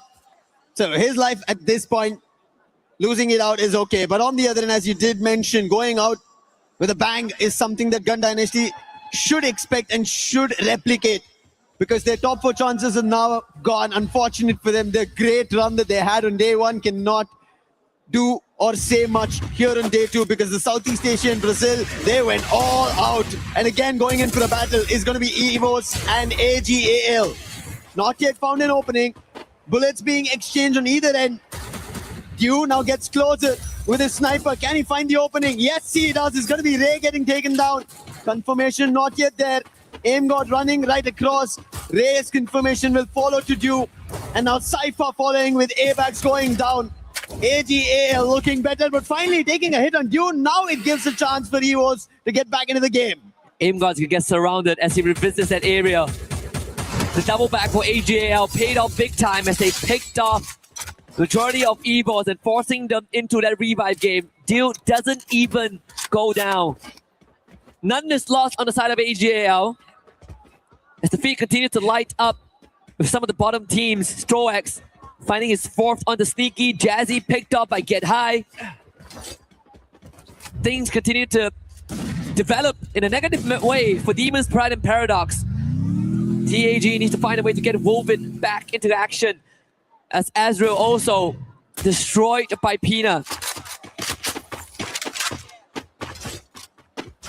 Falcons at Central, a UAV to scan. They do not find anything. On the other hand, Aurora, we spoke about this. After almost a record-breaking performance, this last game of Purgatory is now working in their favor. Last time it was Jun, this time it's the Axel. On the other end, DRS are still hitting on Paradox, getting extra eliminations from them. Quick on the revive, thankfully had enough coins to get the whole squad back up. What is this again? Demon's Pride and Paradox one against each other. And Windy quick on the revive. Madara had the same intention as well. But at the end of it, it's going to be Madara who gets that elimination. And that's going to be a second. But DRS is still close by. If Demon's Pride as well as Paradox keep going at it like this, their chances of making it up will not work out, because TEC, they've already picked up 5 eliminations of this game. With top 16 going down. Again, a reset, a hard reset onto Demon's Pride. Madara would just have to make that rotation. Blade making good on his opportunity. Takes down Wasana in the meantime. Players of Paradox on your screens. Again, it's going to be tough. Sneaky losing out again. And like you said, Lucifer, this cycle of point churning, if it's not into the pockets of Paradox and Demon's Pride, yeah, there's no chance. Not sure what the thought was. Maybe they both wanted to go for a drop clash and DRS ended up becoming the surprise. And DRS are getting those extra points at the time being. TEC in the meantime, they are getting their own eliminations. They're already, we saw just before this, at 80 points. So a chase towards them is going to be very difficult for both Demon's Pride and Paradox, and especially they're losing players one after another. Finally, somebody has taken the most eliminations away from Trap, and it's going to be Sci-Fi, and that's what I'm pretty sure every fan of AGL will be happy to see. Yeah. Rush is still in first place. Yeah. At least tied up with Sci-Fi. The previous Clash Squad tournament, he actually is the most damaged, the highest damage dealer, and no one could get close to him. Yeah. Even though they didn't win the whole thing, and that's the craziest part. Wasana actually getting removed. But now, coming to life, Gun Dynasty, that's exactly what they need. Maybe the last game, but still, give it your all. A warning to the teams who will make it to the survival stage. That's what Gun Dynasty need to look forward to. Paradox, in the meantime, do get another revive again to their teammates, but driving away their chances. A Titan Esports Club from Bangladesh, something that we were looking forward to. When we speak about South Asia, yes, India now looking great, especially after Tag getting 2 booyahs. I'm pretty sure teams from Bangladesh would want to do it because they're Straw Hats in our Group B as well. They've not looked great. At least Titan Esports Club have taken it up a notch. Yeah. And it could be a source of motivation for Mia Corp too. Yeah. And no, it's the first time for South Asia, but they have had a slight taste before this. But for USA, absolute first time. Demon's Pride, unfortunately, the journey might have just ended here at the foothill of EWC 26. All eyes now on TEC and Paradox. 27 points to tie. The highest of mountains for Paradox to climb, but they're still in it. These are the numbers that we kind of talk about when teams need to get to champion rush. How far are they? How can they deny teams? But right as now, it's about staying alive. And that's going to be an even tougher task to dabble and work around. And I think Paradox, they have a long statement to do if they have to put up a performance like this. Because we've not seen so far, 11 games they've played, we've not seen them pull off a double-digit game. Yeah. It would be a lot more reassuring if TEC didn't also have 8 eliminations under the belt. Yeah. The break even. And that is going to only make things harder as more teams get removed. Strox taken now by BZP. It's a good time to kind of lay it out on the table as well. This last round, a lot of what's happening is inconsequential if it doesn't directly affect Paradox. Paradox, every time they take a step, they are either surrounded by DRS or being challenged by somebody else. This time at least, they've fended off DRS. It's only going to be Pratik and they instantly surround him. Nice. Quick on the take is going to be Sneaky. Happy on that elimination is also going to be Paradox. But they're not out of elimination. Loud is getting closer at that ski lodge's end. Forge is above. Can they forge their very own key that stays alive? At this point, it looks tougher than ever. And remember, with that elimination, they tie up with TEC again. Yeah. 27 points. The count starts here. Enough bodies to go through, but with the right placement points. Not the best challenge right they have. DRS, they somehow were able to fend off. You can see Takuri did get the whole squad back, but look at Loud. This is how they challenge, going directly in. And Trap puts the player from Paradox down. Now Windy, he spots them from afar, thankfully. None of the players from Paradox were close by, and Loud, they just get one and try to back off, but now Nyx has spotted them. That will instantly tell Loud to go for the next fight. Yeah, forget about a hit and run. How about hit you straight? Again, Paradox sent on the run again. You look at the radar, Paradox actually have a good spot to not only get the revive, but reset again. But for Loud, they've already cemented their 4th spot. Really doesn't matter how this round turns out. Falcons, impossible to make it to grand finals. Will have to play for survival. Gun Dynasty continues to make a statement on the feed as well, taking out Pratik. Spinel is the one that breathes life into the team. BRU as well, finding a recovery. It's Gun Dynasty under the lightning zone, challenged by AJL and deal best Spinel. Two shots looking for the second on David, but Cypher was close by. As David goes down, even Vega gets taken. This is AGL looking forward to their run at that champion rush. And now Loud has a challenge right in front of them. Can they take them down? Damage already being done. Their Scour Fiber is not going to work out. Trap gets taken down. That's due for you. Due looking forward to another challenge with Nick. Trap getting confirmed. Cypher puts BZP down. Now Nick gets closer to Due in that CQC. It's going to be Nick delivering for Loud. He did say that only Brazil will prevail, but unfortunately AGL will remind him that the true kings so far are still the ties, and Loud will have to take a bow now. Guaksha brings Trap back in. Another reset for Aurora, blowing all of that steam in the previous game, and now sitting at no eliminations and a rough round ahead of them. With only one remaining survivor. Paradox back in action. PRU right in front of them. The Paradox can get through this hurdle. Gotta start with TAG. Which is the best fight for Paradox to pick? At this point, none. But they have to. If they want their chances at Esports World Cup 26, go to the survival stage right here in Paris. And tag right now closed off. Instant dash coming through. Windy has to find the opening. It's going to be short out to turn it around, denying Paradox an opportunity. However, KD got Phoenix saying that confirmation will not work through. Oh, they do actually. And Shoto trades it off with one of his own. Could have got a lot of words for Paradox, but bailed out by Windy with his life, with his dying breath. Enrique now with the challenge, absolutely decimated. Paradox down to 2, on their last legs, in front of TAG. L2K now removed. Shoto making sure that Paradox will breathe their last here. BRU now show up, and Sneaky out in the open. And that is all she wrote. Paradox Gaming breathes their last in Paris. They held that fight for far too long, holding it out here. And Buriram also got closer. Now even Loud. So Buriram, they are also at a disadvantage. They also need to decide to pick it up. And looking at the best spot is going to be Team Apex Gaming. In the meantime, as Paradox has gone out, the troubles for Titan Esports Club have vanished. They did lose a player, but I'm pretty sure the threat of somebody else raking up a lot of points is not something that they will be worried about. Najat is the last one. A nice hit coming in from Ray, denying Aurora and eliminating them. Evos, they use their binoculars. They spot 7 players. And that's going to be Loud. That's going to be Buriram along with Close by Team Apex Gaming. Najat trying to time this perfectly. He's behind all the enemies who have already made it inside the circle. And I think Titan Esports Club are making sure no second chances left to anybody, that they still have points and they qualify, make it to the survival stage at least. Yep, they've done just enough for another 10 rounds tomorrow. So from this point onwards, there's no more consequences to whatever happens.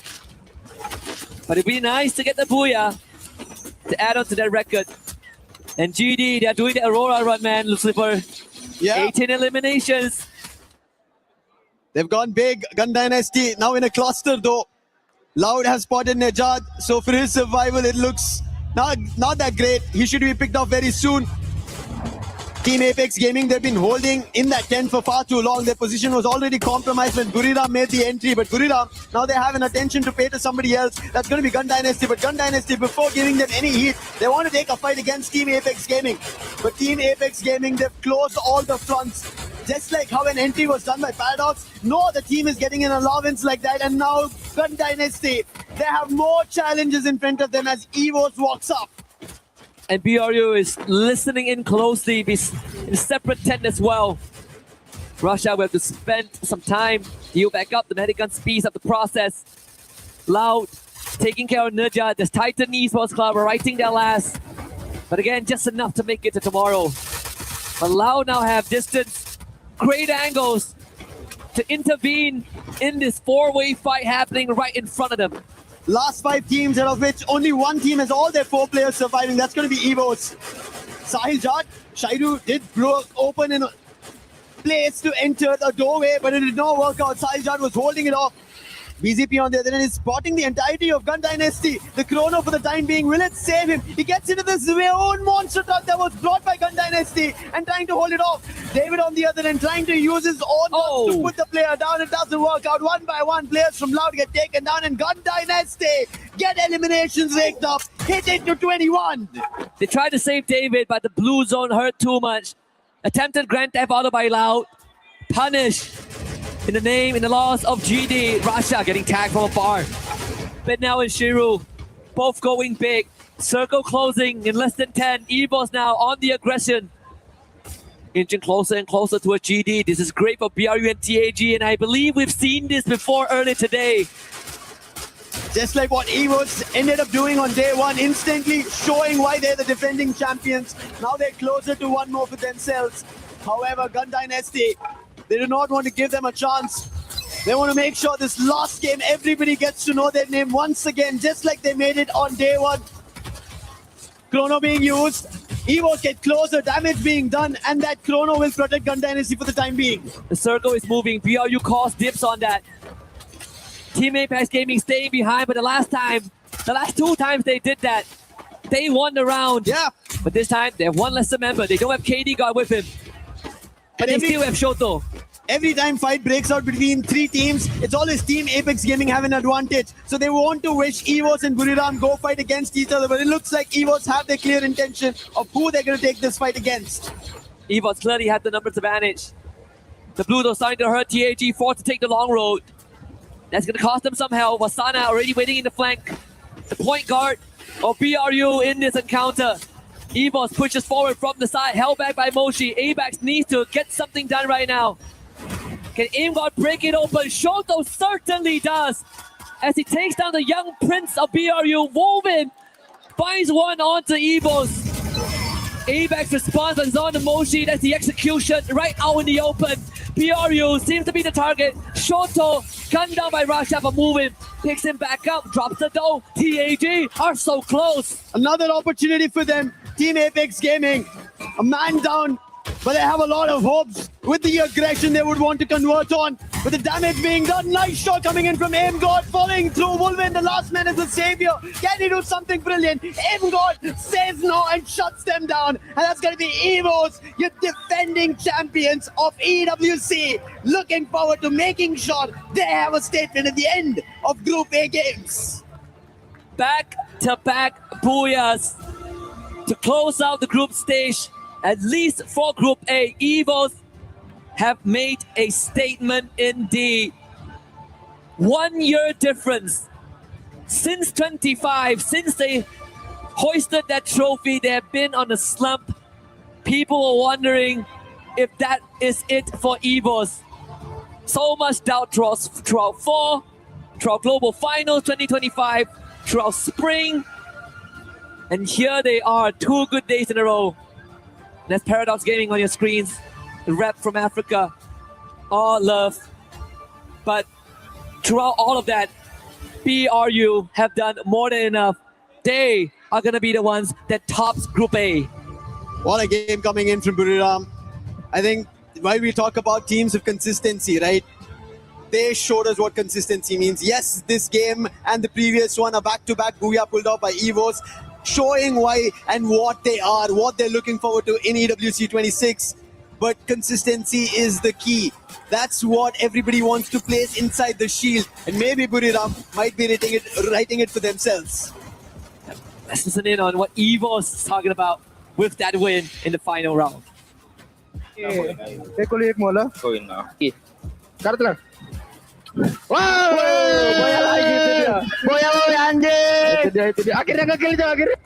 Imgo standing up before the fight even ends, but hey, it's set in stone. Even though EVOS, they got that back-to-back booyah, but again, Buriram United Esports done more than enough to be at the top of the group, and you know what that means, Lucifer. Yeah, they're gonna pull the trigger. They will.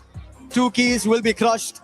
And for AimGod to stand up like that, he knew what was happening. He had taken 2 of the players of tag down, so he knew his teammates in a 3v1 will pull it off. And it eventually did work out. EVOS, but you can see at the biggest of stages, this is how the part and parcel of competition is. Paradox, they're happy on one end that they were able to make it to such a big stage, represent their region, and put a performance that they could deliver on. And on the other end, Demon's Pride, this was their very first time from their region, and they wanted to make sure they put up a big performance. They tried their best, but the level of Group A being the toughest did trouble them. Yep. Of course, the Latam fans here in full force, and that's just a fraction of it. I mean, for Africa, it's the first time for the region, but for Pakistan, it's not the first year. Yeah. And that's the contrast that we see on the stage right now. They can still walk back with their heads held high because they have done more than enough to showcase their best on the world stage. And I'm pretty sure there's more to come. There is a lot. That's what we look forward to from every team whenever they step up on a stage like this. And this is how we love to see things like this. But on stage, we have Barney ready. Let's send it to him.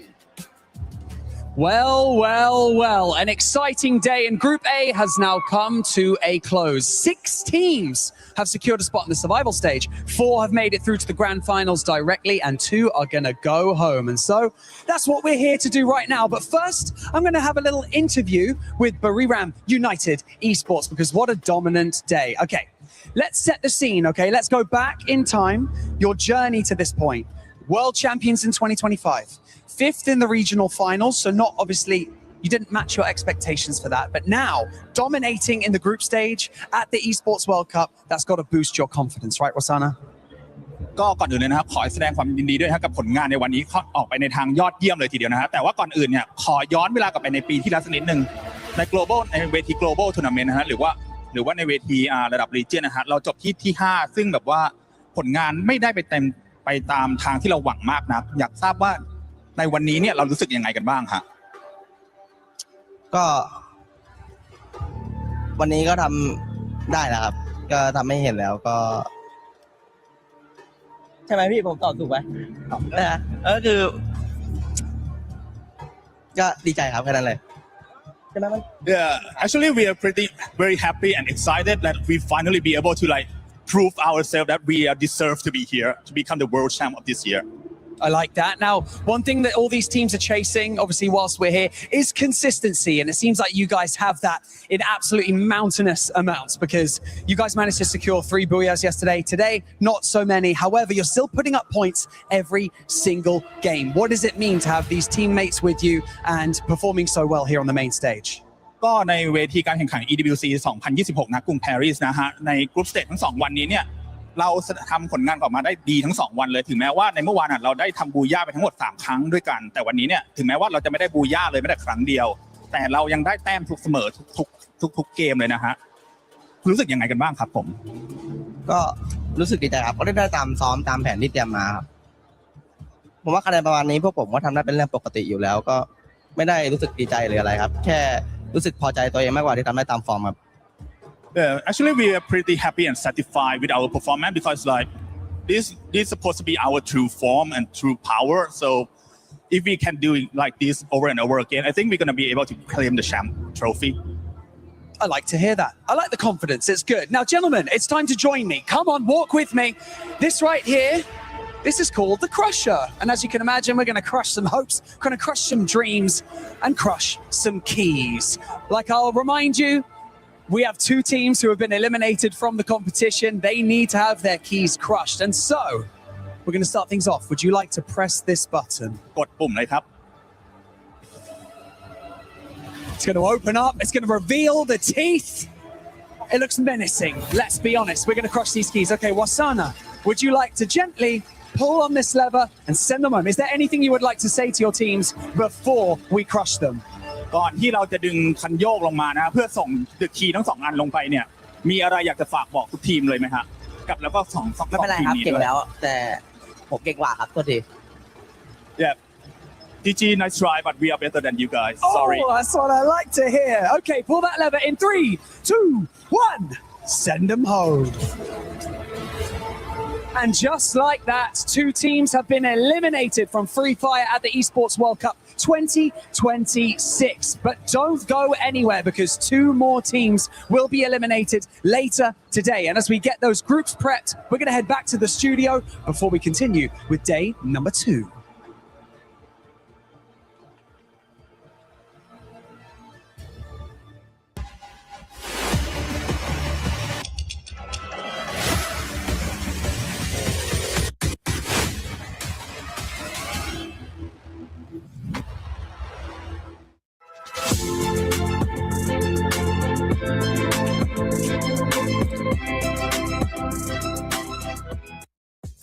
Now, something that really hits close to home, and one of the things that we cherish the most here at the Esports World Cup, is support for our players on the main stage. And one of the most incredible things is, of course, when families, fathers, sons, brothers, mothers are here to cheer for their children and for their siblings on the main stage. It truly is amazing.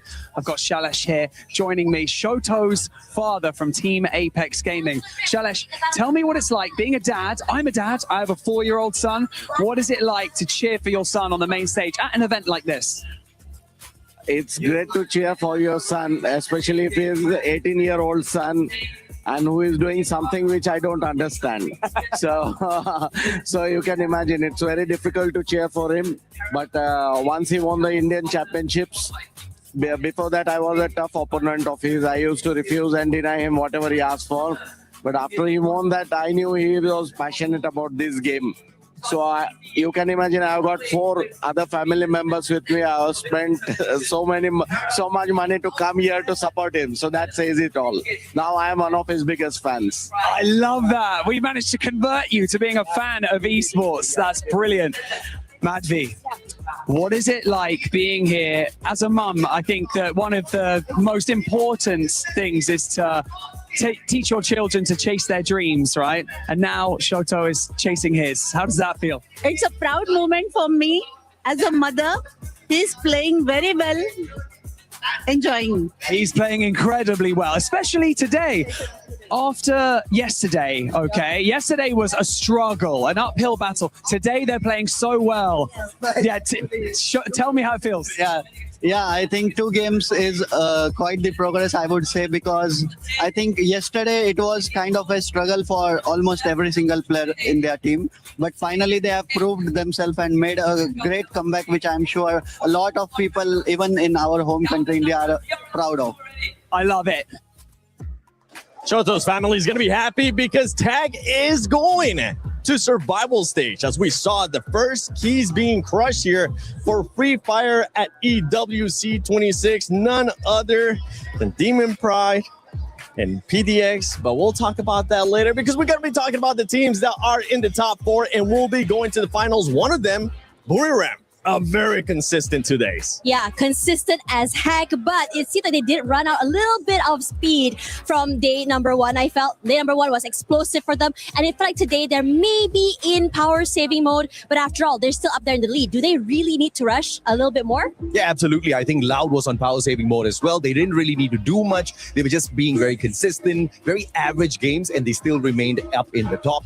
But what's interesting is Gun Dynasty kind of slowing things down today, intentionally or unintentionally. Unfortunately for them, Loud has taken away their spot in the top 4 already. They get to move on into the grand finals. But more importantly, it was the storyline of who's at the bottom. And Titan Esports Club, TEC, many doubters out there. Of course, tons of supporters as well. They have managed to save themselves from relegation. Just barely. It feels like just barely, because at the beginning of the day, I mean, throughout the day too, that squad was just there in contention, doing enough to what it took to keep them away from those bottom 2. But the way you were talking about Gun Dynasty, that's a team that slowed down in a big way. Yeah. Lace, boy, did they slow down in another squad that was kind of able to bring it back up as we see the top 4 teams that will be moving on to the grand finals. What's Falcons? Yeah, I mean, Team Falcons, you know, I sort of said that this is something that they need to showcase a little bit more grunt into it. And boy, did they do that. So from up to about 10 matches, they were about 9.4 average kills and to 4.4 placement, which is actually beating, you know, teams like Gun Dynasty, who, you know, just brought it back in these last couple of matches. So seeing that sort of like, I guess, competition between these 2 teams, Falcons, Gun Dynasty, is obviously what makes these storylines so fantastic. Clearly not enough to make it into that top 4 we saw in that final circle. It was like looking good for these teams, and then somewhere along the lines, you know, they came in from the eastern side. I know, like, I think it was Loud holding the eastern corner there for quite some time in the position. So it was very difficult for Team Falcons and obviously Gun Dynasty to sort of get that fruition and get those extra placement points that they needed to push them up to that top 4. But look, if we're looking into like survival kind of matches here, this is an excellent feat from them. So I'm pretty keen to see like what happens with like the next group and how these guys will go in contention with that. But like a great, obviously, you know, I guess team effort from Team Falcons for them today. Indeed. They need to find a way to get those booyahs, because as you saw there in the top 4, it was just squads that were able to get booyahs. Apex Gaming, I mean, we saw what one of the players' families was saying there, happy with their performance. A little bit too late from what we saw in the first day, but a great bounce back for this squad going into survival and taking some momentum with them. Yeah, it's crazy seeing this team, if you think about it. Yesterday, fairly quiet. Now coming in today, I think coming in really hot. And I think it's really good as well, because day 1 is more of like icebreaker day. Everyone's just trying to get a feel of each other as well, right? Yeah. But another team I really want to talk about as well is Aurora. Yeah. Because coming into this, I would say that around Neptune. True. They were a team.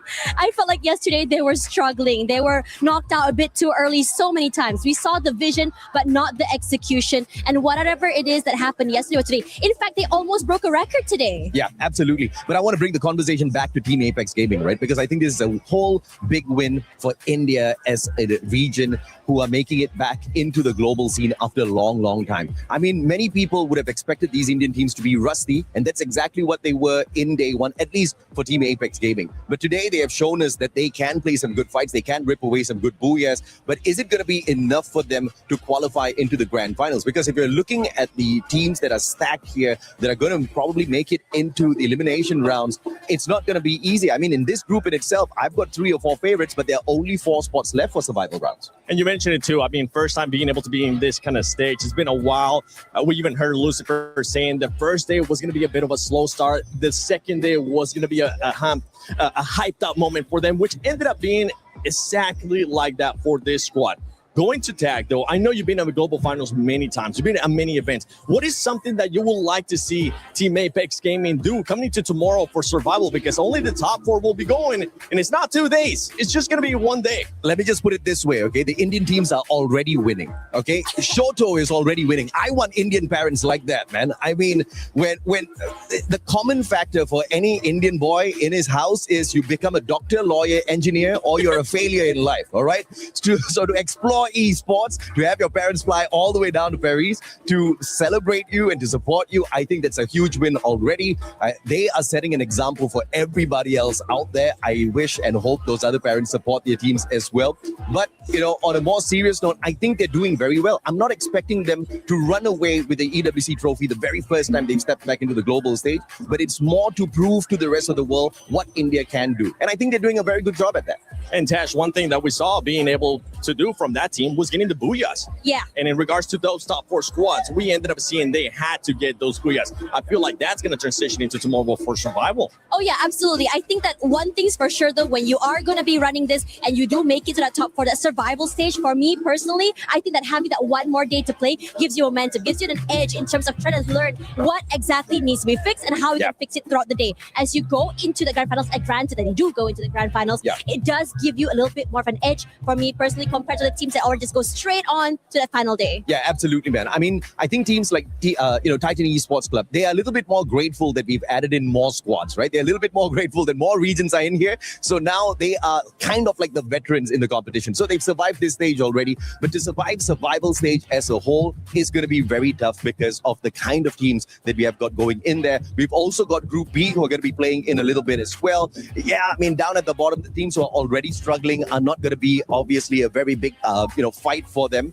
But the teams that do make it in there, I think the survival stage is going to be a hell of a lot more exciting than whatever we've seen in the past 2 days. Yeah, on the broadcast, I think it was the other day, we watched this group and I've been saying that it's kind of like 2 lobbies in one group. Yes. We have ahead of the pack, the top of the lead, the AGLs, you know, all sitting up there, and then everybody sort of fighting in your mid-range to the end, which is pretty tough for this lobby. Like, this lobby is exceptionally stacked. And, you know, if we do sort of like swivel over and move over to our second lobby that will be coming up, you know, you're talking about India, SAUL, they're sort of in that middle pack range as well. So it's going to be an absolute grand fight, I feel like, in the survival match. But one thing I want to pick your guys' brains on, if this is okay. Yesterday, Paradox's performance was actually exceptional. Yeah. They have now found their way right down to the bottom of the leaderboard. Yeah. I guess, you know, I'll hit this with you. Was there any sort of inconsistencies that you saw being like watching this team throughout their play style today? No, not at all, right? It's the first time Africa is stepping onto a stage like this. They don't really have a lot of experience in the esports scene within their own country. They don't have a lot of powerful teams to go up against, to scrimmage against. So coming in here, it's all about learning. It's about the experience. It's about, you know, traveling around Paris, just watching, exactly how the culture is like here, you know, having some baguettes. I mean, it's exceptional just to get here in the first place. Absolutely correct. Isn't it? Yeah, I think it's inspirational. That's what you were for the saying rest of about the team. tag too. I mean, you feel like this is definitely a win for that squad. The experience that they're going to be getting is going to transition into later on with some of the other squads. And I think this is something that Neptune was touching about. And we even heard Conchita touching upon it too from EVOs. They did have one of the players that was just starting off. They started off slow, but they ended up bringing it back as well. Same with the other squads. Aurora, I know that's one squad you were just talking about earlier on. They weren't able to bring it up. It's been quite a bit of an inconsistent 2 days for Aurora. Yeah, they were struggling on day number 1. Even today, I think one thing's for sure about them, though, kind of like Tag, right? Yeah. You can see that they were making it up with these big hero plays, these big hero moments. You want to play catch up. It's good. But for me personally, consistency is key. You want to be able to go to that next map with at least 5 to 10 points just to keep yourselves ahead of the rest of the teams. That's for me personally. Yeah, you are being too Asian mom with this right now. We have seen Aurora play for many years, and I think, 2 out of the 4 players on the main roster already have got the global stage experience, but they've been missing the past 2 years, right? Multiple roster shuffles, but now they are kind of getting it together. So this is one of their best performances that we've seen from them in the past 2 years. So based on that, they're doing hella well, right? I didn't expect them to walk away with an almost record-breaking game. That was in the game crazy, number though. 5. Yeah, that in itself shows how good they have come. Great momentum too, that they're going to be able to take that into survival. And that's the thing though, you can be consistent here when we're talking about groups just to make it to survival, but it is going to be a bit of a level up, a big level up when we end up moving to survival, because the top 4, that's all you get. After that, it's not just 2 teams that are going to be going home, it is going to be the rest of the teams that are going to be going home that are not in those top 4. So going into survival, I know, by the way, there's amazing people that have joined us, Tash, Bunny, AJ, and Lace, especially you two. You guys are going to get a chance to cast that Group B. We'll get a chance to break down Group B with the other squad, but I want to just pick their brain. Who is somebody that you're going to be keeping a close eye on coming up in Group B? Man, I am not keeping my eyes on anyone, right? That's the beauty about shoutcasting a battle royale. Anything goes, anything happens. Like from what we've seen already in Group A, teams that kind of didn't really do all that too well yesterday, even Titan Esports, they weren't having a fantastic run yesterday. Today is where they showed us what they're truly capable of, right? And that's exactly what I'm expecting to see. Teams who were not doing too great yesterday to step it up. Teams who are doing great, maybe, take a little bit of a pause, just like what Loud did, just like what Buriram did. Don't get too crazy with it.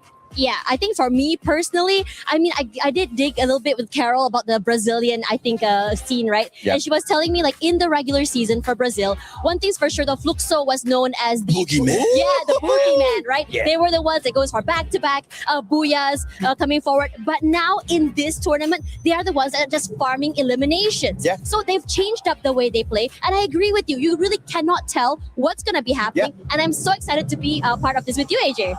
Likewise, Dash, right? And, speaking about Fluxo, I am not too worried about them at all. That's the team that we are definitely going to see at the grand finals. I'll be shocked if we don't see Fluxo in the grand finals. I mean, let me give you my little opinion here on the end, guys, because I shouted it from the rooftops right at the top. We need to look at Team Secret, guys, okay? I have placed them as my underdog, all right? The view is here. Underdog! Yes, and if we saw from there, like, obviously, groups from yesterday, shaky start, but then they pulled out these bazingas just to skyrocket up the leaderboard. So, I don't want to jinx them. I know we're all about jinxing, unfortunately, but this is going to be one team that needs to obviously make this happen. Yeah. And I'm going Team Secret. I mean, this group has been just talking about when we went to Group A, it was pretty much Southeast Asia. When we went to Group B, it was none other than Brazil. You can hear the crowd in the background. You can hear them getting hyped up. And for everybody currently watching at home, don't forget, support your local team. Get into Free Fire. Make sure you support your local team, whichever one it might be. You can be biased. It's okay. We try not to be biased here, but sometimes it ends up happening.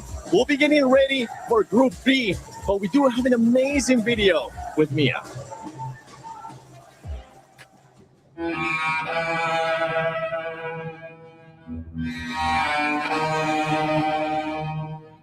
Yo estaba en el trabajo y ya cuando estaba bajando camino hacia la casa ocurrió los temblores. Ya cuando nos frenamos y esperamos que pasara los movimientos para poder pasar, porque yo iba a pasar por un túnel. Entonces cuando pasó, logré bajar a casa y estaba buscando a mi mamá. Ya cuando la encontré, se encontraba llorando, y cuando pasamos al apartamento nos encontramos los bloques, estaban partidos, tenían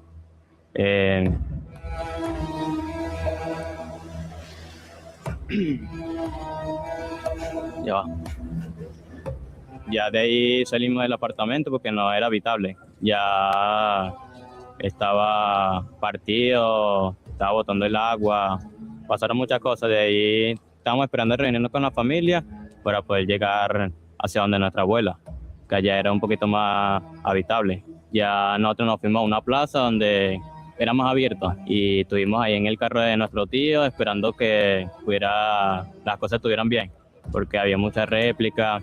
En un momento nosotros estábamos en la plaza y yo estaba logrando contactarme con el equipo, pero no podía porque no había señal, no había luz, como durante 2 días. Entonces nosotros esperamos los 2 días, nos acostamos en la camioneta, en el carro, y ya cuando llegó la luz pude contactarme con el equipo.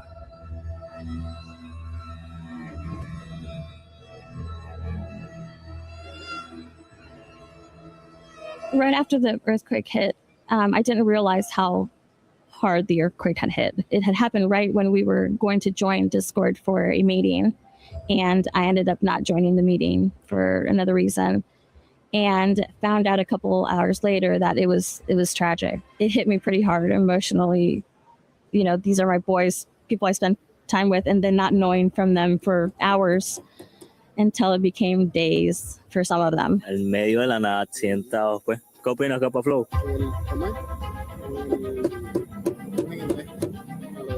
Feo porque nosotros teníamos pensado ir desde el aeropuerto de Caracas, que me tía. Ya teníamos todo planeado, todo bien, pero hubieron rumores que las carreteras se habían dañado por el terremoto y así. Entonces varias gente nos dio opciones, ejemplo, que nos podíamos ir por Medellín, y así fue lo que hicimos, pero fue por Medellín. After we knew that we were going to attend EWC, I already had a relationship with the mothers. So they knew my name. They always heard me on Discord when I spoke to them. And one of the things that I told them and I promised them was that I was going to take that trip with them from Venezuela directly here, and that they would never be away from me, that they were going to be with me the whole time. And the minute I found out that I wasn't going to be able to travel with them from Venezuela, it just broke my heart. And I try to make it as transparent, as much communication. I tried to inform the mothers. Up to now, we have a WhatsApp group that they're constantly receiving pictures. They're constantly getting updates from me, and they know that I've been trying my best to keep them updated. Lo más difícil del viaje fue separarme de mi familia. El proceso de tomar la decisión fue hablarlo con mi familia, porque no estábamos seguros si ellos me querían dejar ir, porque como había muchas réplicas y estamos en familia, no nos queríamos separar. Entonces hablamos de eso en familia y mi mamá tomó la decisión de dejarme ir porque era una oportunidad grande. Duramos como 5 horas para llegar a Barquisimeto, después 14 horas para llegar a Cúcuta y como 14 más para llegar a Medellín. The day after it happened, I knew there was something that we could do, and the Free Fire community as well. And I started doing some flash tournaments on Thursday, which was that next day. I started putting statuses on my WhatsApp of who in the community wanted to contribute, whether it's a mod, whether it's a narrator, so we can do live, whether it's a producer to do live on TikToks, and also to teams to see who wanted to join and make a donation to be able to play our tournaments. We did 5 on Friday, 5 on Saturday, 5 on Sunday, every day for a whole week. The tournament, I named it as Manos Unidas, which means United Hands, which also contributes back to, our logo, which is a logo of a picture of my hands. So Manos Unidas just came naturally. United Hands as a community, we come together to try to help our Venezuelan friends. And we had a lot of turnover. I mean, we had a lot of people wanting to join it and contributing more than, the normal. When we come back to our homes, this coming week, we're going to have bigger tournaments that are going to last for about a week. That's going to be our goal now, to continue raising funds. For them, this is a dream come true. Coming from the whole tragic of the earthquake, it's just makes them stronger, makes them believe more that this is meant for them, and they're gonna do a great job. I trust a lot in our team, and I know that they're going to try their best to take something back to their country.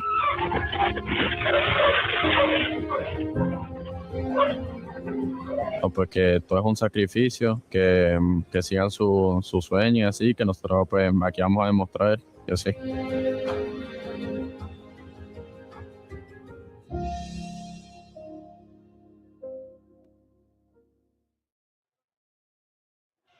A team that has been able to overcome adversity with tragedies that happen.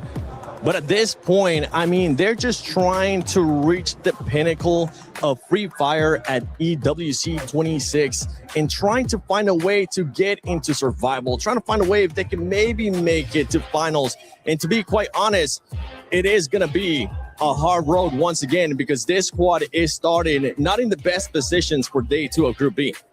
Yeah, it is definitely a hard climb for Mia Corp, but hearing what they have to go through, it is such a miracle for them to be here with us today. And of course, it's for them, it is also a milestone and something that they can forever be proud of. So yeah, this is just one of those stories that gets you thinking of how grateful and how easy you have it in life compared to others. Yeah, I mean, one thing is I personally saw their qualifiers into EWC. I was shoutcasting their games, and this is a team that really surprised everyone. We really didn't expect them to get in that champion rush condition, and I'm like the story that they have.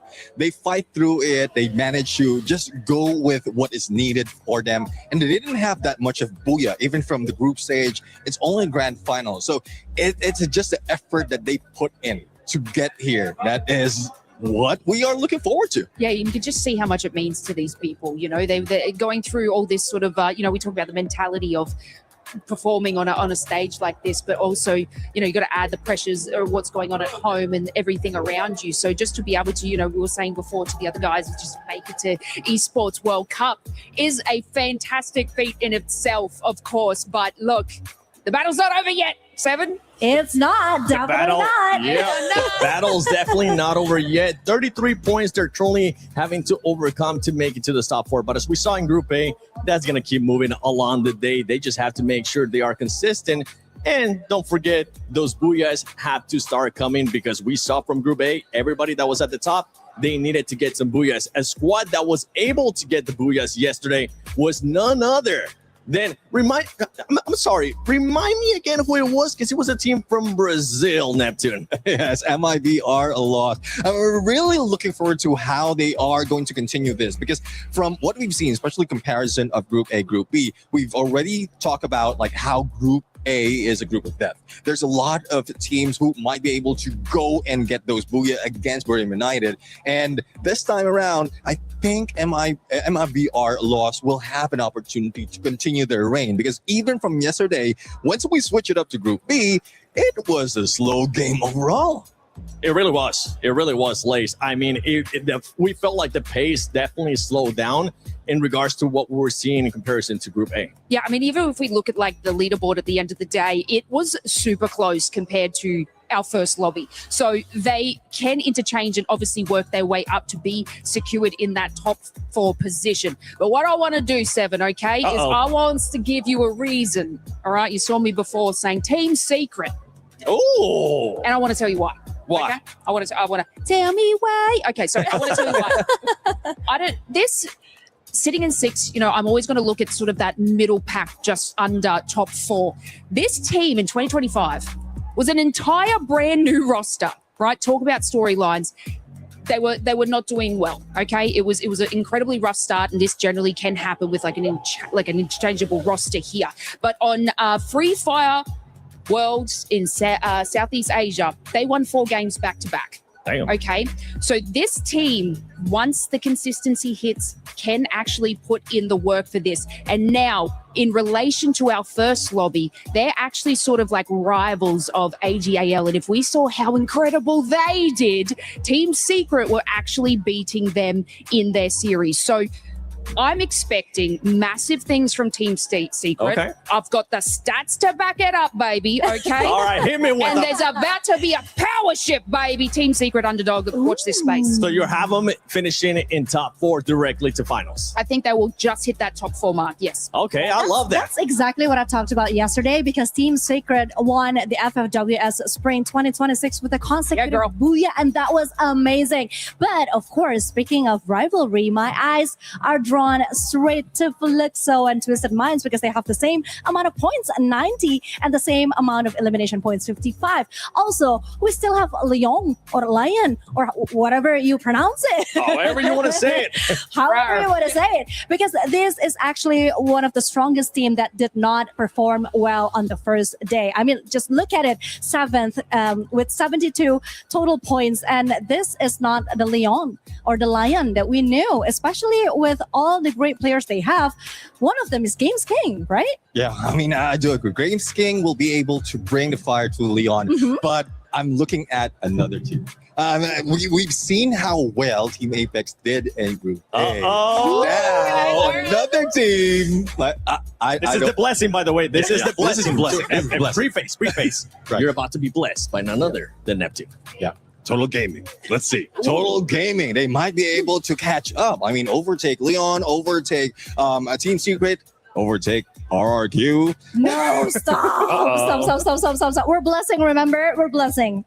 He's blessing That's how all he those blesses his teams teams. as well. Blessing all those teams. One team that you were able to actually bless yesterday, Conchita, was RRQ, and it worked out perfectly how you mentioned it. Starting slow, maybe some jitters of day one, but they were able to turn that around.